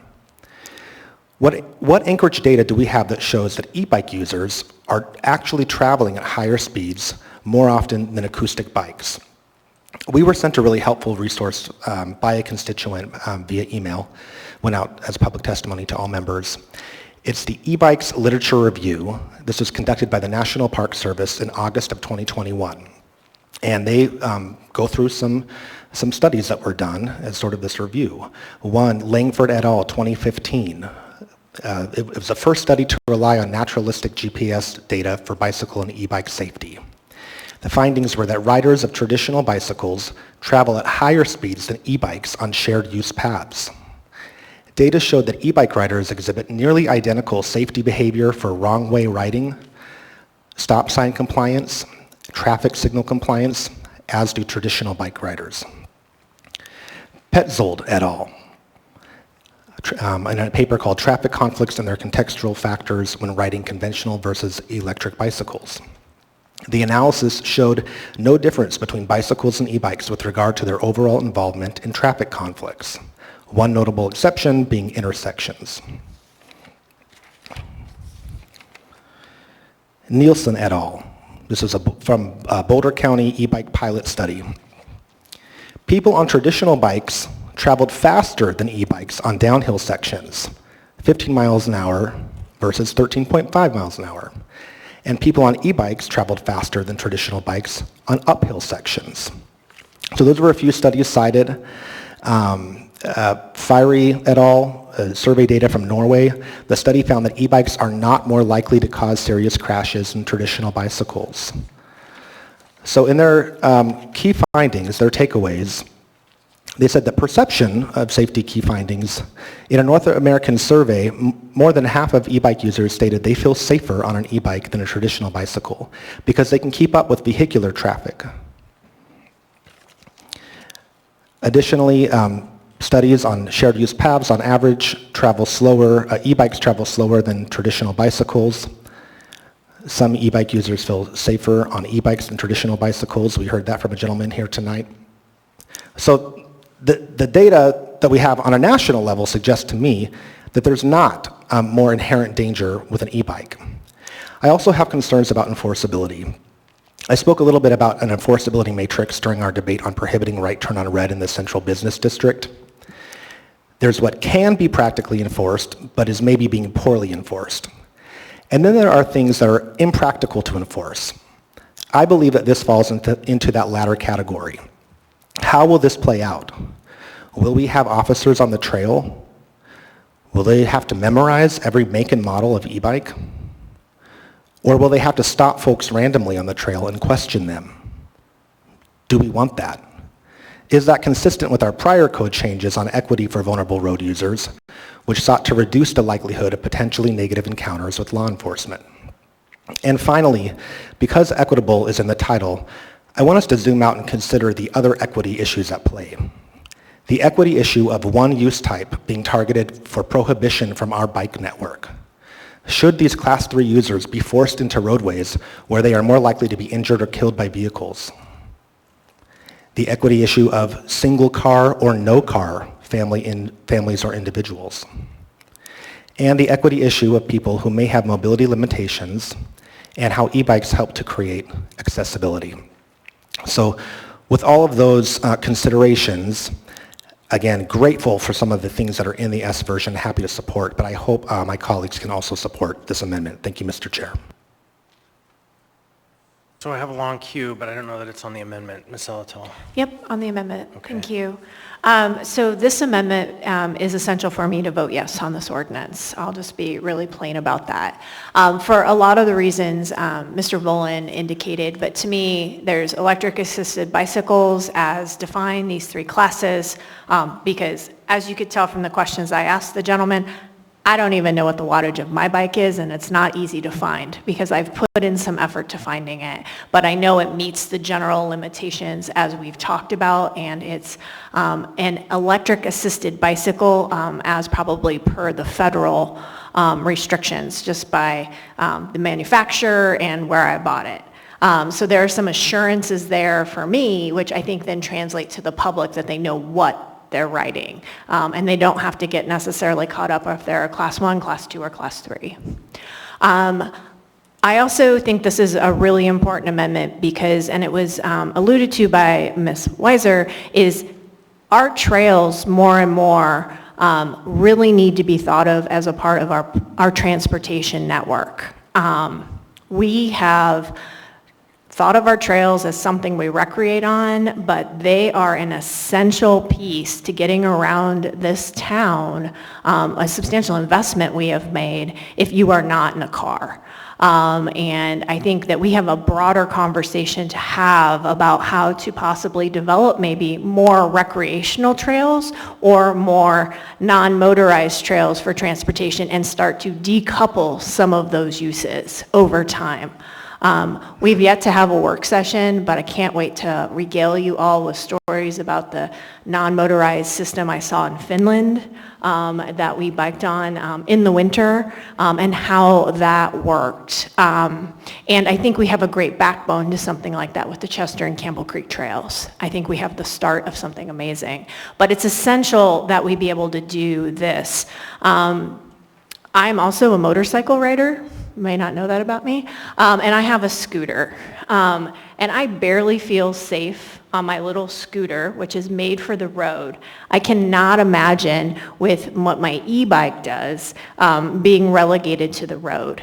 I sometimes have to ride on the road, but it is for limited times while I am able to connect between various trail opportunities. The last thing I would say, because I do bicycle, this is the one area where Meg is outside doing active things, is I can make my road bike go way faster than I can ever make my e-bike go. My e-bike is a big bike. It is a heavy bike, but I can exceed without really trying too hard with my road bike, which is an acoustic bicycle, according to Mr. Voland. So I think this is essential because it just reflects the reality of what's going on our trails and how people are using bicycles. I have a lot of concerns about enforcement. I think we'll talk about those later, but for me, this is essential to get to yes and to make this a workable ordinance. So, thank you. Ms. Braga. So I just wanted some clarity on Mr. Voland's amendment. So you're just going to take away, you're not going to actually have class system at all, or are you allowing all three classes? The latter, so the definitions will still stand.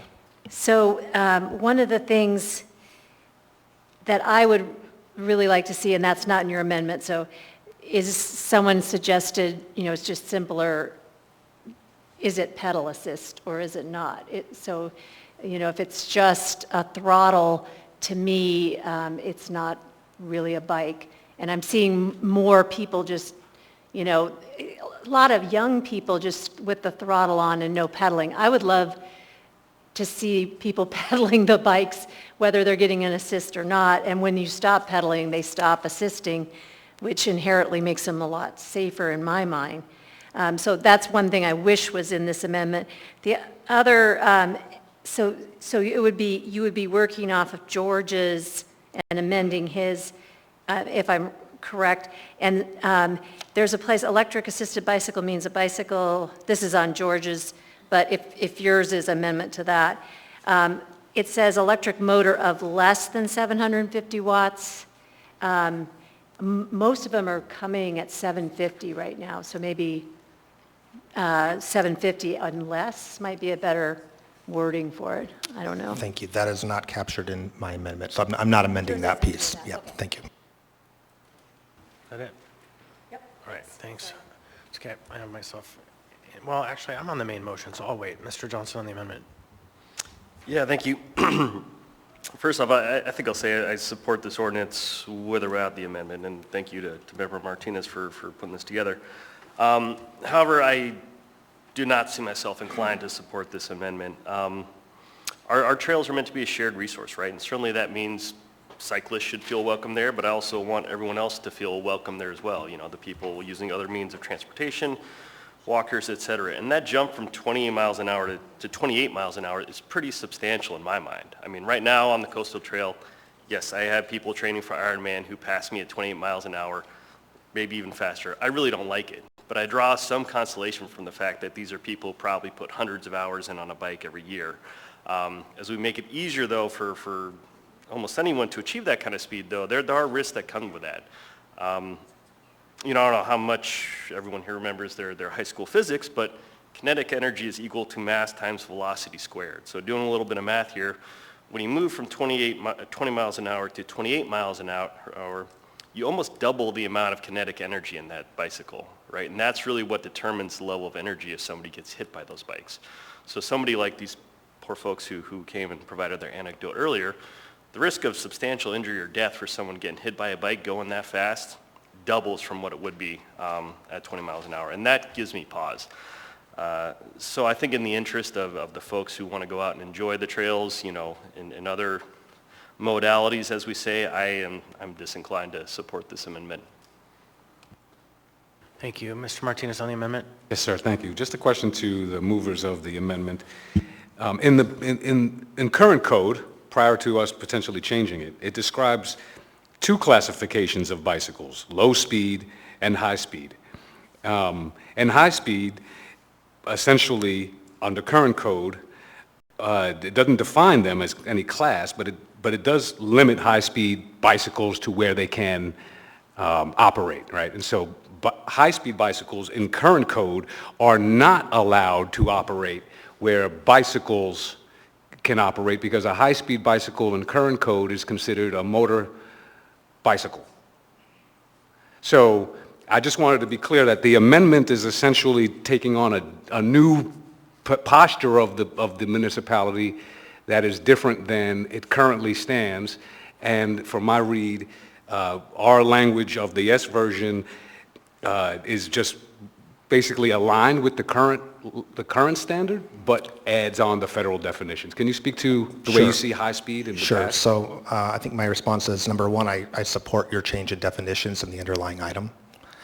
I do not support carving out the prohibition for class 3 for all the reasons that I described in my longer comments, and I won't rehash them here. But again, I don't think that we see data that makes the assertion that Mr. Johnson was getting at, that these are more dangerous when it comes to sharing the trail. And yeah, I think my amendment is pretty narrowly tailored to want to support your definitions, but also allow use of all types of bicycles on the trails. Again, understanding that acoustic bikes can be dangerous and travel at high speeds, and if speed is the issue, that's what we should be tackling here, not carving out specific user groups. Because again, one wheels can go fast, acoustic bikes can go fast. E-scooters, some of those, the Segway e-scooters can rip 40 miles an hour. So for me, it's about the speed education, the subsequent item, all about it, but, and perhaps more enforcement and how we can work with APD and others to create a community expectation of what speed it's safe to travel at on the trail system, but not being so narrowly focused on one class of non-motorized user. Yeah, Chair, if I can follow up on the question. And I appreciate the response of Member Volan and the alignment to the definitions that are already in federal guidelines. But I think my question was a little more nuanced with respect to today in current code, we have a definition of high-speed electric bicycle, which is prohibited from operating where bicycles can operate. I can't square that off necessarily with respect to is the intentionality from your vantage point that if we weren't moving this today, it would still be fine for us to move on changing the current code to allow high-speed bicycles in current definition where bicycles go? So I think, most plainly put, my intention is to support the underlying item if this amendment passes. And so for me, that's the context, right? Is that we would have the new definitions, which are very plainly described in the S version, and that all of the devices that meet those new definitions, they would be allowed on the trail.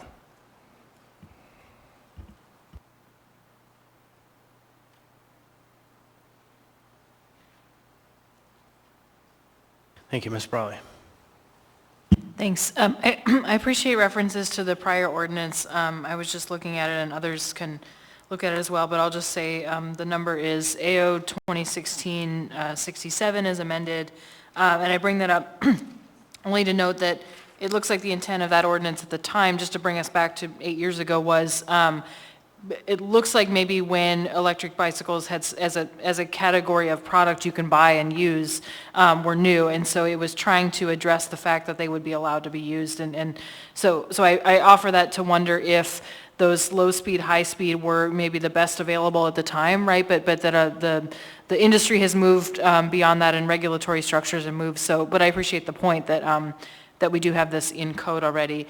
And I guess I'll say on this amendment and overall, I'm struggling with how to square, I think, what people's concerns are and what the real issues are, which is, safety on our trails, people feeling safe on our trails, and then trying to make sure that we minimize user conflicts, meaning, people, a bike hitting a pedestrian, a car hitting a bike, all those kind of situations. And for me, on this particular amendment, I just struggle with suddenly requiring all those folks who happen to have that type of e-bike riding on our roads. And I say that because so many of our roads are so unsafe. And the point of going along the Glen Highway, for example, I would not want somebody on a bicycle on the Glen Highway, nor would I want someone walking on the Glen Highway.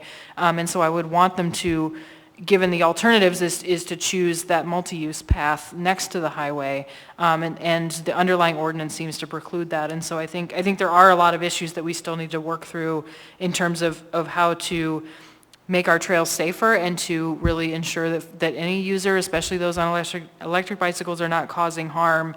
But I support this amendment because I believe the alternative is to really leave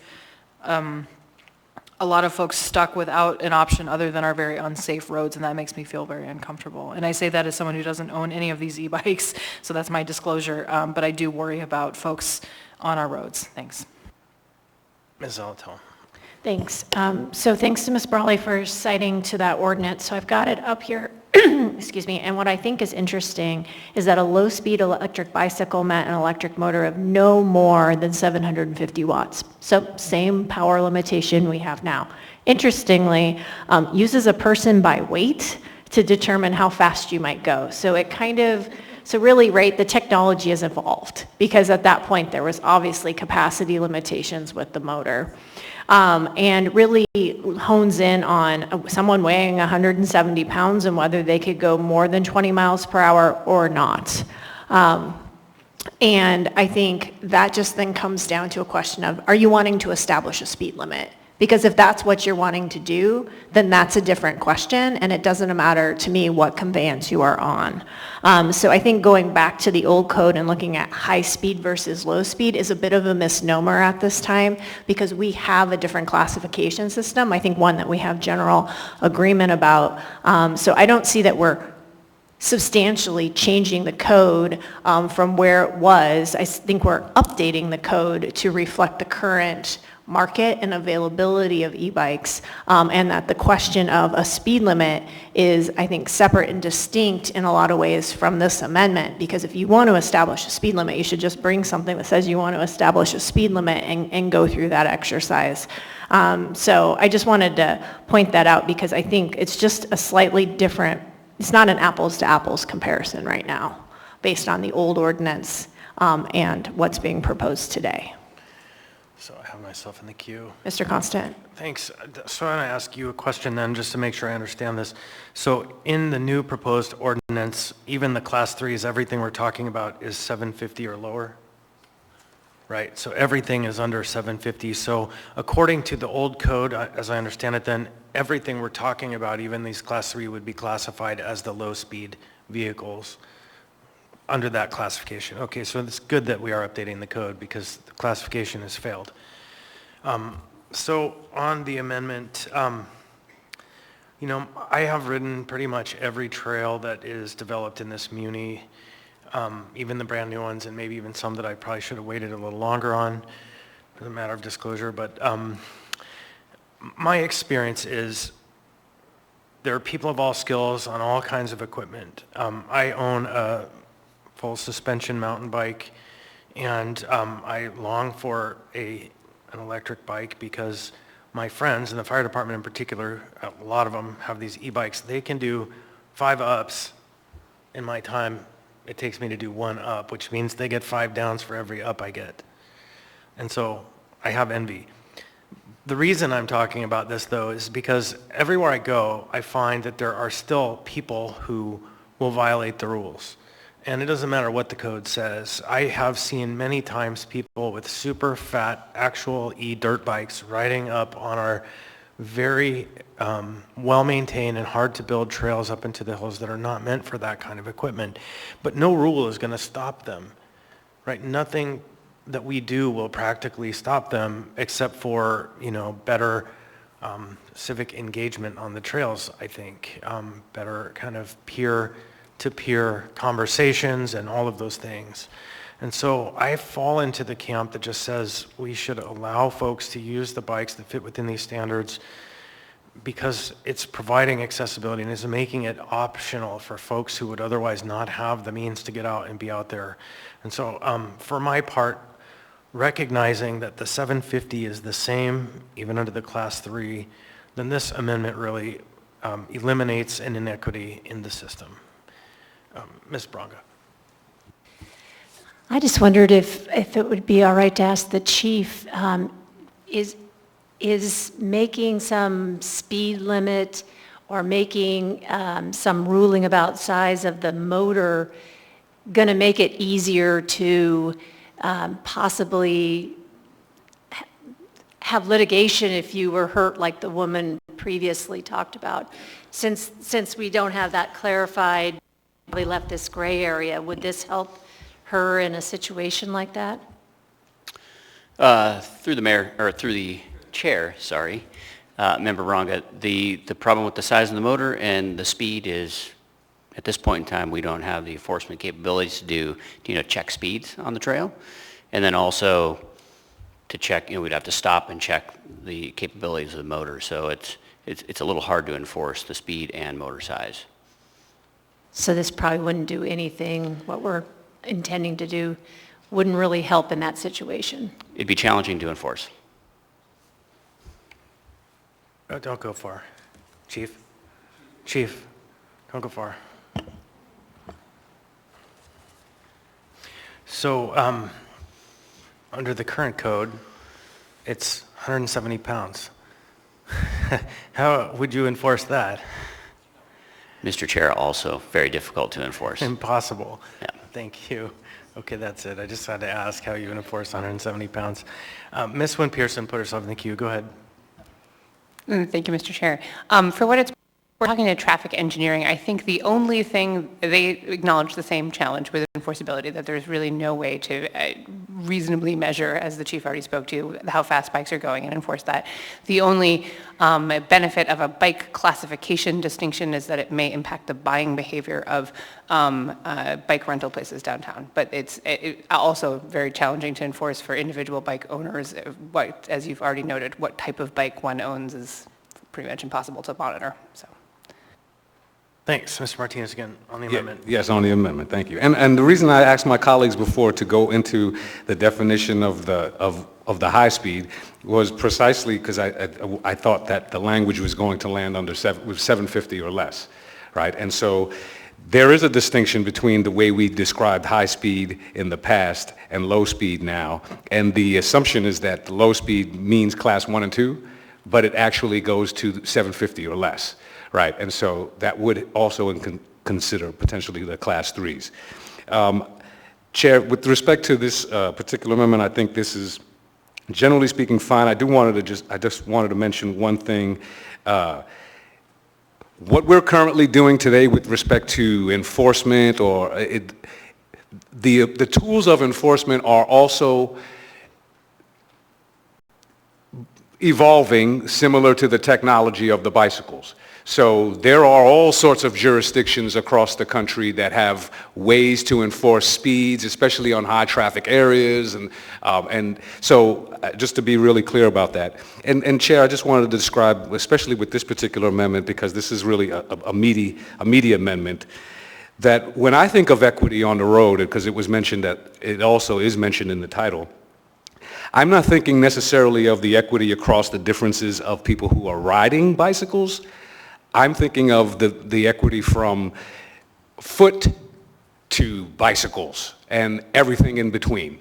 And so fundamentally, there is a difference between the transportation infrastructure that needs to be available for bicycles on the streets meets the infrastructure for all of those mixed uses on those trails that we're describing today. So Chair, I would encourage my colleagues, considering this language lands square within the current definition that we're still adopting, the 750 or less than 750, I think that this amendment is complementary. And just one note, Chair, the data question that was raised is a very important question. It is addressed, at least from my part, in the resolution calling for robust data collection. Thank you. Thank you. Anyone else on the amendment?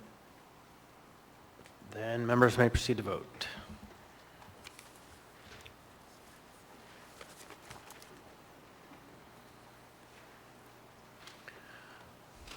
The amendment passes 11-1. That's called a Nettleton.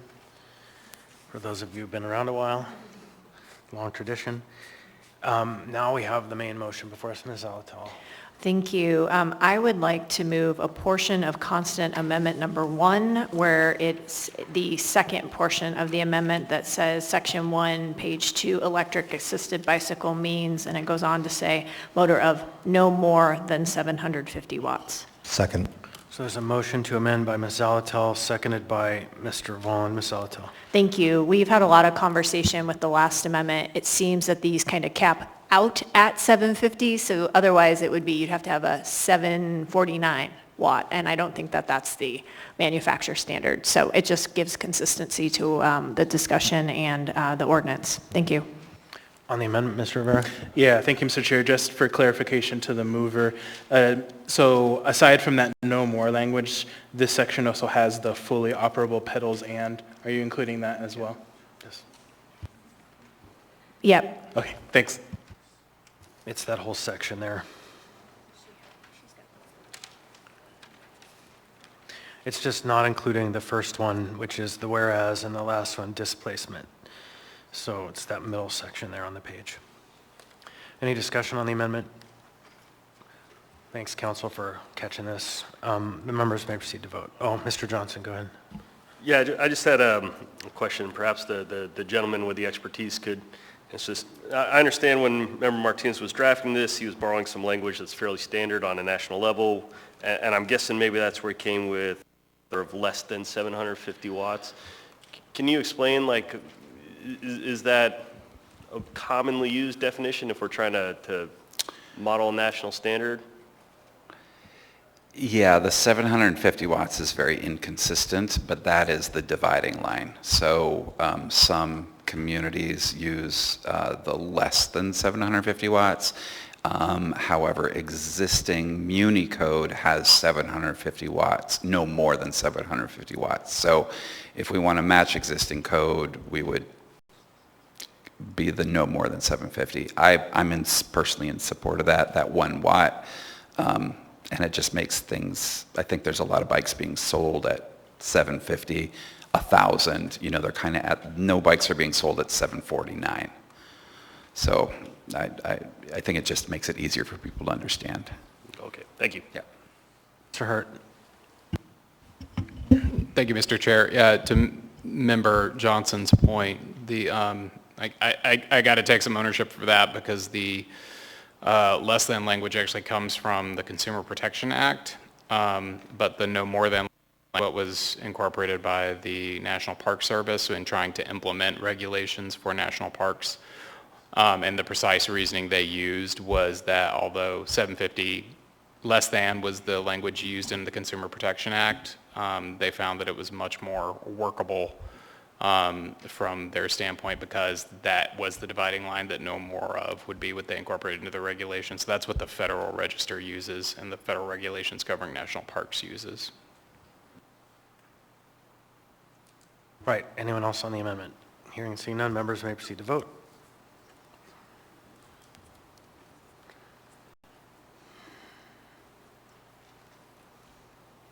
On a vote of 12-0, that amendment has passed. We're now back on the main motion as amended. Ms. Zolotel. Thank you. So I have an amendment, but I'm not sure I'm going to move it. So the idea was to make an amendment that would make this effective May 1, 2025. So the idea is to move it into the next cycling season.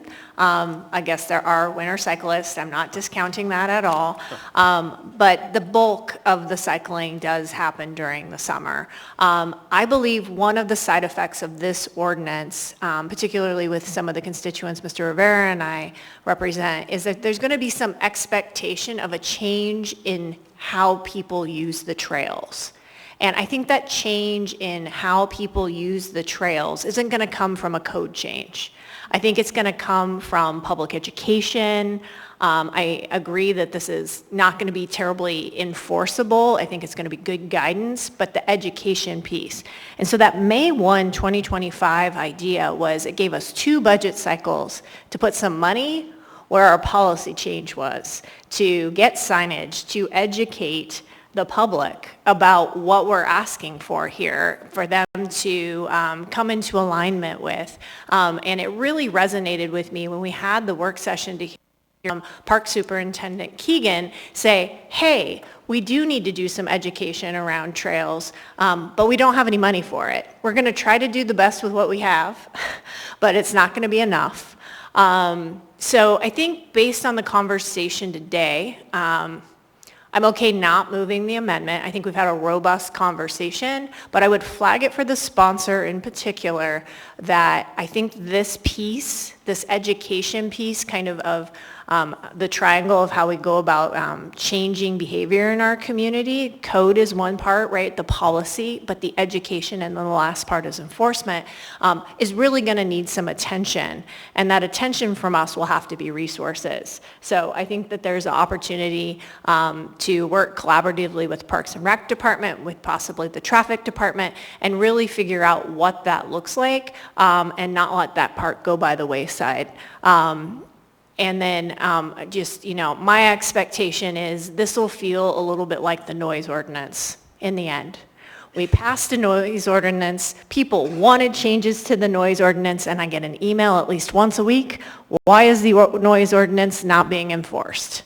And so I really want to set the community expectation that I think this provides clarity, and we have a lot of work to do around education, but I don't expect a change overnight. So we will need to continue to all be good stewards of our trail and use them responsibly, but this isn't going to change how someone chooses to bike on the trail tomorrow. So I don't intend to move the amendment, but I think it's an important part of this, and I really encourage you all to think about how we'll move into the implementation phase and what support we need to give to do that. Mr. Martinez. Thank you, Chair. And the point from Member Zolotel is well taken, and it is part of at least the complementary resolution that calls for that. So you're exactly right. There is a lot of work, and these are not magic silver bullets. And I also wanted to acknowledge that there were folks, I also see that there are subsequent projects that could potentially emerge from this. I think this was a first step. I think today we have shared language across different constituencies that we didn't have yesterday. And so that's a good thing forward. But things around the way we work with the rental folks, for example, I've had some conversations with some of them, and I think there are some opportunities for us to potentially look at some work with them as well. But Chair, I just wanted to just encourage my colleagues to support this, and I wanted to remix what Member Zolotel described as good stewards of the trail and use the language that I think Mr. Braniff mentioned to me a while ago, which is don't be a jerk on the trail. Essentially, it's the etiquette portion, along with robust data collection and community education. I think we can move forward. Thank you, Chair. Thank you, Ms. Bronco. I kind of wanted to move Ms. Zolotel's amendment forward. I think it sets the stage for us to do a lot of outreach to the community throughout the winter. It allows health teachers in schools to teach it in their safety unit, just like they did with bells and lights when we required those. And it just, I feel like it gives that pause for us to really work on the education piece prior to it rolling out. And if people know this is coming next summer, it will inform which bikes they buy for Christmas gifts for people. And so we just really need to spend a great portion of time with education. So I would like to move this amendment forward. Second. Motion to amend by Ms. Braga, seconded by Mr. Volland. Ms. Braga, any more? I don't have. Okay. I kind of said what I want to say. So the amendment is to set the effective date for May 1st, 2025. I am in the queue. I'm going to speak briefly. I don't support the amendment just for the practical reason that people are biking today, right now. And these policy changes are valuable today, right now, even without a message, because it makes a clear standard and it communicates even for the purchasers who are going out to buy for next season. But practically speaking, Anchorage is a winter biking community. Fat tire bikes were invented in Alaska. This is the origin of that story. And so biking doesn't wait. In fact, the next season starts in March, really. The races begin in March. Nobody waits until May. Just like Alaska motorcyclers are some of the longest season motorcyclers in the country. People got to get out after a long winter. And so for my part, I don't support the amendment, and I would hope folks would let this change become effective immediately. In the queue, I have Ms. Brawley on the amendment. No. Mr. Martinez on the amendment. Yes, Chair. I also wanted to echo what you described. And I just wanted to draw attention to we changed the order of the day, so the next item that we will be taking up is the resolution calling for a robust education campaign and investment in signage to inform residents of the regulations and encourage trail and sidewalk etiquette. So essentially, the next action that we will take in form of a resolution will be to call for the robust education this year, immediately. So I think that we can have both of those today and move forward. Thank you, Chair. Anyone else on the amendment? Hearing and seeing none, members may proceed to vote.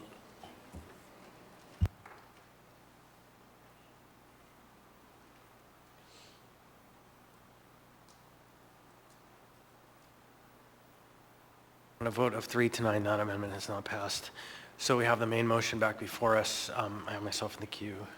Mr. Constant. Thank you. Just briefly, great product, lots of public input. This is one of the few that we've had recently that really drove the commentary. I agree with your idea that there are some other items to come.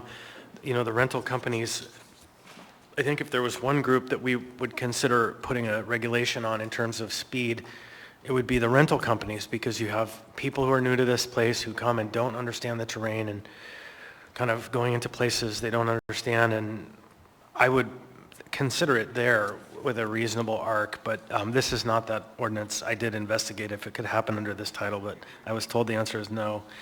And so I do, and we'll probably come to this with the resolution, but hopefully we don't spend too much time on that because we need to get our other business done. I will say that we have, as of last week, a lot of advocacy groups, and I bet there's some way to do a coordinated messaging campaign on bike civility and how to get people to promote being a good participant on the trails. And most of the folks in these groups are those people. It would be working with those groups to be the evangelists to all those other people out there who are obtuse to the question. And I was on the trail recently, and I had an elderly gentleman behind me on an electric bike, and he thought that he could get around me on my acoustic bike, and he didn't mention he was coming up behind me, and I was passing a father and a child, and he just didn't respect the rules of the trail. And I was like, I think somebody needs to learn the rules of the trail, which is what this all comes back to. And so I look forward to that conversation because we can make a lot of change by promoting social norms. Thank you. I urge your support. Brawley. Yeah, thank you. And I appreciate the work that's gone into this and good discussion. You know, this is one where I walked in kind of waiting to see what others were going to do, right?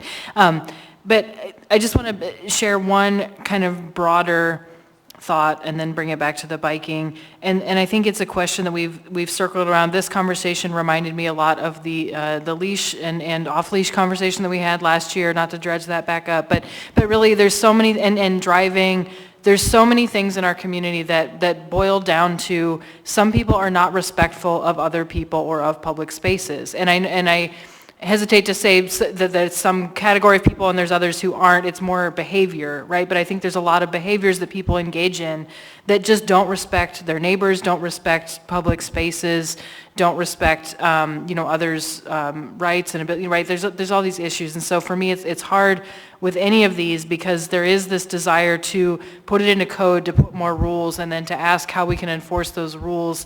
And so it's something that I also want to put back to the entire community. How do we collectively live better together and create fewer conflicts? Because that is not something that the assembly or the administration or the municipality as an institution can solve on its own. And I think it gets back to the comments about social norms, about encouraging positive behavior.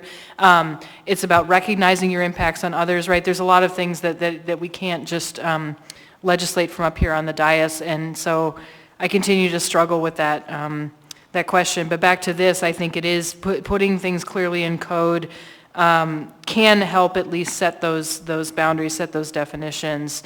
But I also would encourage, again, a larger conversation within the community and how we can hold each other accountable for being better neighbors together in this place. Thanks. Mr. Salt.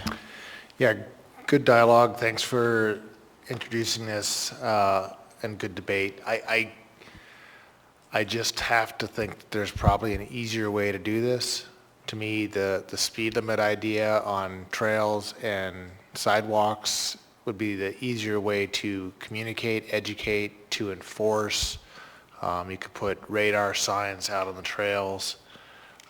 It also handles multimodal forms of travel from skateboards, four-wheeled skateboards that are electric, to unicycles, to one-wheels, to whatever. And, as far as rentals, you see in a lot of other cities, their rental fleet is geofenced and slows down when you enter certain areas, so it's controlled that way as well. So I'd like to see us continue to work this. It's obviously a developing area, and we're probably not done with this space. Thanks. Anyone else? Seeing, hearing none, members may proceed to vote.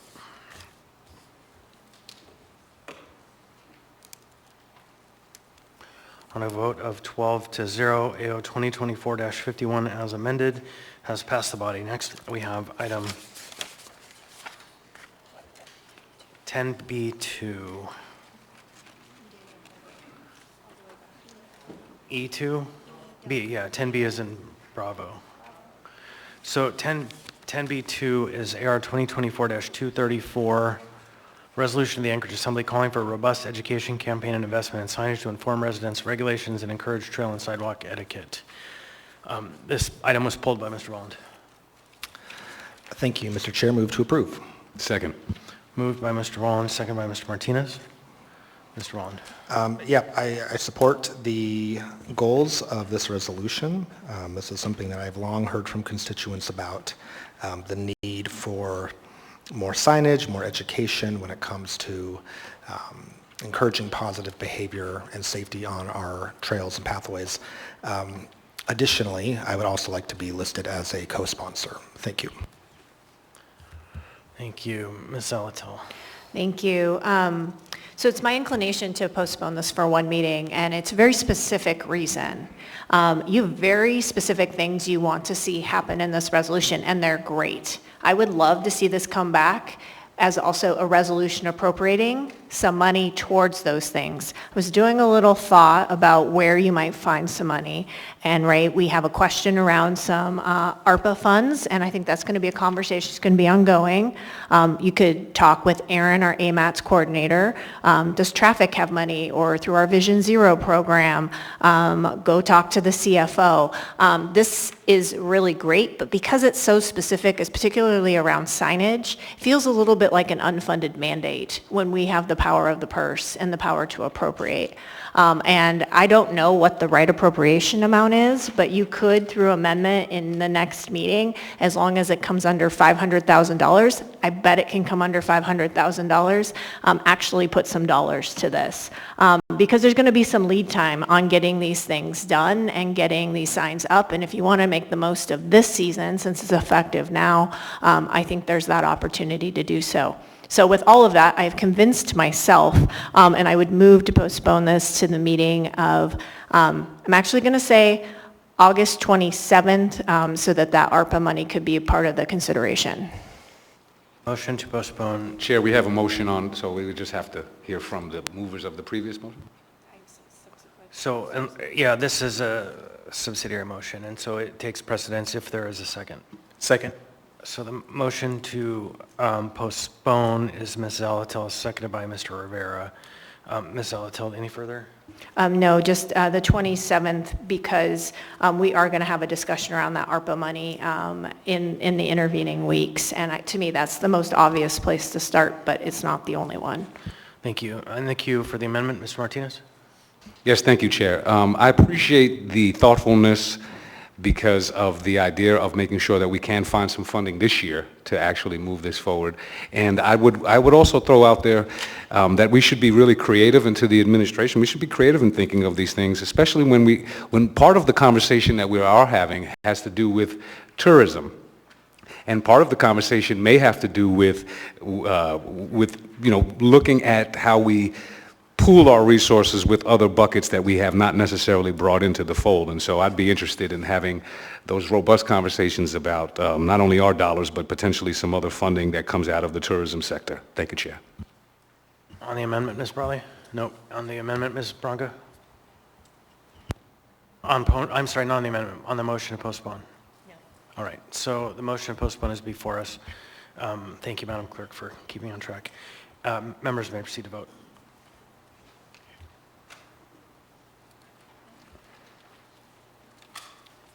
On a vote of 12-0, AR 2024-234 has been postponed to the meeting of August 27th. That rolls us back up the agenda to item 14A. 14A is AO 2024-67, an ordinance of the Anchorage Municipal Assembly amending Anchorage Municipal Code, Section 4.50.110 and 11.50.035 to reauthorize the Design Advisory Board for the Port of Alaska Modernization Program beyond 2024. Ms. Zalatil. Mr. Chair, I believe you need to open the public hearing so we can continue it. Public hearing on this item is now open. Now, Ms. Zalatil. I would move to continue the public hearing to the meeting of August 13th. Second. So there's a motion to continue the public hearing made by Ms. Zalatil, seconded by Mr. Wong. Any discussion? This is the administration has asked for this delay so they could take just a little bit more time on the structure that's being proposed. Members may proceed to vote if there's no further discussion.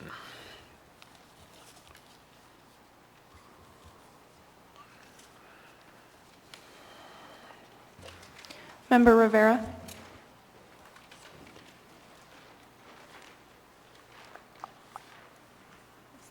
Yep. Oh, I didn't get there. Let's go ahead and click it. On a vote of 11-0, that item has been postponed to the meeting of August 13th. Thank you. Next, we have item 14B, AO 2024-69, an ordinance of the Anchorage Assembly, amending Anchorage Municipal Code, Chapter 3.102, municipal uses of surveillance technologies to add a requirement of body-worn camera policy and reorganize the chapter. The public hearing on this item is now open. Anyone wish to be heard on this item? Anyone at all? Seeing and hearing none, public hearing on this item is now closed. What's the will of the body? Move to approve. Second. Moved by Ms. Zalatil, seconded by Mr. Rond. Ms. Zalatil.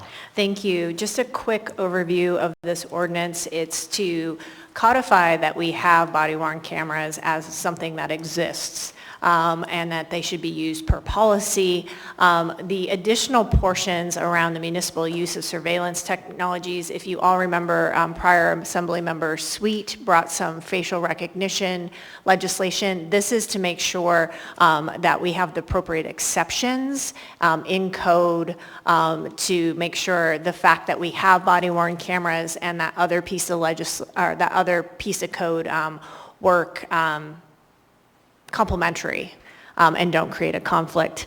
I wasn't, when I asked to work with legislative counsel on this, I thought we were going to be talking about a 2-line piece of code change, but they found where we needed to harmonize the code, so that is why it is long, and it jumps into that surveillance piece. And with that, I would go ahead and move Zalatel Amendment number 1. Second. Motion to amend by Ms. Zalatel, seconded by Mr. Volland. Ms. Zalatel. Thank you. So this purpose of this amendment is to codify a requirement for a definitive timeline for the release of body-worn camera footage, but not separate and distinct from the policy. So what it says is if body-worn camera footage isn't going to be released per the policy, so right now at 45 days, then what it provides is an off-ramp for someone to go seek relief for release of it through the courts. And like they can take it up over there. And we have shared this language with the municipal attorney's office and got some great feedback and incorporated back into this language. For me, the most important thing is when someone is upset that we aren't releasing body-worn camera footage per the policy, that they have somewhere else to take that complaint other than to us, because we can't do anything about that. It's an issue to be taken up potentially with the administration, but likely the municipal attorney has already advised the police department. And so the redress to resolve that conflict to me is you could go to court and ask a court to say whether or not releasing the footage is justified for whatever reason that it may be. An ongoing investigation might be one of those reasons, some HR issue, whatever it may be, but it takes us out of the place to come to ask for that redress because there's nothing we can do about it. So that's what this amendment does. Ms. Brawley. Yeah, thanks, and I appreciate the explanation. My question is actually specifically about this amendment, because I know, excuse me, there was a lot of conversation around the assembly taking action or taking steps as there was discussion about the policy and really discussion with APD and APDEA. So I guess where I'm going is I just want to make sure nothing in this runs afoul of any bargaining agreements or any provisions there. And I say that because I understand this is a different piece of code, but I just want to make sure, given how much conversation we've had before. So I don't know if that's a question to the sponsor or potentially to our attorneys. Thanks. So from my understanding as the sponsor, it doesn't deal with the operation of body-worn cameras and whether they're going to be used or what the policy is governing them. It's just that if the release isn't per the policy, timeline indicated, someone can go to court. So I don't see those implications, but the municipal attorney may have a different viewpoint. Thank you. Anything else? Oh, go ahead. Go ahead, Ms. Gerner. Through the chair, Chief Case can confirm, but my understanding is that APDEA doesn't have any issue with the current APD policy, and the current APD policy meets and arguably might exceed what is required by this ordinance. So there's no issue from the union perspective as far as I'm aware. Okay, thank you. And I bring that up just because I remember prior conversations, so thank you for the clarification. Thank you. Mr. President.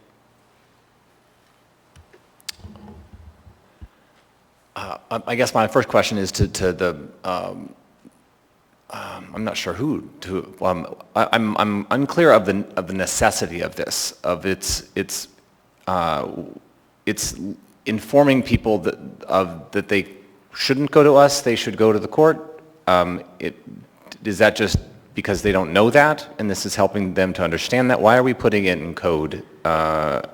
I'm unclear of the necessity of this and how it helps. Sure. So right now, there's no off-ramp for someone who wants the body-worn cam footage. At best, you could make a public records request, and then you would be under 3.90.060. This exempts it from that public records request process and just says you can go to the Superior Court. It creates a literal off-ramp that does not currently exist. And that off-ramp is the off-ramp of waiting until APD decides to release body-worn camera footage once it's outside of the timeline it's specified in its policy. So on day 46, someone can choose to go to court if they are dissatisfied with the reasons given to date about why we're not getting the release. Now, if the timeline was changed to 90 days per the policy on day 91, so the policy always controls, and then the day after the automatic, or not the automatic, but the release timeline expires, this provision kicks in so someone could go seek relief in court to demand the release. Could they not do that without this? Could they not choose to do that without this? I'm concerned that one of the defenses put up by the municipality is that they didn't exhaust their administrative remedies or go through the official records request policies and procedures, which then involves an appeal to the mayor, which is already advised by the municipal attorney who's advising the APD, or also possibly being an appeal to us. And I do not want to be in that position. Okay. Can I ask the municipal attorney and maybe just the administration in general where they stand on this? I'd like to hear their stance, whether this is something that they support or not. Ms. Garner? Thank you. Through the chair, first, if I may, I'd like to address the appeal rights, or the off-ramp to court. Right now, if somebody submits a records request to APD for body cam footage prior to the current 45-day timeline, APD is denying those pretty quickly because they know, APD knows that there's an ongoing investigation, they're not releasing the footage. They deny it pretty quickly, and that person can go straight to court, and we've actually seen that happen. So this, I think, would only be triggered in the situation where APD is taking a very long time to deny records requests. For example, they get a body cam footage request 2 days after a critical incident, and then they sit on it and wait until the 45-day denial to deny it, or don't deny it, or hold it until the investigation is over. And then the 45-day, if they do not release it per the initial time frame provided in the policy, then under this ordinance, then that person could go straight to court. But currently, we haven't been seeing that be a problem. Sorry, that was a little garbled, but the other situation where this could arise is day 44, because the current policy provides for automatic release on day 44.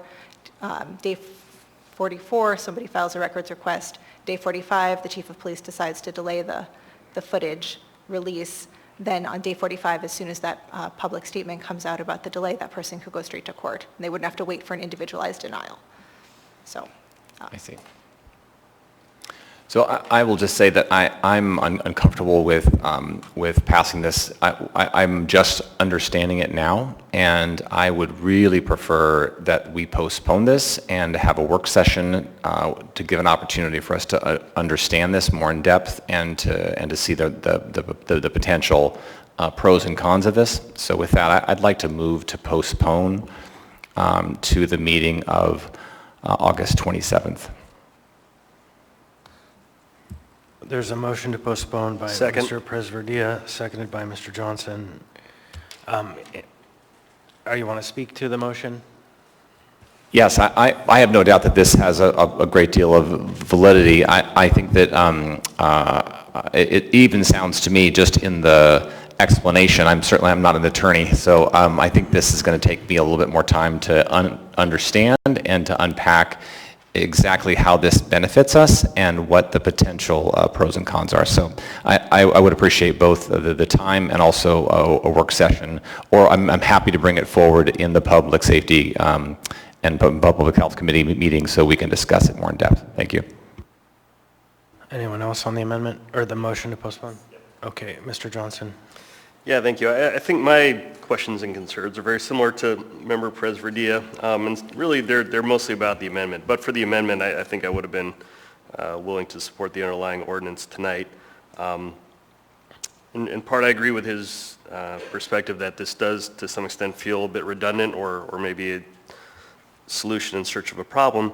But just in this conversation here, and I'm not sure if I can really formulate this thought or question adequately right now, but it was mentioned that this provides an off-ramp as soon as we pass the time that's established in the APD policy, saying somebody can go to court effectively on day 46.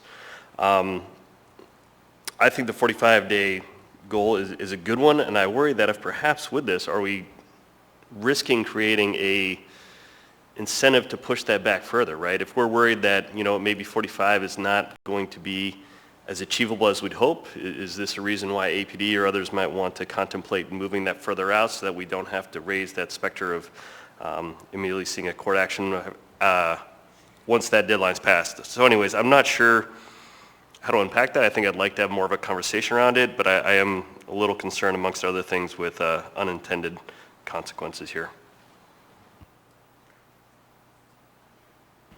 Ms. Alatel.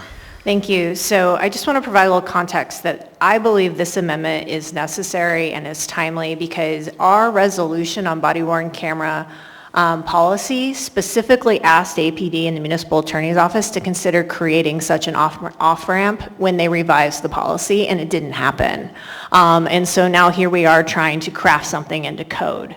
So I don't oppose the delay. I think that's fine. But I think in that meantime, I would really like that opportunity to go back and examine the policy. And I know you all just finished the policy, but we explicitly asked for something in the policy and it was missing.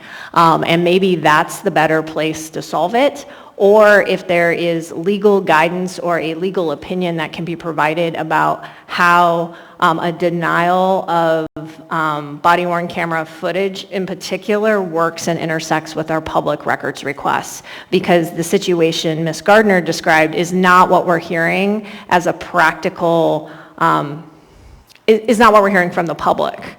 Around asking for records from APD as a general matter. And so I just want to reconcile those things. So I disagree that it's a solution in search of a problem. I think it's very responsive to folks who are frustrated when body-worn camera footage isn't released with a timeline, or that timeline passes and we don't know when it might be in the future, and that I think this is, as I like to call it, an off-ramp or a relief valve for that, but I'm willing to contemplate other ways to achieve that and take the extension of time. On the amendment, Mr. Volland, or the motion to postpone. Yeah, thank you. I'm not inclined to postpone. To me, this is an amendment. First of all, we've delayed on a lot of this stuff for so long, and finally we have a policy, which I'm very thankful for, with our new chief of police bringing that forward. But the rollout of implementation and then policy, at what point are we going to be able to move forward with some of this stuff and create a defined community expectation around some of these issues? And I think that what the amendment describes is it actually upholds the checks and balances of separation of powers by bringing an opportunity for this to go before the courts. I don't think that this is a wrestle that we want to have between our branches. So yeah, I'm comfortable moving forward with the amendment tonight and with the underlying item as well. Thank you. Mr. Rivera. Yeah, thank you, Mr. Chair. I don't want to postpone things today, I guess. So I am also against this motion to postpone. This amendment, although has a number of words in it, it's really what it is setting a standard for ourselves as the municipality. And this amendment, to me, is all about holding ourselves accountable to either meeting the expectation of 45 days or allowing for the opportunity of an off-ramp, as Member Zolotel described.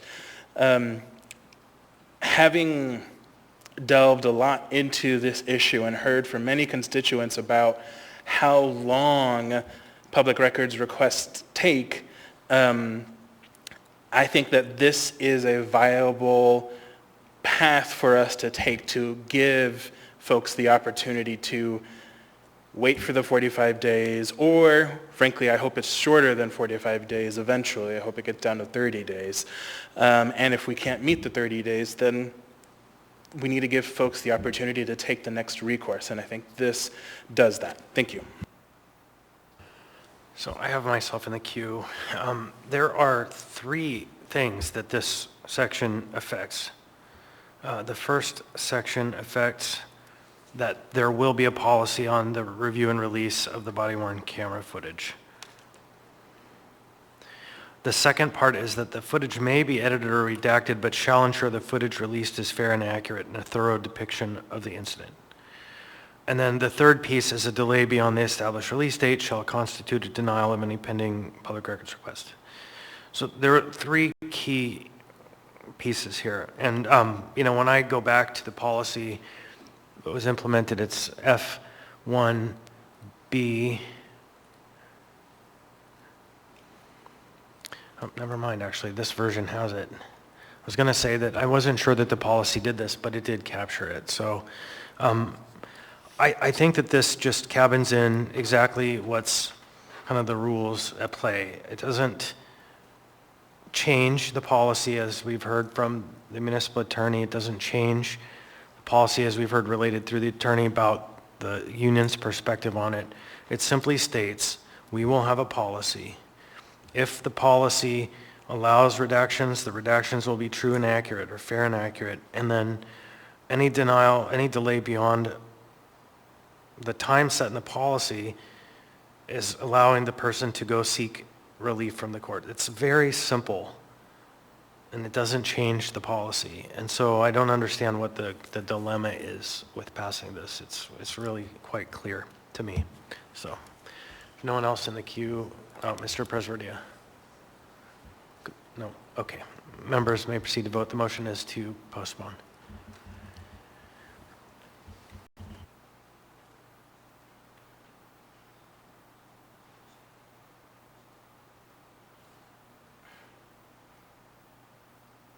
On a vote of 5 to 7, the motion to postpone has failed. So we have the main motion now back before us, not the main motion, the amendment back before us. Anyone else wish to speak on the amendment? Mr. Presverdia, you're already in the queue. I want to just respond to what you just said. This is already what is in place. So everything that is in here is already in the policy. It's not what I said. What I said is that what this directs, all of the things are in the policy. This directs 3 things. That there will be a policy, 1. There is. Right. So, but it directs that happens so that they can't just delete it and say there's no policy. That's one thing. The second is the policy shall be, that the footage that's redacted will be fair and accurate. So it states plainly that you have to do that. And I know that's an assumption that we would give our friends in the police department, but it might not always be the case, that the chief might take a different tack. And then the third piece is that if they're beyond the time frame, then someone can seek appeal. Okay. I have a question for the Assembly Council. Is there a precedent at all for putting into code direction around a municipal policy like this? So do we have in code a direction around municipal policy for HR issues, for other kinds of policies that would happen within the fire department, the planning department?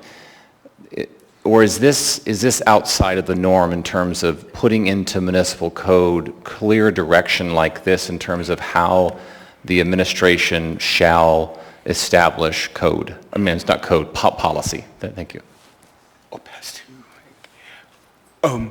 In my experience, Mr. Presverdia, I'm pretty certain there's plenty of examples in code that give direction to establish a policy to the administration, and there are varying levels of detail. I can't think of an example right off the top of my head, but I think that Mr. Hurt is finding one for you. There are actually, sorry, through the chair to Member Presverdia, there are actually instances within Title III where the Human Resources Department is directed to establish a policy. In fact, a lot of those policies are either adopted by reference or explicitly codified into code. The personnel rules, in fact, go to great length to what would normally be a policy or actually codified in our Anchorage Municipal Code. But just looking at the Workplace Health and Safety Program under Chapter 335, the Human Resources Department is directed to establish a policy for disciplinary action for failure to comply with the health and safety program is just one example, was one of the first things that I pulled. Okay. So. Thanks. Yep. Thanks. Thank you, Mr. Chair. Thank you. All right, anyone else? Hearing and seeing none, members may proceed to vote on the amendment.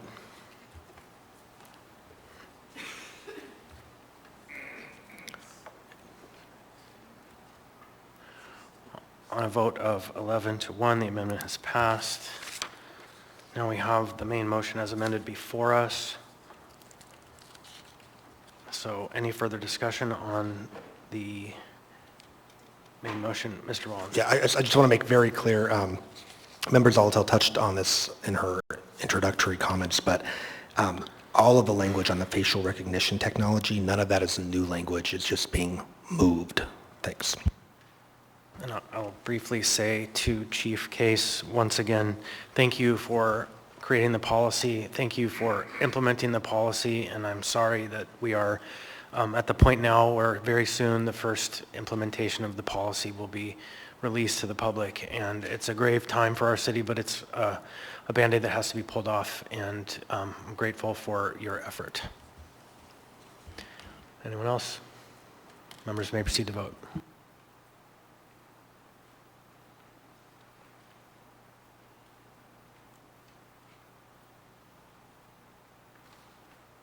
On a vote of 12-0, AM 2024-69 as amended has passed the body. Next we have item 14C, AO 2024-70, an ordinance authorizing a disposal by intra-governmental permit for water easements to Anchorage Water and Wastewater Utility of portions within the Park Reserve of Block 23, Iska Basin. The public hearing on this item is now open. Anyone wish to be heard on this item? Anyone at all? Seeing hearing none, public hearing on this item is now closed. What's the will of the body? Move to approve. Second. Moved by Ms. Zolotel, second by Mr. Molland. Any discussion on this? Hearing and seeing none, members may proceed to vote.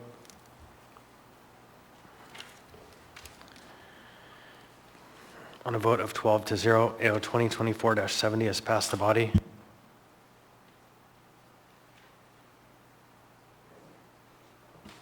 Let's go ahead and, if there's no objection, take up the 15s before we take up the last item, 14D, so Ms. Zolotel can take off when we're done.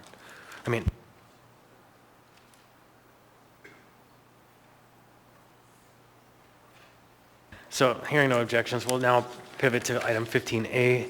15A is AR 2024-219, resolution of the Anchorage Municipal Assembly conditionally protesting the transfer of municipal marijuana retail license M11411 for Red Run Anchorage Holdings LLC DBA Red Run Cannabis Company. Public hearing on this item is now open. Anyone wish to be heard on this item? Welcome. Please state your name, what part of town you're from. You'll have 3 minutes. All right, my name is Mark Tyler, and I'm the owner and operator of Red Run Cannabis Company. We're based out of Kenai, Alaska. Apparently there's an issue with the land use enforcement certification that wasn't received. Excuse me. And unfortunately, I didn't get any notice of this until I received an email from Miranda Honest. So I'm just going to interrupt you for 1 second. A conditional protest is not a protest of your license. It is us saying we approve, but for some final items you need to take care of. Okay. So just so you know, this is not like us saying we don't want you to be in business. Okay, yeah, I'm kind of new to this whole, the whole transactions here in Anchorage. But just wanted to kind of clear up on our part that there was just some confusion from my retail supervisor about gaining access to a security camera system. And unfortunately, I was out of town at the time, and wasn't able to even speak with the land use enforcement officer. And so it's all cleared up now. I just need to have somebody come back out and inspect our camera system, and that should be good to go. All right, perfect. Thank you, sir. Yep. Anyone else wish to be heard? Anyone at all? Seeing hearing none. Public hearing on this item is now closed. What's the will of the body? Move to approve. Second. Moved by Mr. Vaughn, seconded by Mr. Rivera. Any further discussion? Just Seeing point hearing- of information, Chair. Yep. Mr. Martinez. My computer screen is down, so I will have to probably vote. Voice vote. A Okay. voice vote, thank you. Thanks. Maybe IT can help figure that out. We have a few more votes. Members may proceed to vote. Member Martinez? Yes. On a vote of 12-0, AR 2024-219 has been approved. Congratulations. Next, item 15B, Resolution AR 2024-221, a resolution of the Anchorage Municipal Assembly stating its conditional protest regarding the transfer of location, ownership of beverage dispensary license number 3607 with restaurant endorsement for A&R LLC DBA King Crab Bar and Grill located at 509 West 3rd. The public hearing on this item is now open. Anyone wish to be heard on this item? Anyone at all? Seeing hearing none, public hearing on this item is now closed. What's the will of the body? Move to approve. Moved by Mr. Rivera. Second. Seconded by Mr. Wand. Any discussion? Or who said, was it Mr. Myers? Sorry. Mr. Myers moved, Mr. Vaughn seconds. Any discussion? Seeing hearing none, members may proceed to vote. Member Martinez? Yes. On a vote of 12-0, AR 2024-221 has passed the body. Next, we have Resolution AR 2024-222, resolution of the Anchorage Municipal Assembly stating its conditional protest regarding the new restaurant eating place license number 15051 for Midnight Sun Brewing LLC DBA Midnight Sun Brewing Company. Public hearing on this item is now open. Anyone wish to be heard on this item? Anyone at all? Seeing hearing none, public hearing on this item is now closed. What's the will of the body? Move to approve. Second. Was that Ms. Brawley? Moved by Ms. Brawley, seconded by Mr. Myers. It's getting late. Anyone wish to discuss this item? Ms. Brawley. Just very briefly, I just wanted to acknowledge that probably 11 years ago, during the Title IV rewrite process, because it was that long, Midnight Sun Brewing talked repeatedly about their desire to open a restaurant, and the state laws did not allow them to do that because brewery licenses, that just was not an option. And so this is another one of those things that looks innocuous, and it is, but it's fun to see that years later, after all that work, that this has come to pass, that Midnight Sun Brewing can finally get its full restaurant license. So just shout out to them, and hope you support it. Thank you.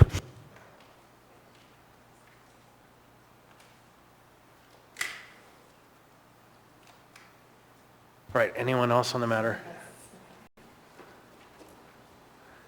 Hearing seeing none, members may proceed to vote.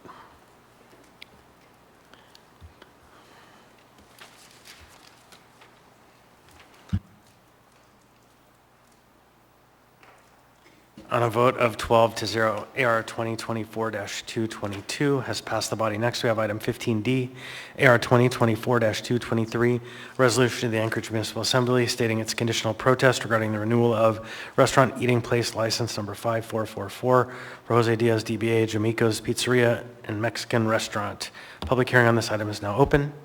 Anyone wish to be heard on this item? Anyone at all? Seeing hearing none, public hearing on this item is now closed. What's the will of the body? Move to approve.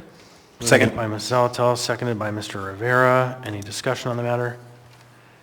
Hearing and seeing none, members may proceed to vote.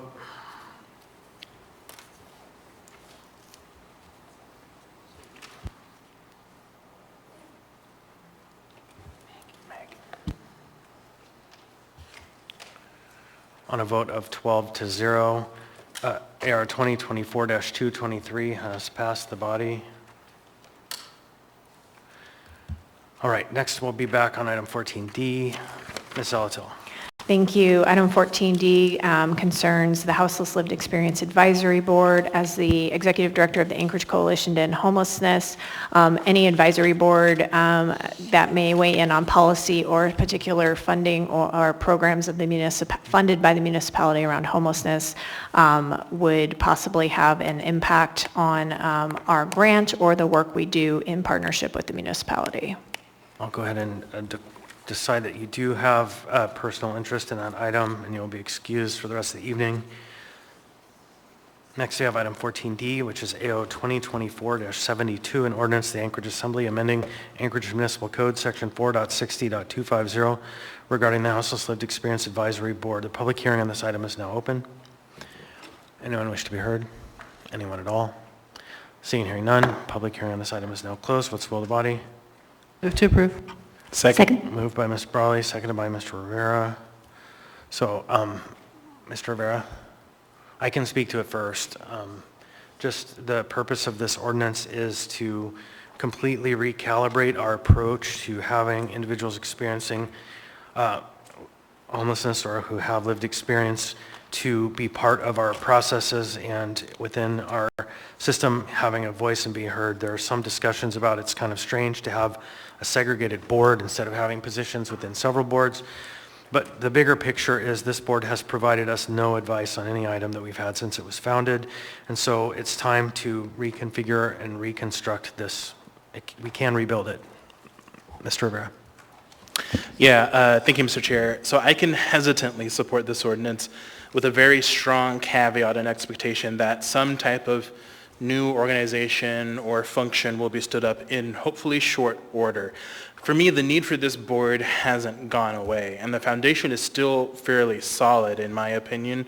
If you go to the code section that talks about this board, the things that this board is supposed to do, strong emphasis on supposed to do, is actually really important.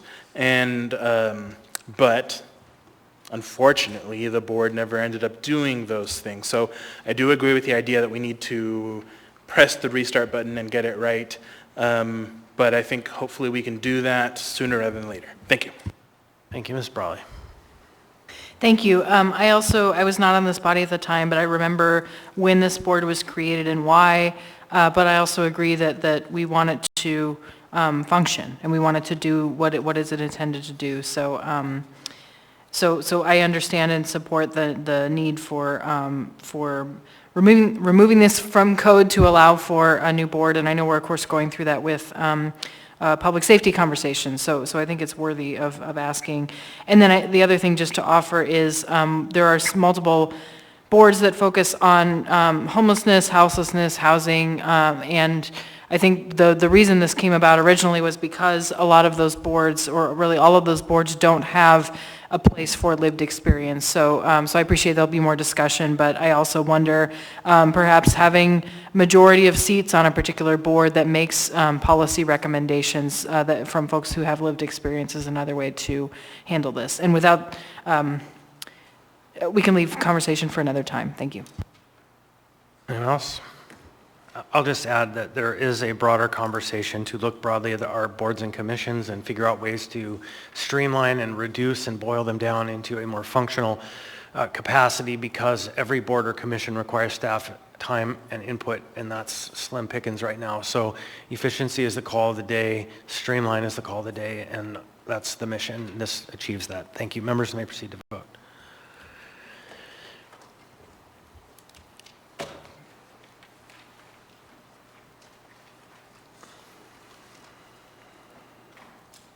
On a vote of 11 to 0, AO 2024-72 has passed the body. That brings us to the end of our agenda. So next we have audience participation. Anyone from the public wish to be heard?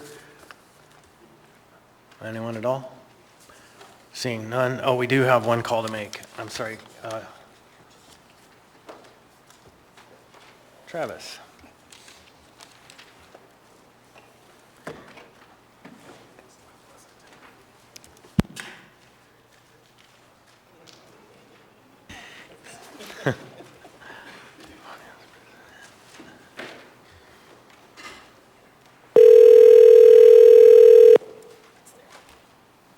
Hello? Hello, Mr. Zach. This is the Anchorage Assembly. We're taking audience participation. Yes. So you'll have 3 minutes. Please state your name and what part of town you're from. Hello, my name is Sherry Strezak. I'm from Chugiak, District 2. I thank our new mayor, LaFrance, and Anchorage Assembly, and my representatives of Mr. Myers and Littlefield for your service in our community. Thank you for affording me time to address rebuilding trust in our election process. We are experiencing exciting times, especially with the upcoming presidential election and most recent, our mayoral election. Congratulations to Ms. LaFrance. We look forward to her service in making improvements in our community. Looking back on the 2016 presidential election, we heard concerns from the Democratic Party regarding the results and possible Russian collusion. Then in 2020, the Republican Party aired concerns of the presidential election being stolen. For those of us who follow politics throughout the state, we saw the Matsu Borough had moved to a hand-counting system in 2022, as the argument was computers could be manipulated. In over 100 precincts in Alaska, hand counting is the method that is used to count ballots. As it turned out in the Matsu Borough, we learned that hand counting was not as difficult and time-consuming as it was first anticipated to be. As of today's date, per Alaska Division of Elections, 131 precincts hand count ballots. However, if you look back at the Alaska Division of Elections PDF dated January 25th of 2022, out of 441 precincts, 306 of those precincts use scanners, whereas 135 precincts hand count ballots. Our voter turnout for the May 14th mayoral runoff was 33.46%. In addition to updating registered voters, perhaps a hand counting of ballots measure could help to restore confidence in our electoral process. Since the MOA is in close proximity to the Matsu Borough, perhaps we could learn more about hand counting pros and cons from the Matsu. As an election observer for the MOA's latest election, I learned a great deal from the staff, the talented, professional, and gracious staff that was down at the Ship Creek Center. I hope to continue to serve my community as an observer and see hand counting integrated in our future elections. Thank you for your time. Thank you. Good evening. All right, member comments. Anyone else wish to be heard? No. Okay. Seeing hearing none, we'll start with Mr. Presverdia.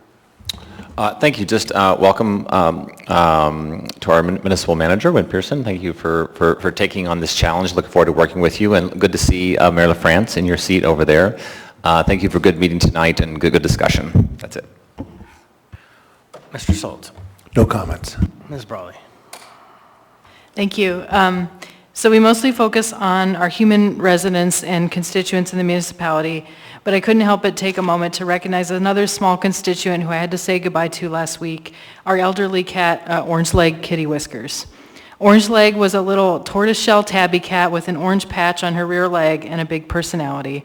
And I totally recognize that it's self-indulgent to say that, but she's that important, and I think she was an awesome cat. So goodbye to Orange Leg. Thank you. Thank you. Mr. Bond. Thank you. I'm sorry for your loss, Member Brawley. Our furry friends are really special, and one of the universe's cruelest realities is that their life expectancies are so short. Also, just wanted to thank the mayor for staying the entirety of the meeting. That's pretty awesome. I know not every meeting will be that case, but refreshing, and thank you for being here. Thank you, Mr. Chair. Ms. Braga. No comment tonight, thank you. Mr. Johnson. No comment, thank you.